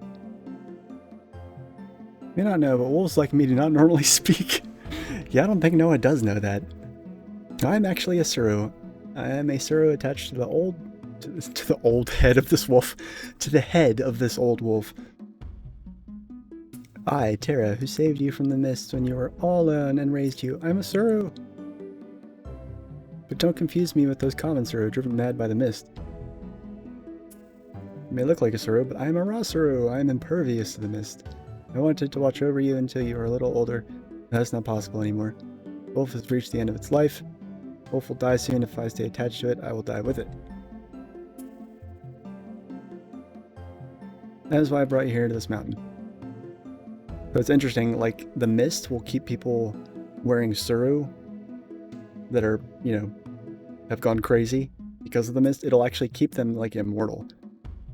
But simply wearing a Suru, like, in general, does not do that. Which I guess is kind of easy to forget. This mean old wolf is fully rested. On to the summit! Okay. Can we stop seeing the work error thing now? Okay, cool. Wait, what? Why are you... It, like, disappears when I go into the... That's weird.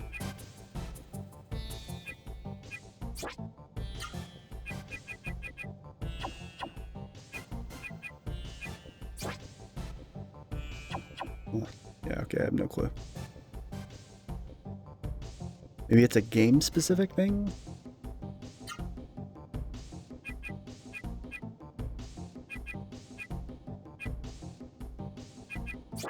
So there's these items here. These are like these are almost like vitamins in Pokemon or sources in Final Fantasy VII. Just a few items I can think of off the top of my head. They basically just give you a permanent boost to your stats. Obviously, these are going to be useless for this playthrough.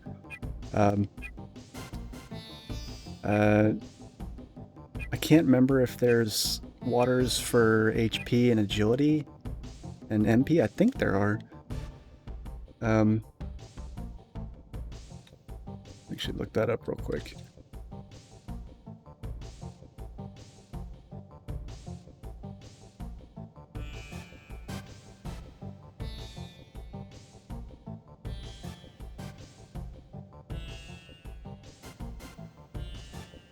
Okay. There are waters that increase HP and MP. I might use some of those.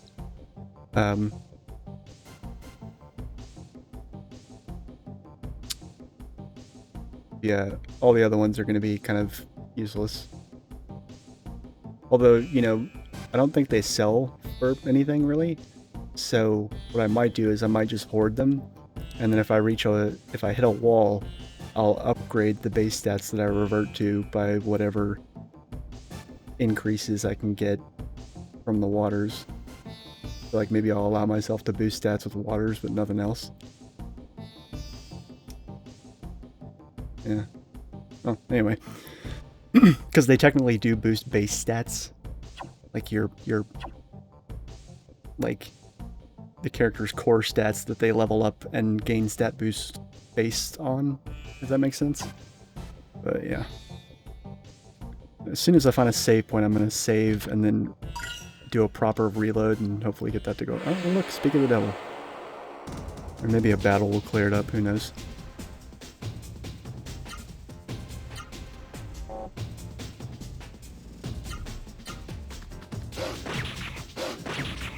I don't think it's a big deal because I recognized it and I know I saw it in my previous playthrough, but it was never anything game breaking.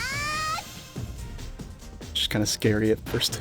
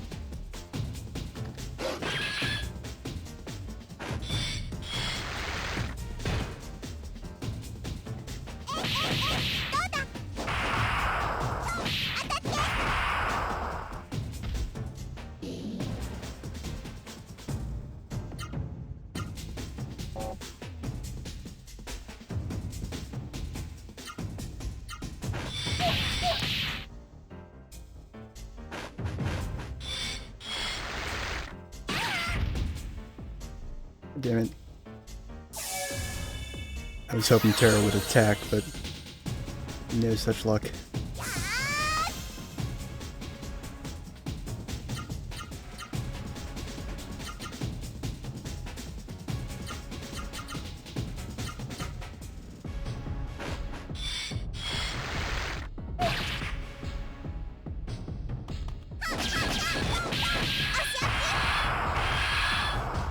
Hell yeah.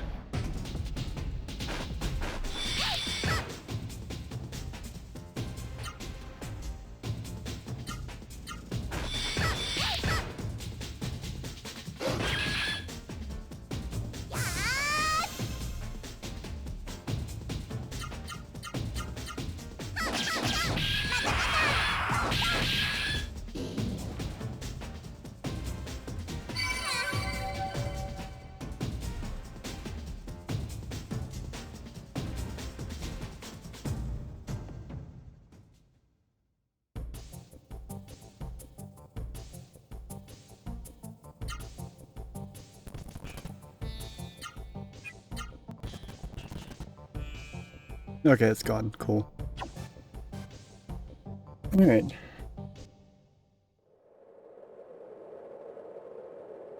This tree is the Genesis tree.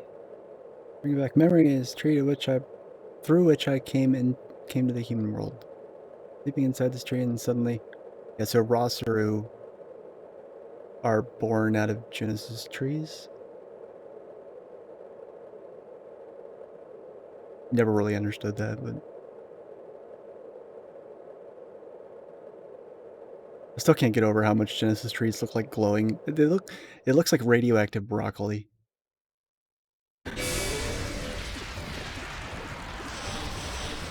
That's a little bit of a jump scare. Holy shit.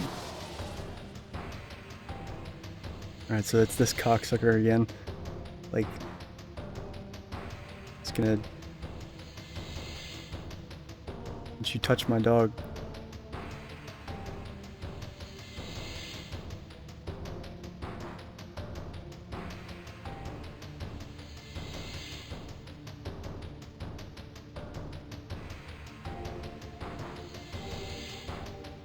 What a fucking douche.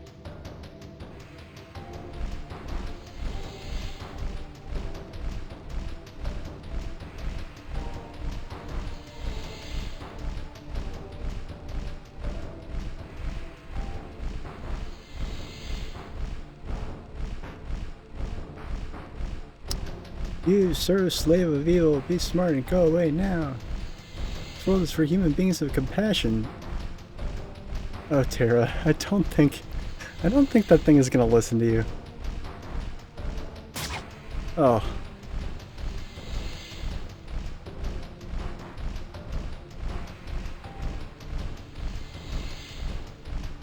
That wasn't careless, that was just naive. Don't fight as tough as you talk. Hey man, this girl is yours, do with her as you please.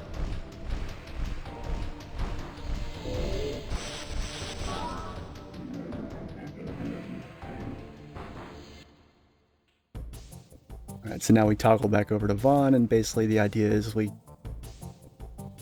we're climbing up the other side of the mountain, and we're gonna meet Noah there, and then fight the boss.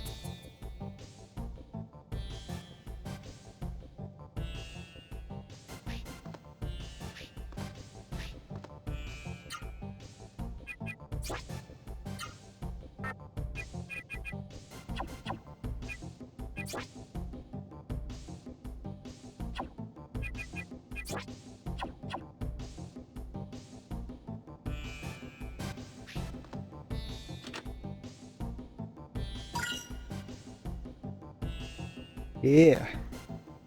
Speed elixir. So elixirs are different from waters. Elixirs boost your stats. They're like it's like an X attack or an X speed. To use a Pokemon reference again. They're in battle only stat boosts, but they're pretty big. Like, whereas the waters just add like +4, +8 to a stat, like literally just that number. I think elixirs are something insane, like a 50% boost.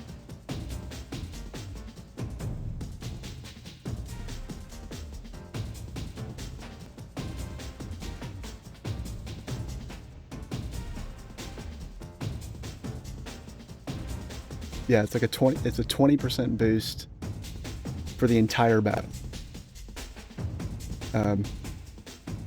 Oh shit. And they can be stacked. So I'm not sure what the cap is, but yeah. If you got time, those things might actually be lifesavers for me.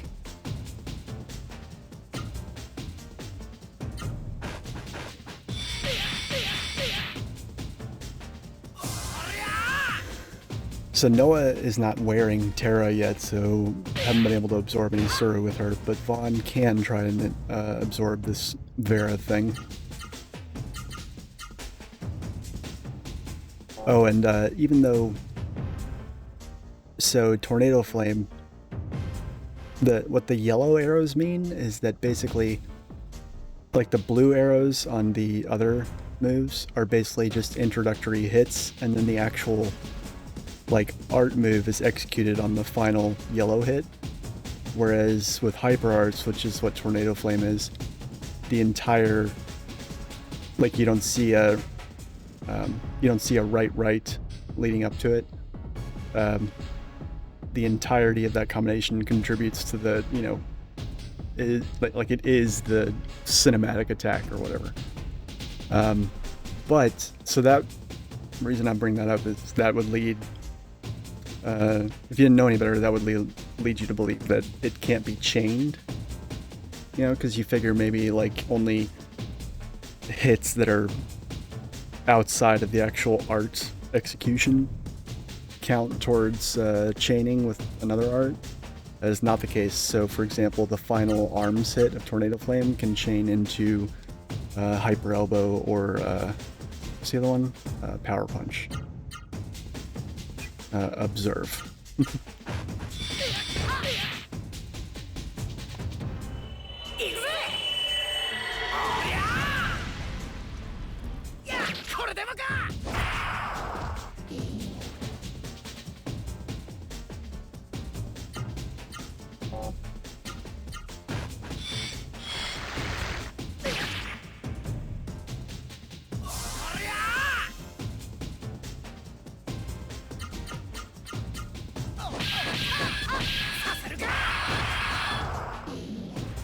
No. No such luck. I would like to try and get... So Vera is special because Vera is, well, 9 times out of 10, it's the second Suru you get access to. And that's a good thing because it's a healing Suru. It can heal you, so, and it's not super powerful, but it is very cheap, and so it's a far more renewable source of healing than healing items. You know, arguably.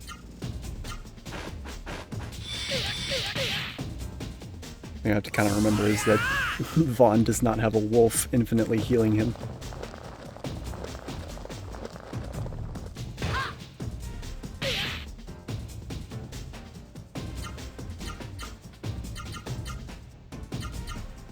Oh, whoops.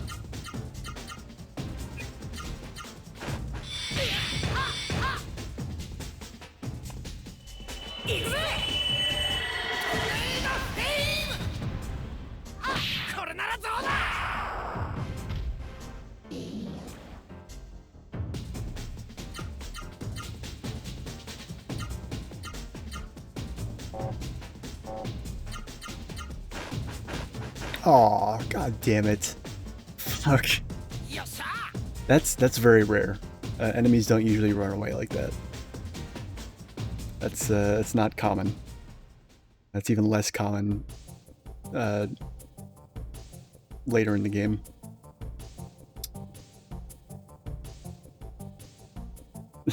I never expect that when it happens.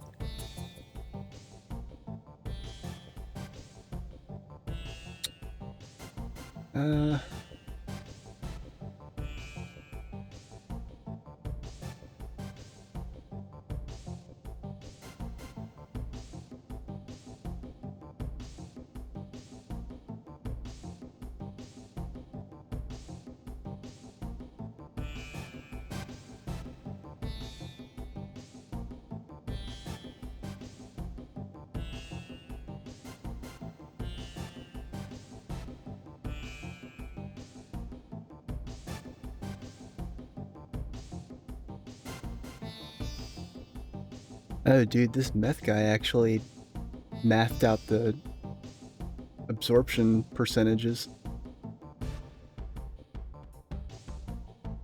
I didn't think anybody had done that. That's actually really fucking cool.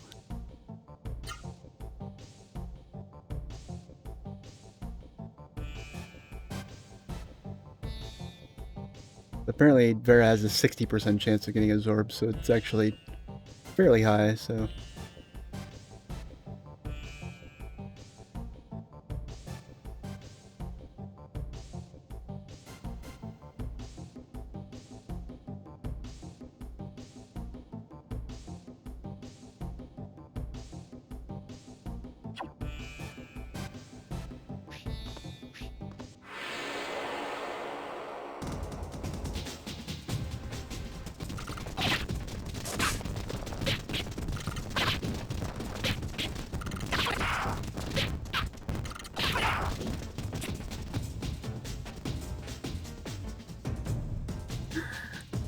Sorry. We have been fighting the same enemies for a while, so... in the interest of fitting more content into the stream.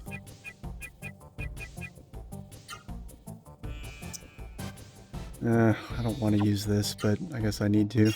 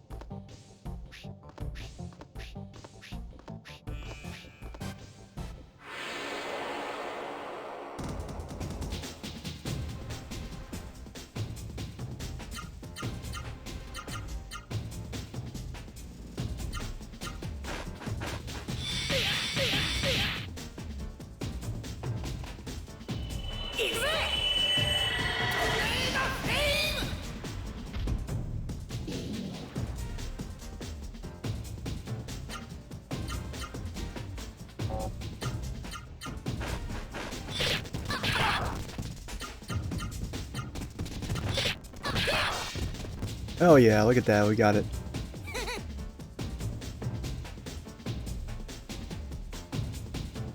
Not hard to get, but, you know.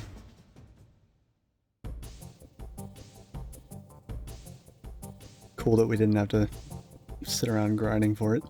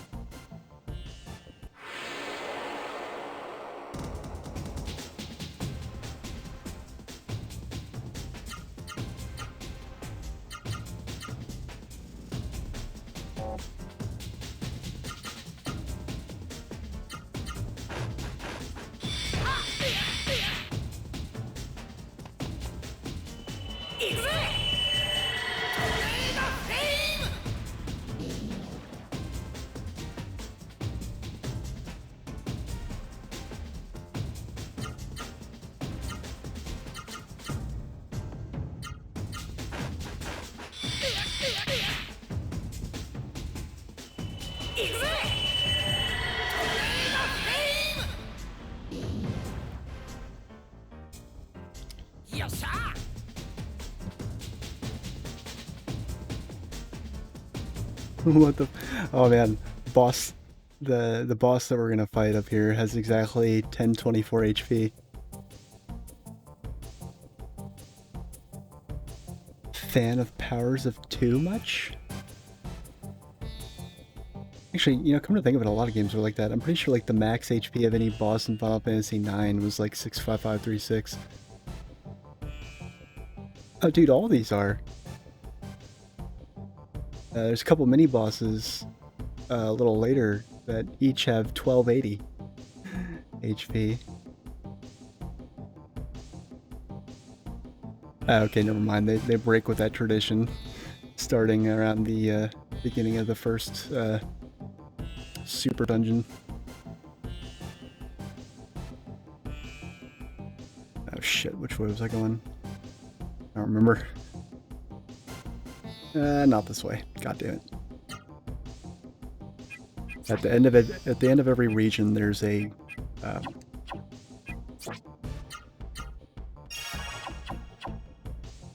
there's like a super big, super gnarly dungeon at the end of every area with a, you know, extra big boss at the end of that, and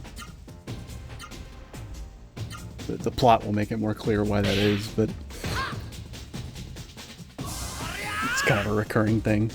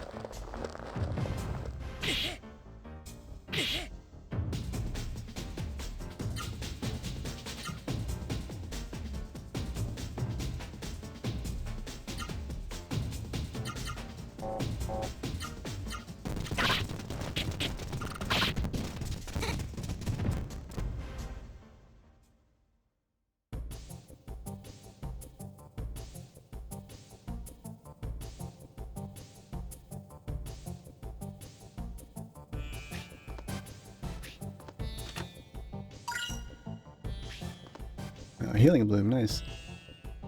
Okay, so we're right before the boss. Okay, so I remember on my Kami run, this guy definitely gave me some problems. The difference between having some gear and having no gear for this first boss is, you know, it's noticeable. So, I don't know, hopefully this will be easier.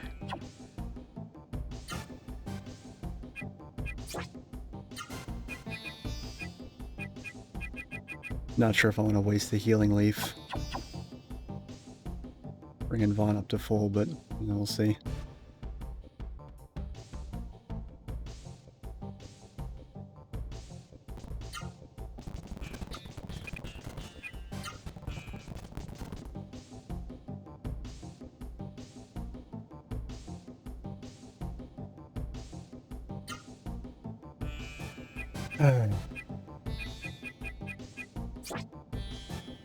I didn't actually, like, look at any of this stuff.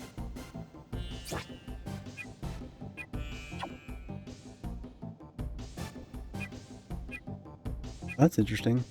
I don't think I've ever tinkered with really much of any of this.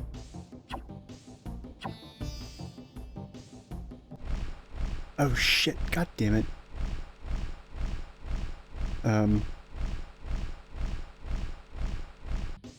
There we go. Good thing I'm at a save state. Yeah, it's very close to the threshold there. Okay. Yeah, I hopped out of the menu to test the, to see if my default movement was walking. But indeed it is.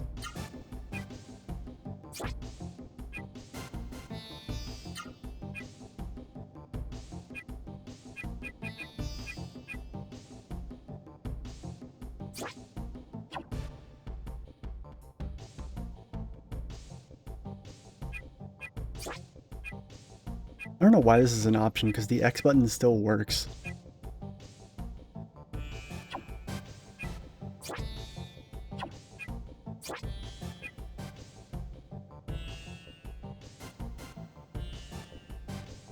I don't think I've ever actually played around with these.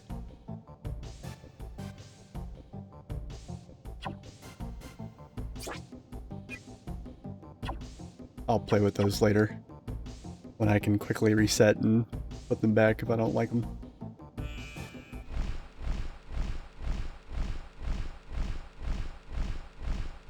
Meta's here. Meta, I'm glad you found yourself a nice child too. Vaughn, his name is Vaughn. Vaughn, please help this child. Help Noah. Vaughn, let's go. Noah, let me help you. Alright, so here we go. This is the boss music and it fucking rocks. That's some sick drum and bass there.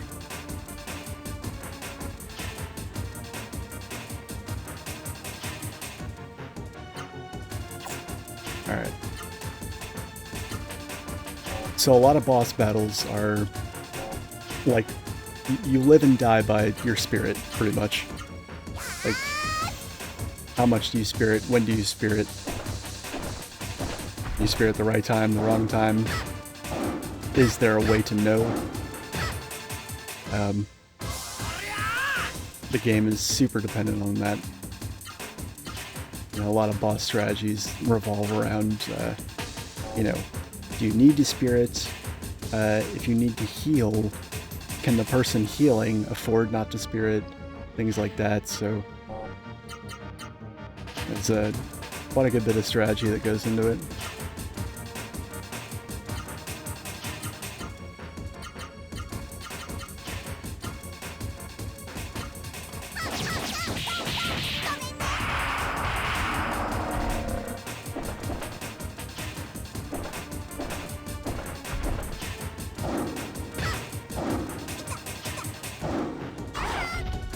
Ouch.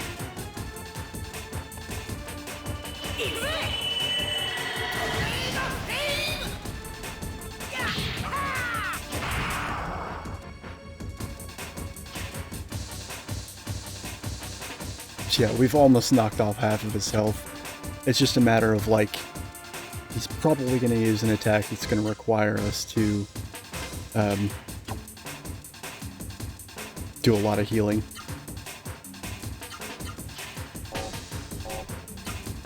And interrupt things.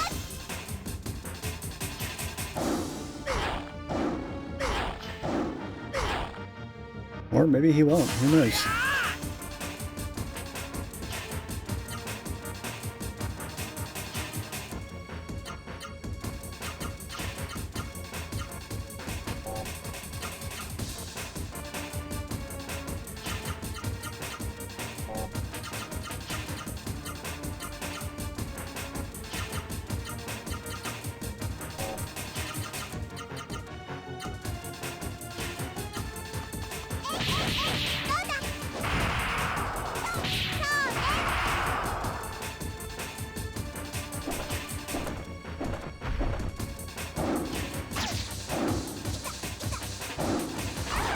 Ah, fuck.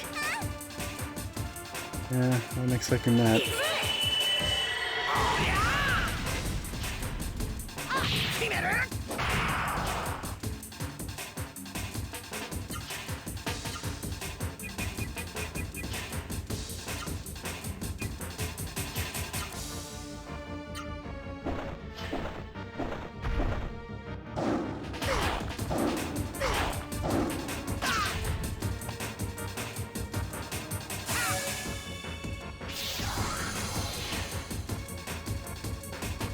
I'm pretty sure that happened in my Kami run too.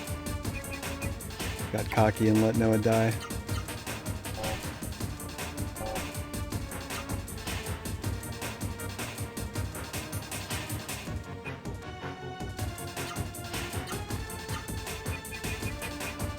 Well, one thing that you can count on is for most of the game, Noah will go first. She just has the highest innate speed.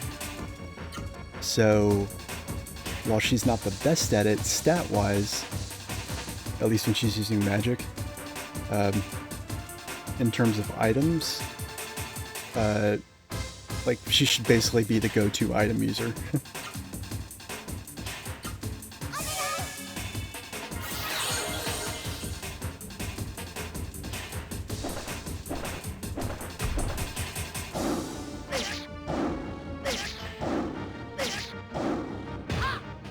Dude. Sometimes enemies will actually like add more hits to their combos as they get lower in HP. He has a multi-target attack that can hit everybody. I'm shocked he hasn't used it yet.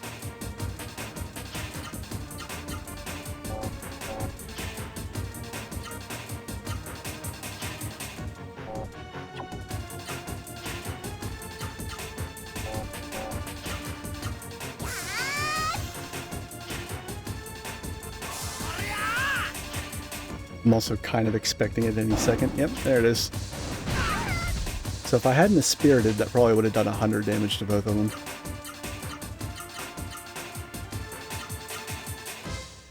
Which, you know, I would have lived, but it would have sucked.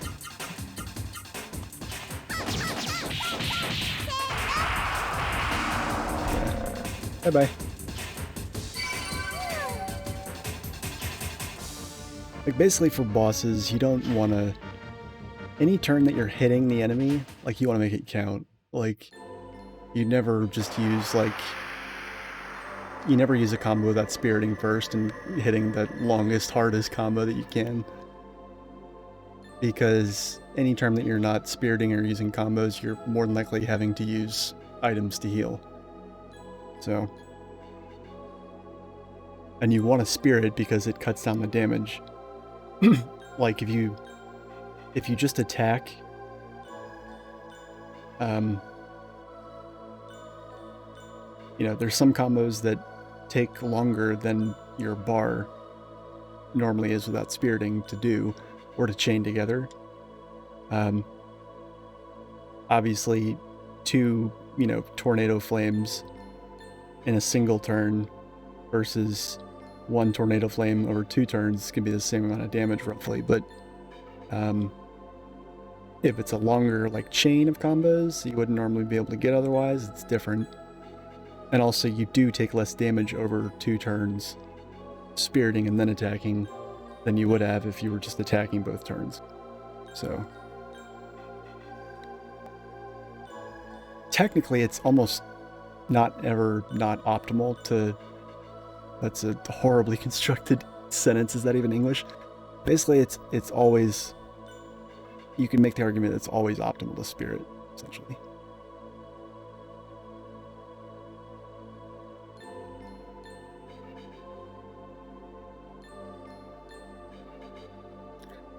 Also, this is one of the few JRPGs that does not have ellipses.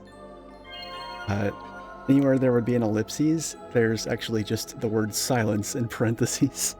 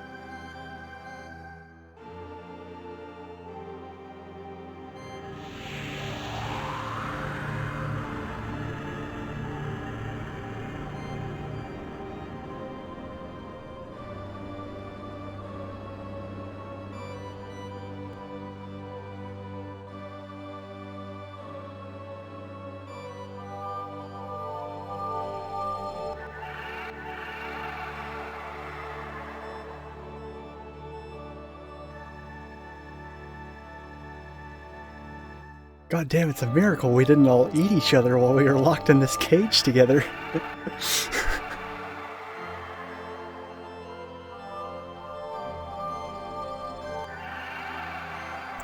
I guess those aren't actually, like, installed jail bars. Those look like they're made of, like, I guess, logs.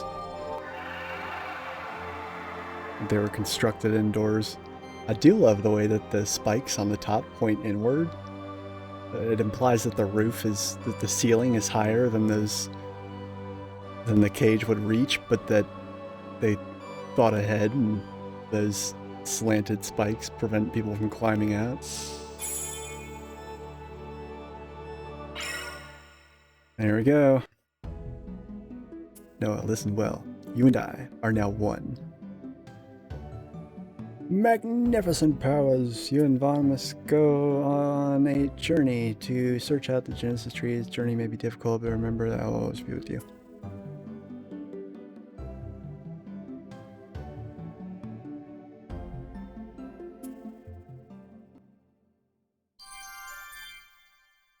So each time you revive a Genesis tree, any roster that are currently equipped, when the Genesis,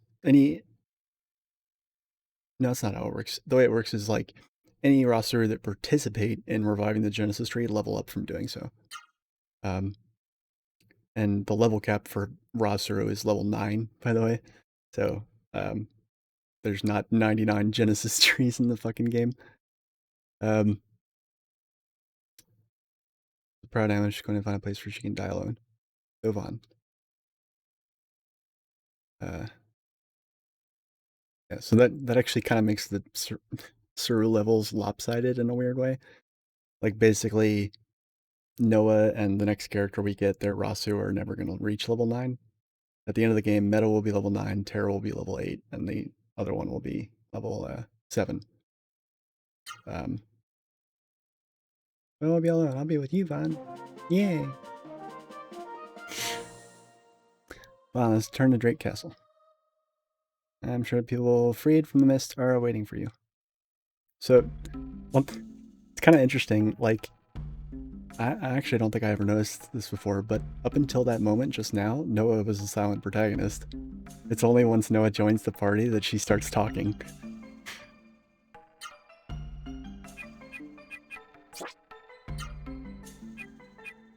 Anyway, so that's it. That's the first boss. I'm actually not sure.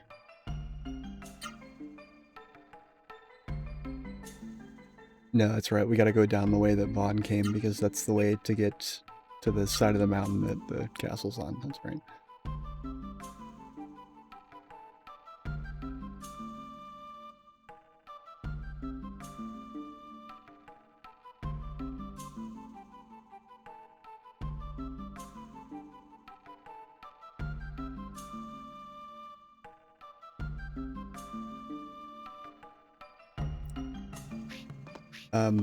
Also, once you clear the mist out of areas, Suru, as monsters anyway, no longer appear.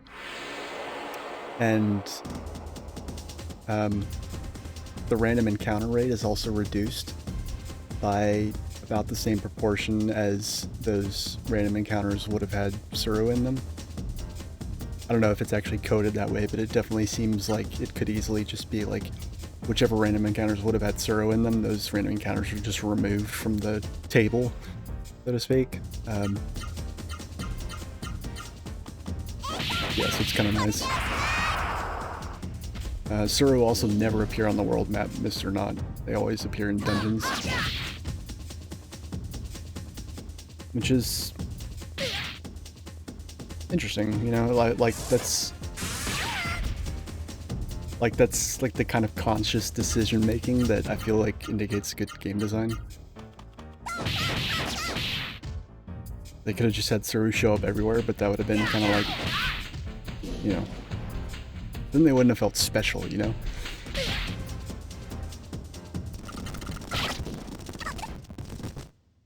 Alright.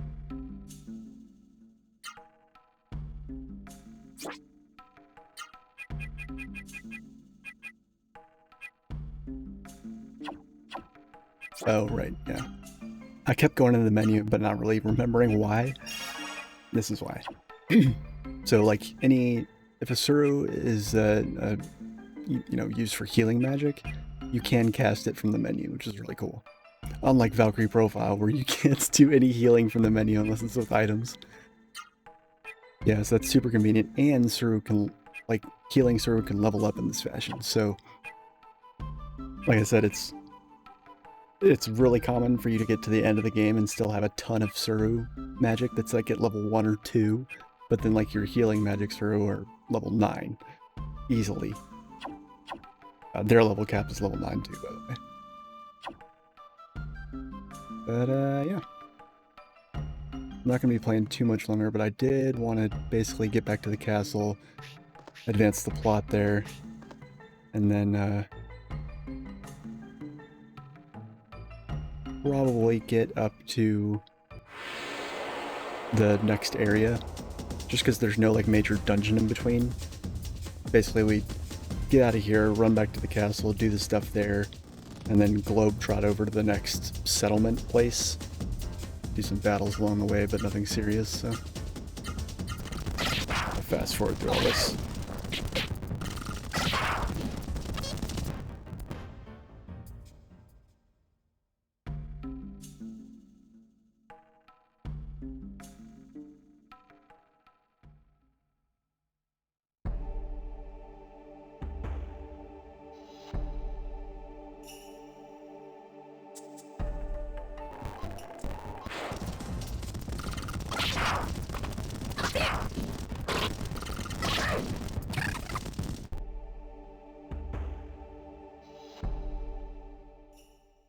Alright, so now we are back from the castle. Vaughn, voices! I hear a whole lot of voices from inside. Is it safe? Will we be okay? Haha, don't worry. Or I could be a Republican and be like, be careful, Noah! They're coming to get you, be afraid. I will. I've never chosen that option before, so I wanted to see what she said.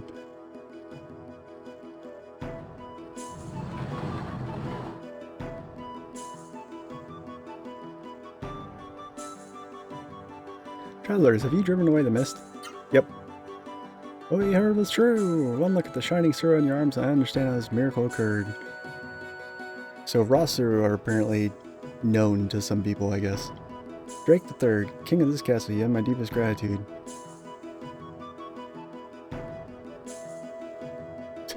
Can I ask you something? What is it, young lady? There's some weird hair growing into your nose. What? Oh. I love how that one soldier is just like, fuck this, I'm out. That's never explained either. One of those soldiers just randomly takes off and is like, yeah, no. Young lady, this is called a mustache. Whiskers? Whiskers! How weird. Oh, I'm actually quite fond of my mustache. Ha ha ha, so be it. I wish to hear more about what happened. Travelers, come over here.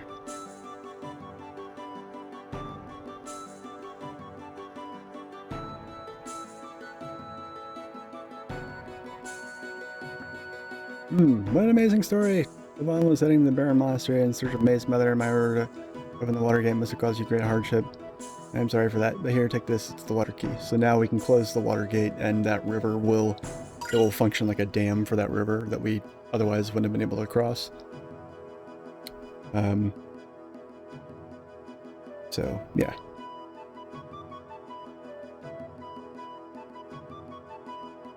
Well, no, wait, I have a favor to ask of you. I know you both are on separate quests, but I ask you to remember that the horribleness covers the earth. As like you, chosen by the roster, I have a holy mission, and I have not the authority to command you. Technically, you don't have the authority to command anybody. What does suffer mean? Are you talking about dinner? Oh, she's adorable. No, that's supper. Suffer means to be very sad. Suffering is when sad things happen. No! I don't want any more sad things to happen. I hate suffering. Well, that means we have to destroy the mist. That'll stop the suffering. So mist is an allegory for capitalism, kids. Yes, I agree with Noah. Ha ha ha. I don't think you do, King, but, you know. I'll detain you no further. Please continue on your journey. Oh, we didn't realize we were detained. Fucking kings, dude.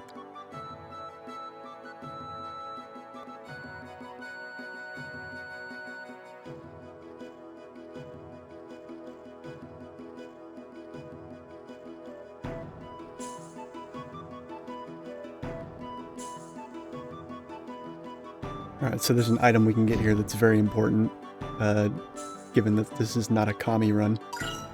Yep, That's it. So basically what that does is it's basically like a shopper's card. Like when you go to stores now with that item, they're going to have upgraded inventory for the rest of the game. But it's like super missable, and obviously it's hidden. I just knew to look in that spot for it, but yeah.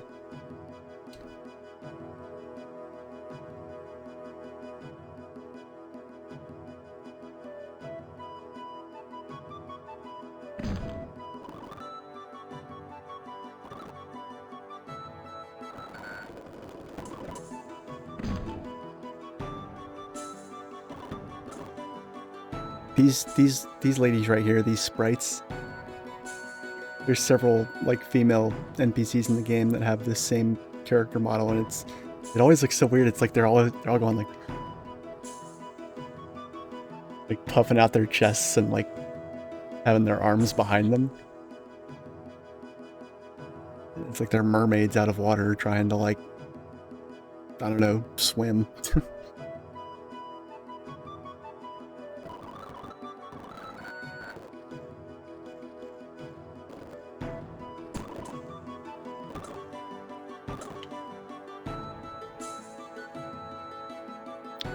These dudes are really weird because they look like they just have blue, like, bottle caps over their eyes. It's kind of weird.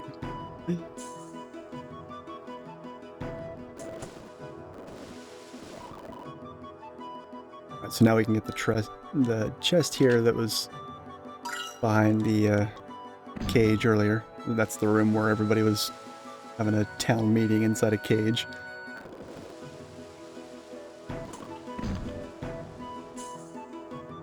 Same with this room. Swiftwater.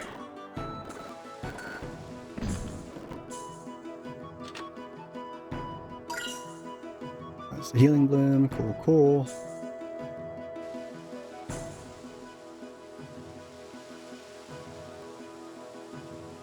This painting right here, I don't think you ever get an explanation as to who that is.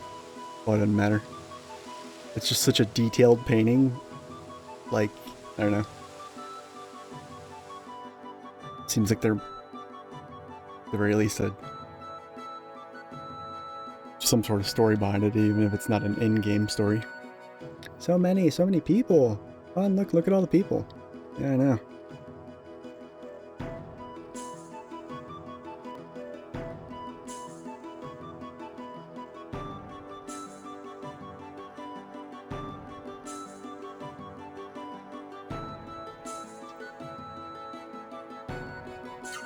Yeah, let's be nice. Alright, bye. Yeah, basically you follow Noah and go talk to her along with whoever she's talking to. She'll ask you questions, and if you answer them honestly and don't mislead her, because she's, you know, very naive, then you get cool items for free, so.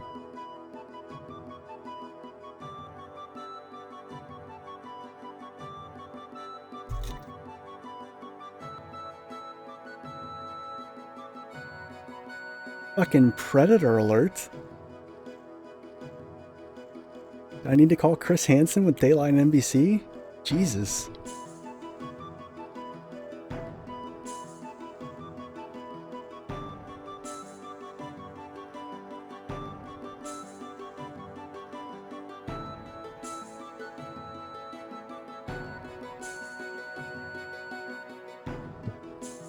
I don't know if charming is the word I would have used, but then again, this guy's a predator, obviously, so.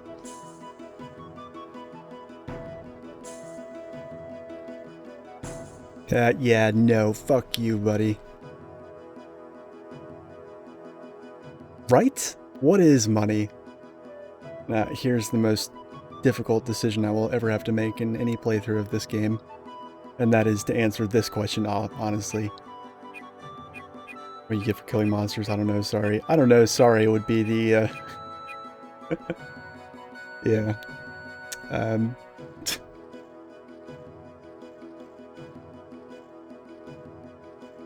Or no, actually. Oh man. It's confirmed the developers of this game are comrades.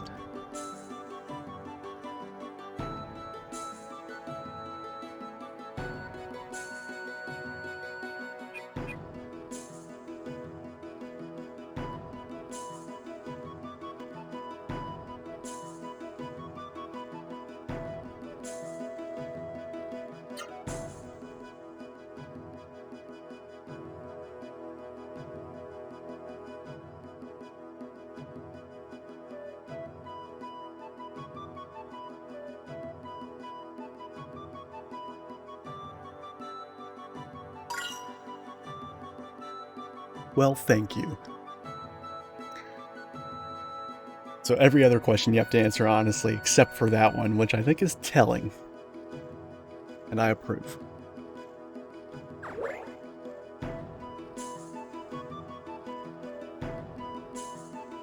If I didn't have the knowledge of Noah's age from the instruction booklet that came with the game, this is where I would say, see? Not being capitalist will get you kisses from cute girls. But Noah is 13 and or 14, I can't remember which, so, you know, a little bit much. Next time, young lady, you have to pay with money, alright? Uh-huh.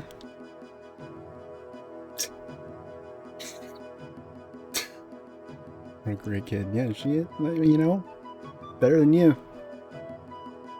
Oh, awkward, weird. Get me away from that guy. Alright. Yeah, uh-huh. I don't know if I'm talking. Hold on a minute. It's like... That's like the most adult phrasing that's ever come out of her mouth. Thank you, Mr. Supply Dealer. I won't forget. Okay, I'm going to give you a test about supplies. Where would she... Well, I guess Terra used to quiz her, so it makes some sense. Which item restores the most HP when you use it? This is kind of a shitty question because it's the healing berry, which is an item that you would have no way of possessing at this point in the game.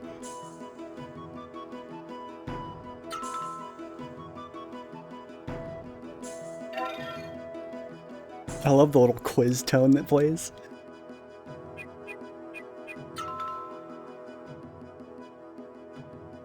Well, you know everything.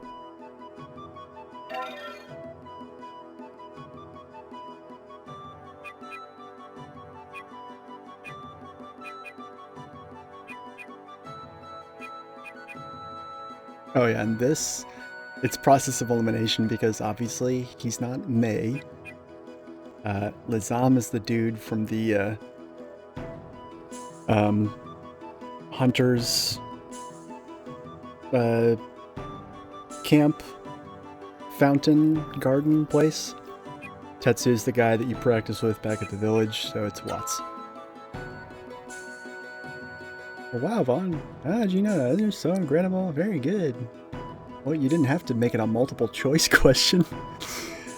Here, take this. 10 healing shrooms, yay!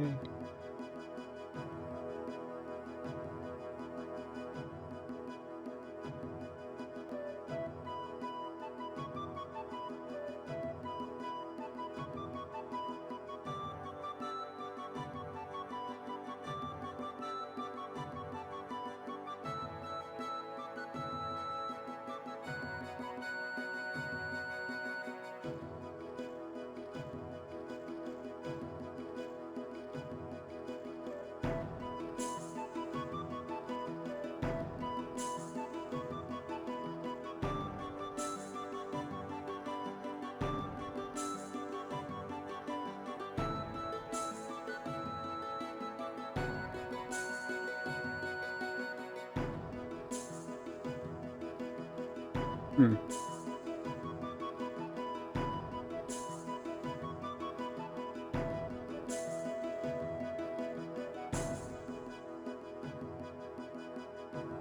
Weird.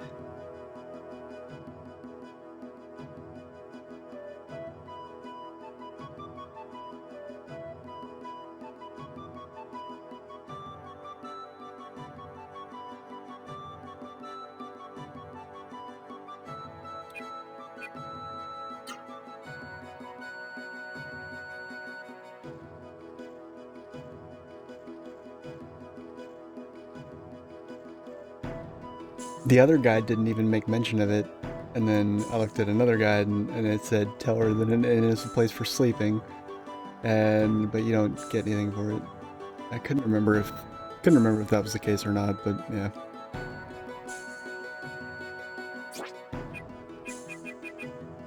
God, I forgot how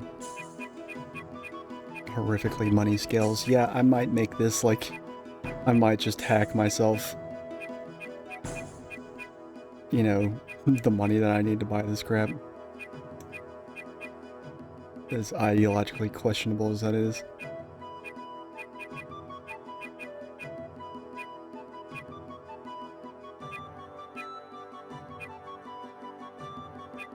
Defender chain is by far the best item here.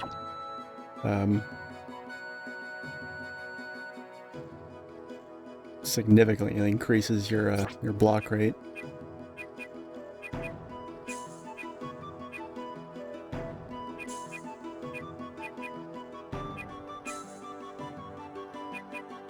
We're gonna go ahead and get these for Noah.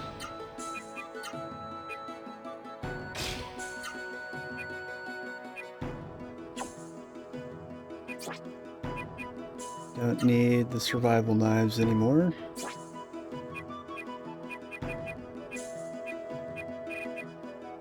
Oh, and those waters do sell. Okay.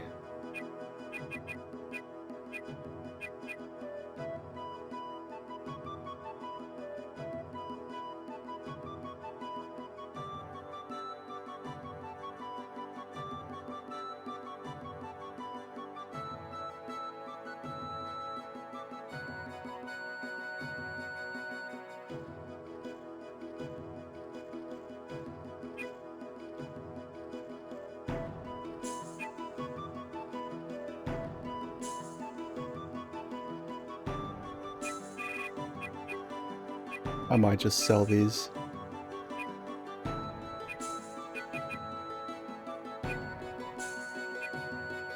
I'll keep a tally of how many I've found, though.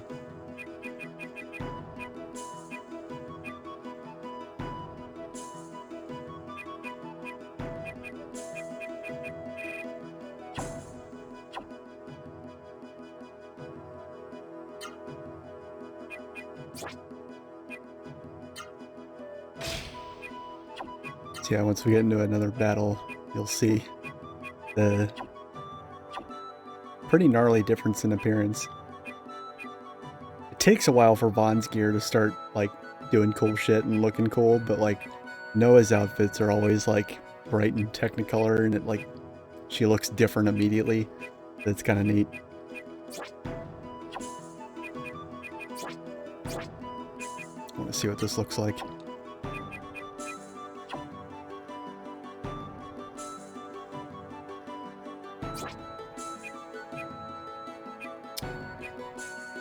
Target chain. Oh, that's right, I wanted to sell first.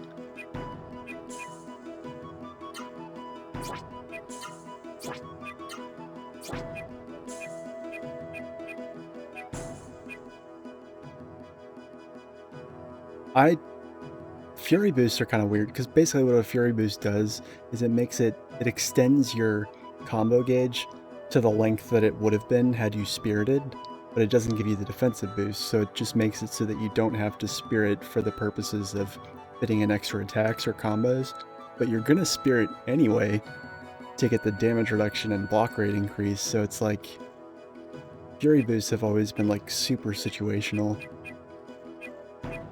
And like, yeah, I don't know.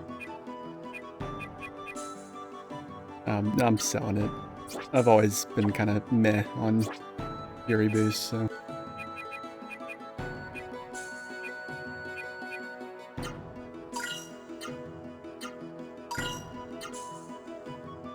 Oh shit.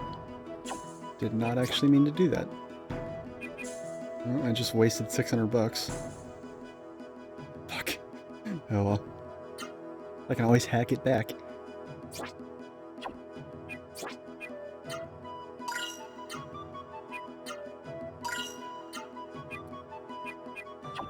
I'm used to other game stores having like a limited inventory, so like you buy something and then it disappears and the next thing moves up the list.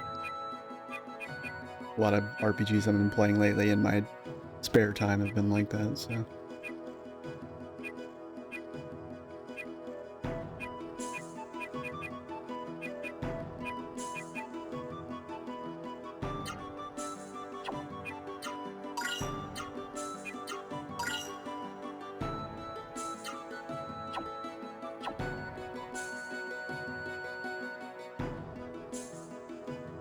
Alright.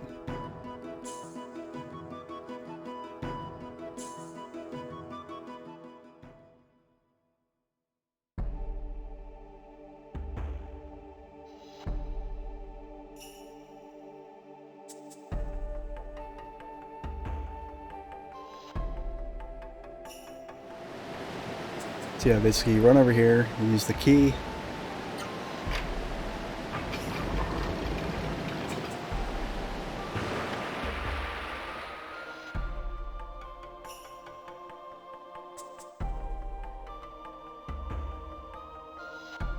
Voila!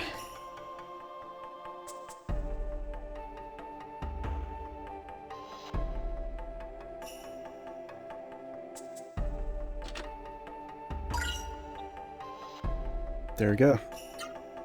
So I kind of glossed over this earlier when I got the Firebook one, but yeah, there's several books that you get in the game for each Rasuru, and so when you use them, the specific character will learn one of their hyper arts. Each character gets 3, so there's a total of 9 in the game. And they're very powerful, so.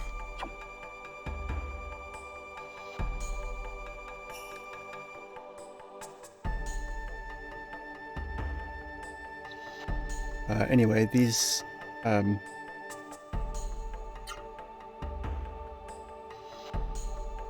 so over here, this path right here, more or less in the, this is where we stopped with Terra, and Terra was like, I can't go any further, this is too thick, and we found that, what was it, the nail glove for, Noah. That's because it leads here, which is the super dungeon at the end of the region.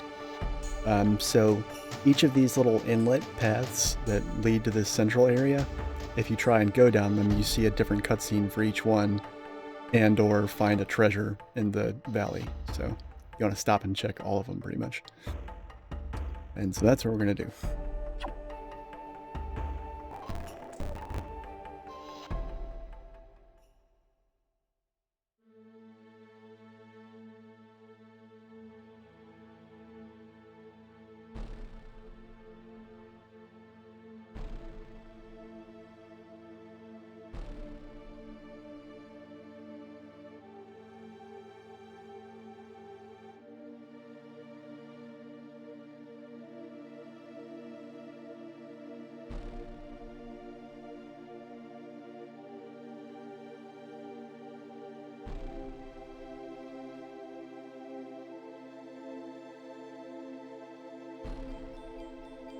That was almost too weak to keep us from succumbing to the mist.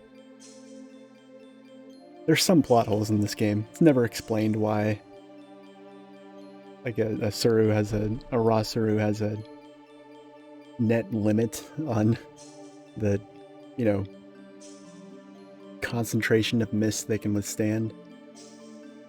Or, you know, as far as is explained, they're just immune.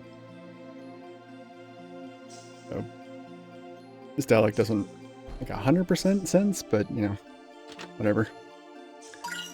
Alright, so Phoenix.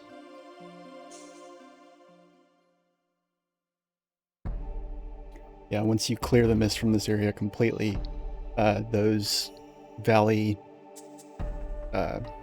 sub-maps where you can enter this area and there's a separate screen and a treasure chest, they'll be gone after you get rid of the mist from this area, so they are missable.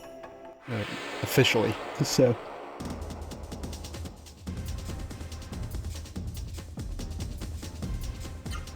Oh god, these things. So, some of the enemies in this game get pretty weird. Can't really lie about that. Anyway, let's check out Noah's hyper art.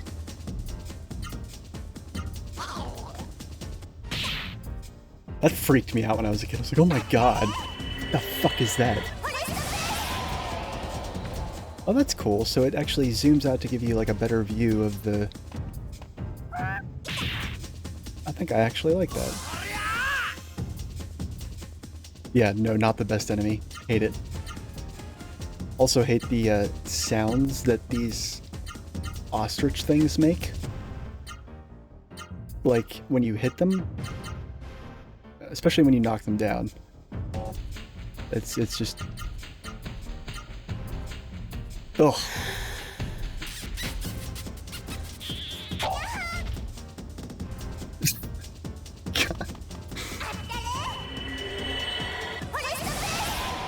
I did not consent to that, okay? No.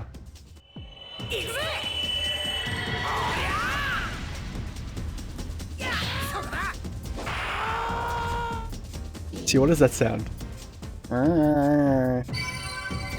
I can't even imitate that.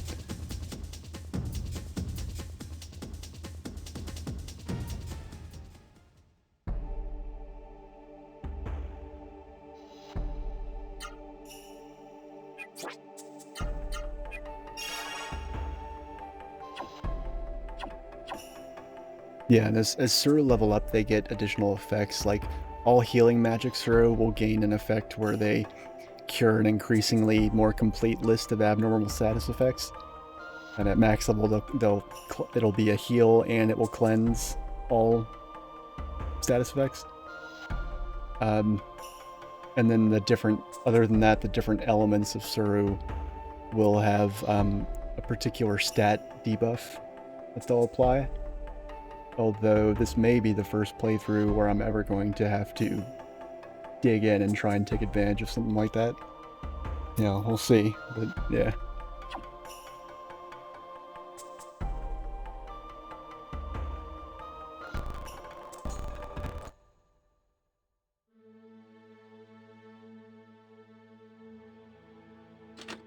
Go.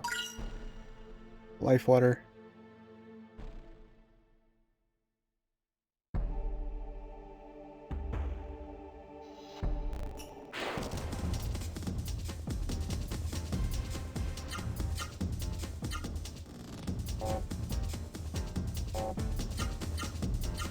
Oh, but yeah, like, this is Noah's new outfit. She was wearing, like, it was, like, light tan up top. It's like a brownish orange design, or trim, or whatever. And, like, her boots matched. But now she's got these bright red fucking housewife hot pants. 80s housewife hot pants. It's like some Peggy Bundy shit. And, yeah. So it's really cool. Like all things match, and now I can actually do her commands properly without forgetting which is which. Because her Rasuru is left and everybody else is right. I'm not sure why they chose to make the girl left-handed in particular, but you know, whatever. Probably nothing. And that, yeah, she has Terra now, and Terra, unlike Meta, who's kind of like a bracer, I guess. Like a... Definitely too long to be a bracelet, but like, you know, that's what I think of when I think of bracers. I think of something that covers not just here, but also like down to here, pretty much. The meta starts as that. Terra is like a glove, almost. Terra is like a Darth Vader hand, pretty much.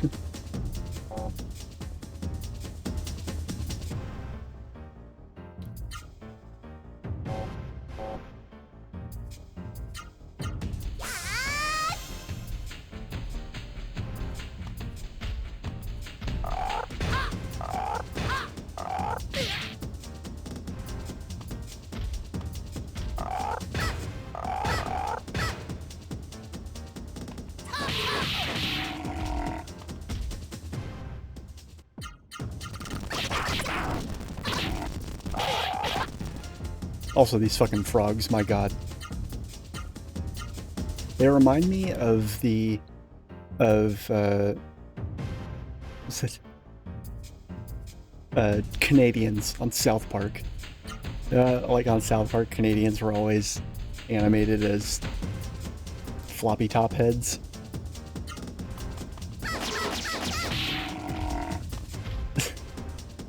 So ridiculous. Yeah, enemies have combos too. Sometimes they can actually combo into different attacks, just like that frog did. And now Noah's poison. God damn it.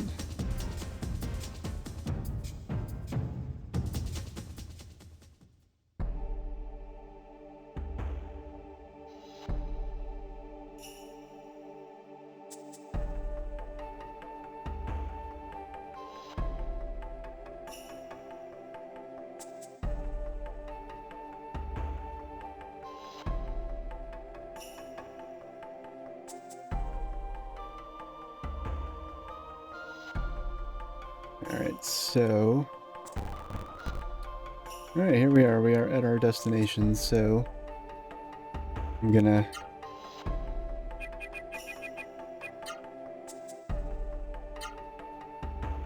Yeah, it's almost 10 o'clock. I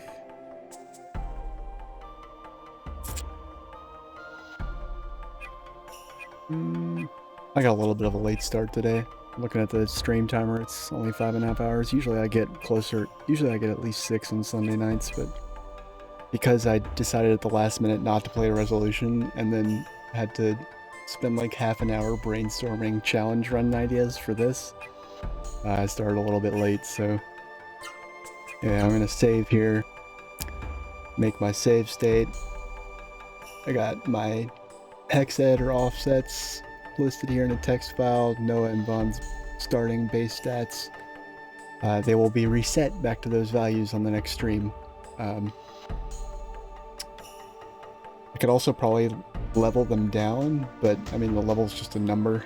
Doesn't mean anything outside the stats. Yeah, as I mentioned before, I'm going to leave their HP and MP alone, and their agility, but attack, upper body, and lower body defense, speed, and intelligence will all go back to their level 1 values. You know, for as long as I can keep that up. I'll also probably make a note of these values that are listed right here, and then maybe set that as a secondary benchmark to fall back to if I find that the level 1 values are too much. But I'm going to try a bunch of things before I resort to that. You know, I'll probably like hack in an additional item that I wouldn't normally have to see if that makes a difference. And try and just keep those stats as low as I possibly can. And just see what I can get away with based on just the equipment alone. And accessories, even if I have to hack accessories that I shouldn't have at this point in the game. I think that's going to be my goal, is to just to keep these 5 stats as low as humanly possible.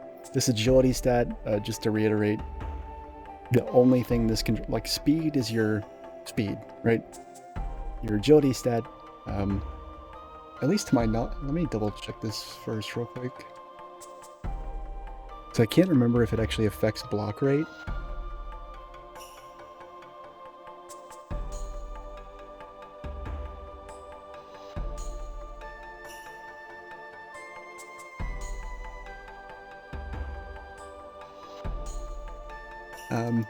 Even if it does, that's not,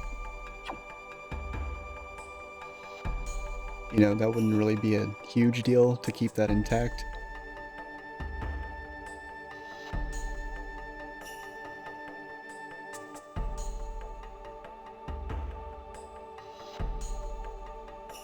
Okay, no. Blocking is tied specifically to upper and lower body defense.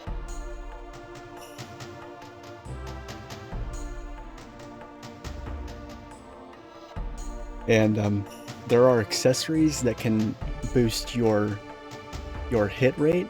You can't miss unless you aim low on a flying enemy. That's the only way you can miss in this game, is to, like, if you miss in this game, it's actually your fault. But there's accessories that can increase the number of unblocked hits, but that, as far as I can tell, is not actually a stat that you have measurable control over.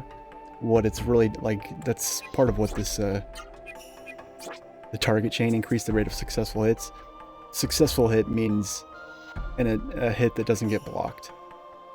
What this really means, what this really does, is basically just reduces the block rate of your target. You don't actually have a unblocked hit rate on your characters.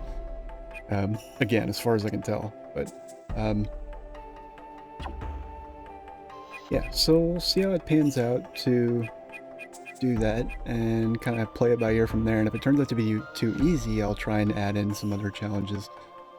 Maybe I'll, you know, cut my HP value by a certain percentage as well.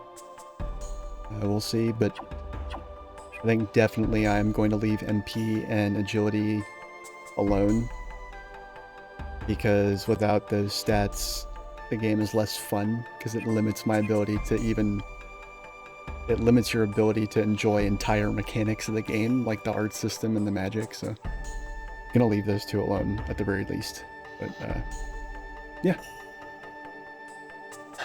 it is Sunday morning, which means I go to work tonight, and it's my long week, so I won't see you guys till Thursday morning. And yeah, be playing either this or Legend of Dragoon. Probably this, only because I'm curious to see how the second stream goes with the stats reset. Definitely going to be carrying on with these two for the foreseeable future. Oh, don't boo me. I'm sticking with it, I promise. Yeah, there was nothing really special about this stream, whereas the second stream, after I've reset the stats, who knows what's going to happen. Oh, booing work. Ah, I see. I'm sorry. I misunderstood. Yeah, no, it's rough. And normally I work from home on Sundays, which wouldn't let me stream, but at least I would be home. This week, somebody's on PTO or called out or something or other, so I gotta go in for 4 nights in a row at 12 hours a night, so not looking forward to it. Yeah. Everybody lurking, watching, Trance for showing up and subbing and following and being a comrade, that was cool. Yeah. Everybody, I'll see you Thursday morning / early afternoon. And until then, later, comrades. Oh, a question. Okay, briefly, yes. Christian, welcome to the stream, by the way. Sorry, I was actually just about to cut the save state hack. Basically, this is...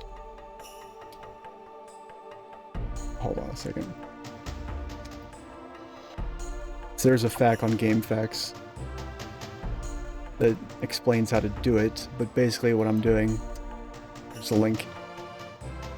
What I'm doing is I'm doing a low-level challenge run, or it's not a low-level challenge run, it's a low-stat challenge run, where basically at the end of every stream, or if I can get good at it and fast with it, maybe even mid-stream, I'm going to be periodically basically resetting the character's stats back to their level 1 values.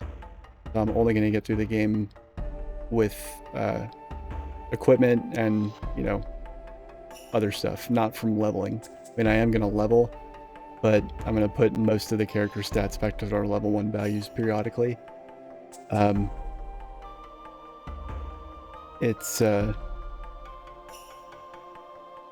I want them to be able to level in general, because I want there's certain stats that I want to have go up, but most stats I'm going to be resetting periodically, basically, just to try and see what I can get away with.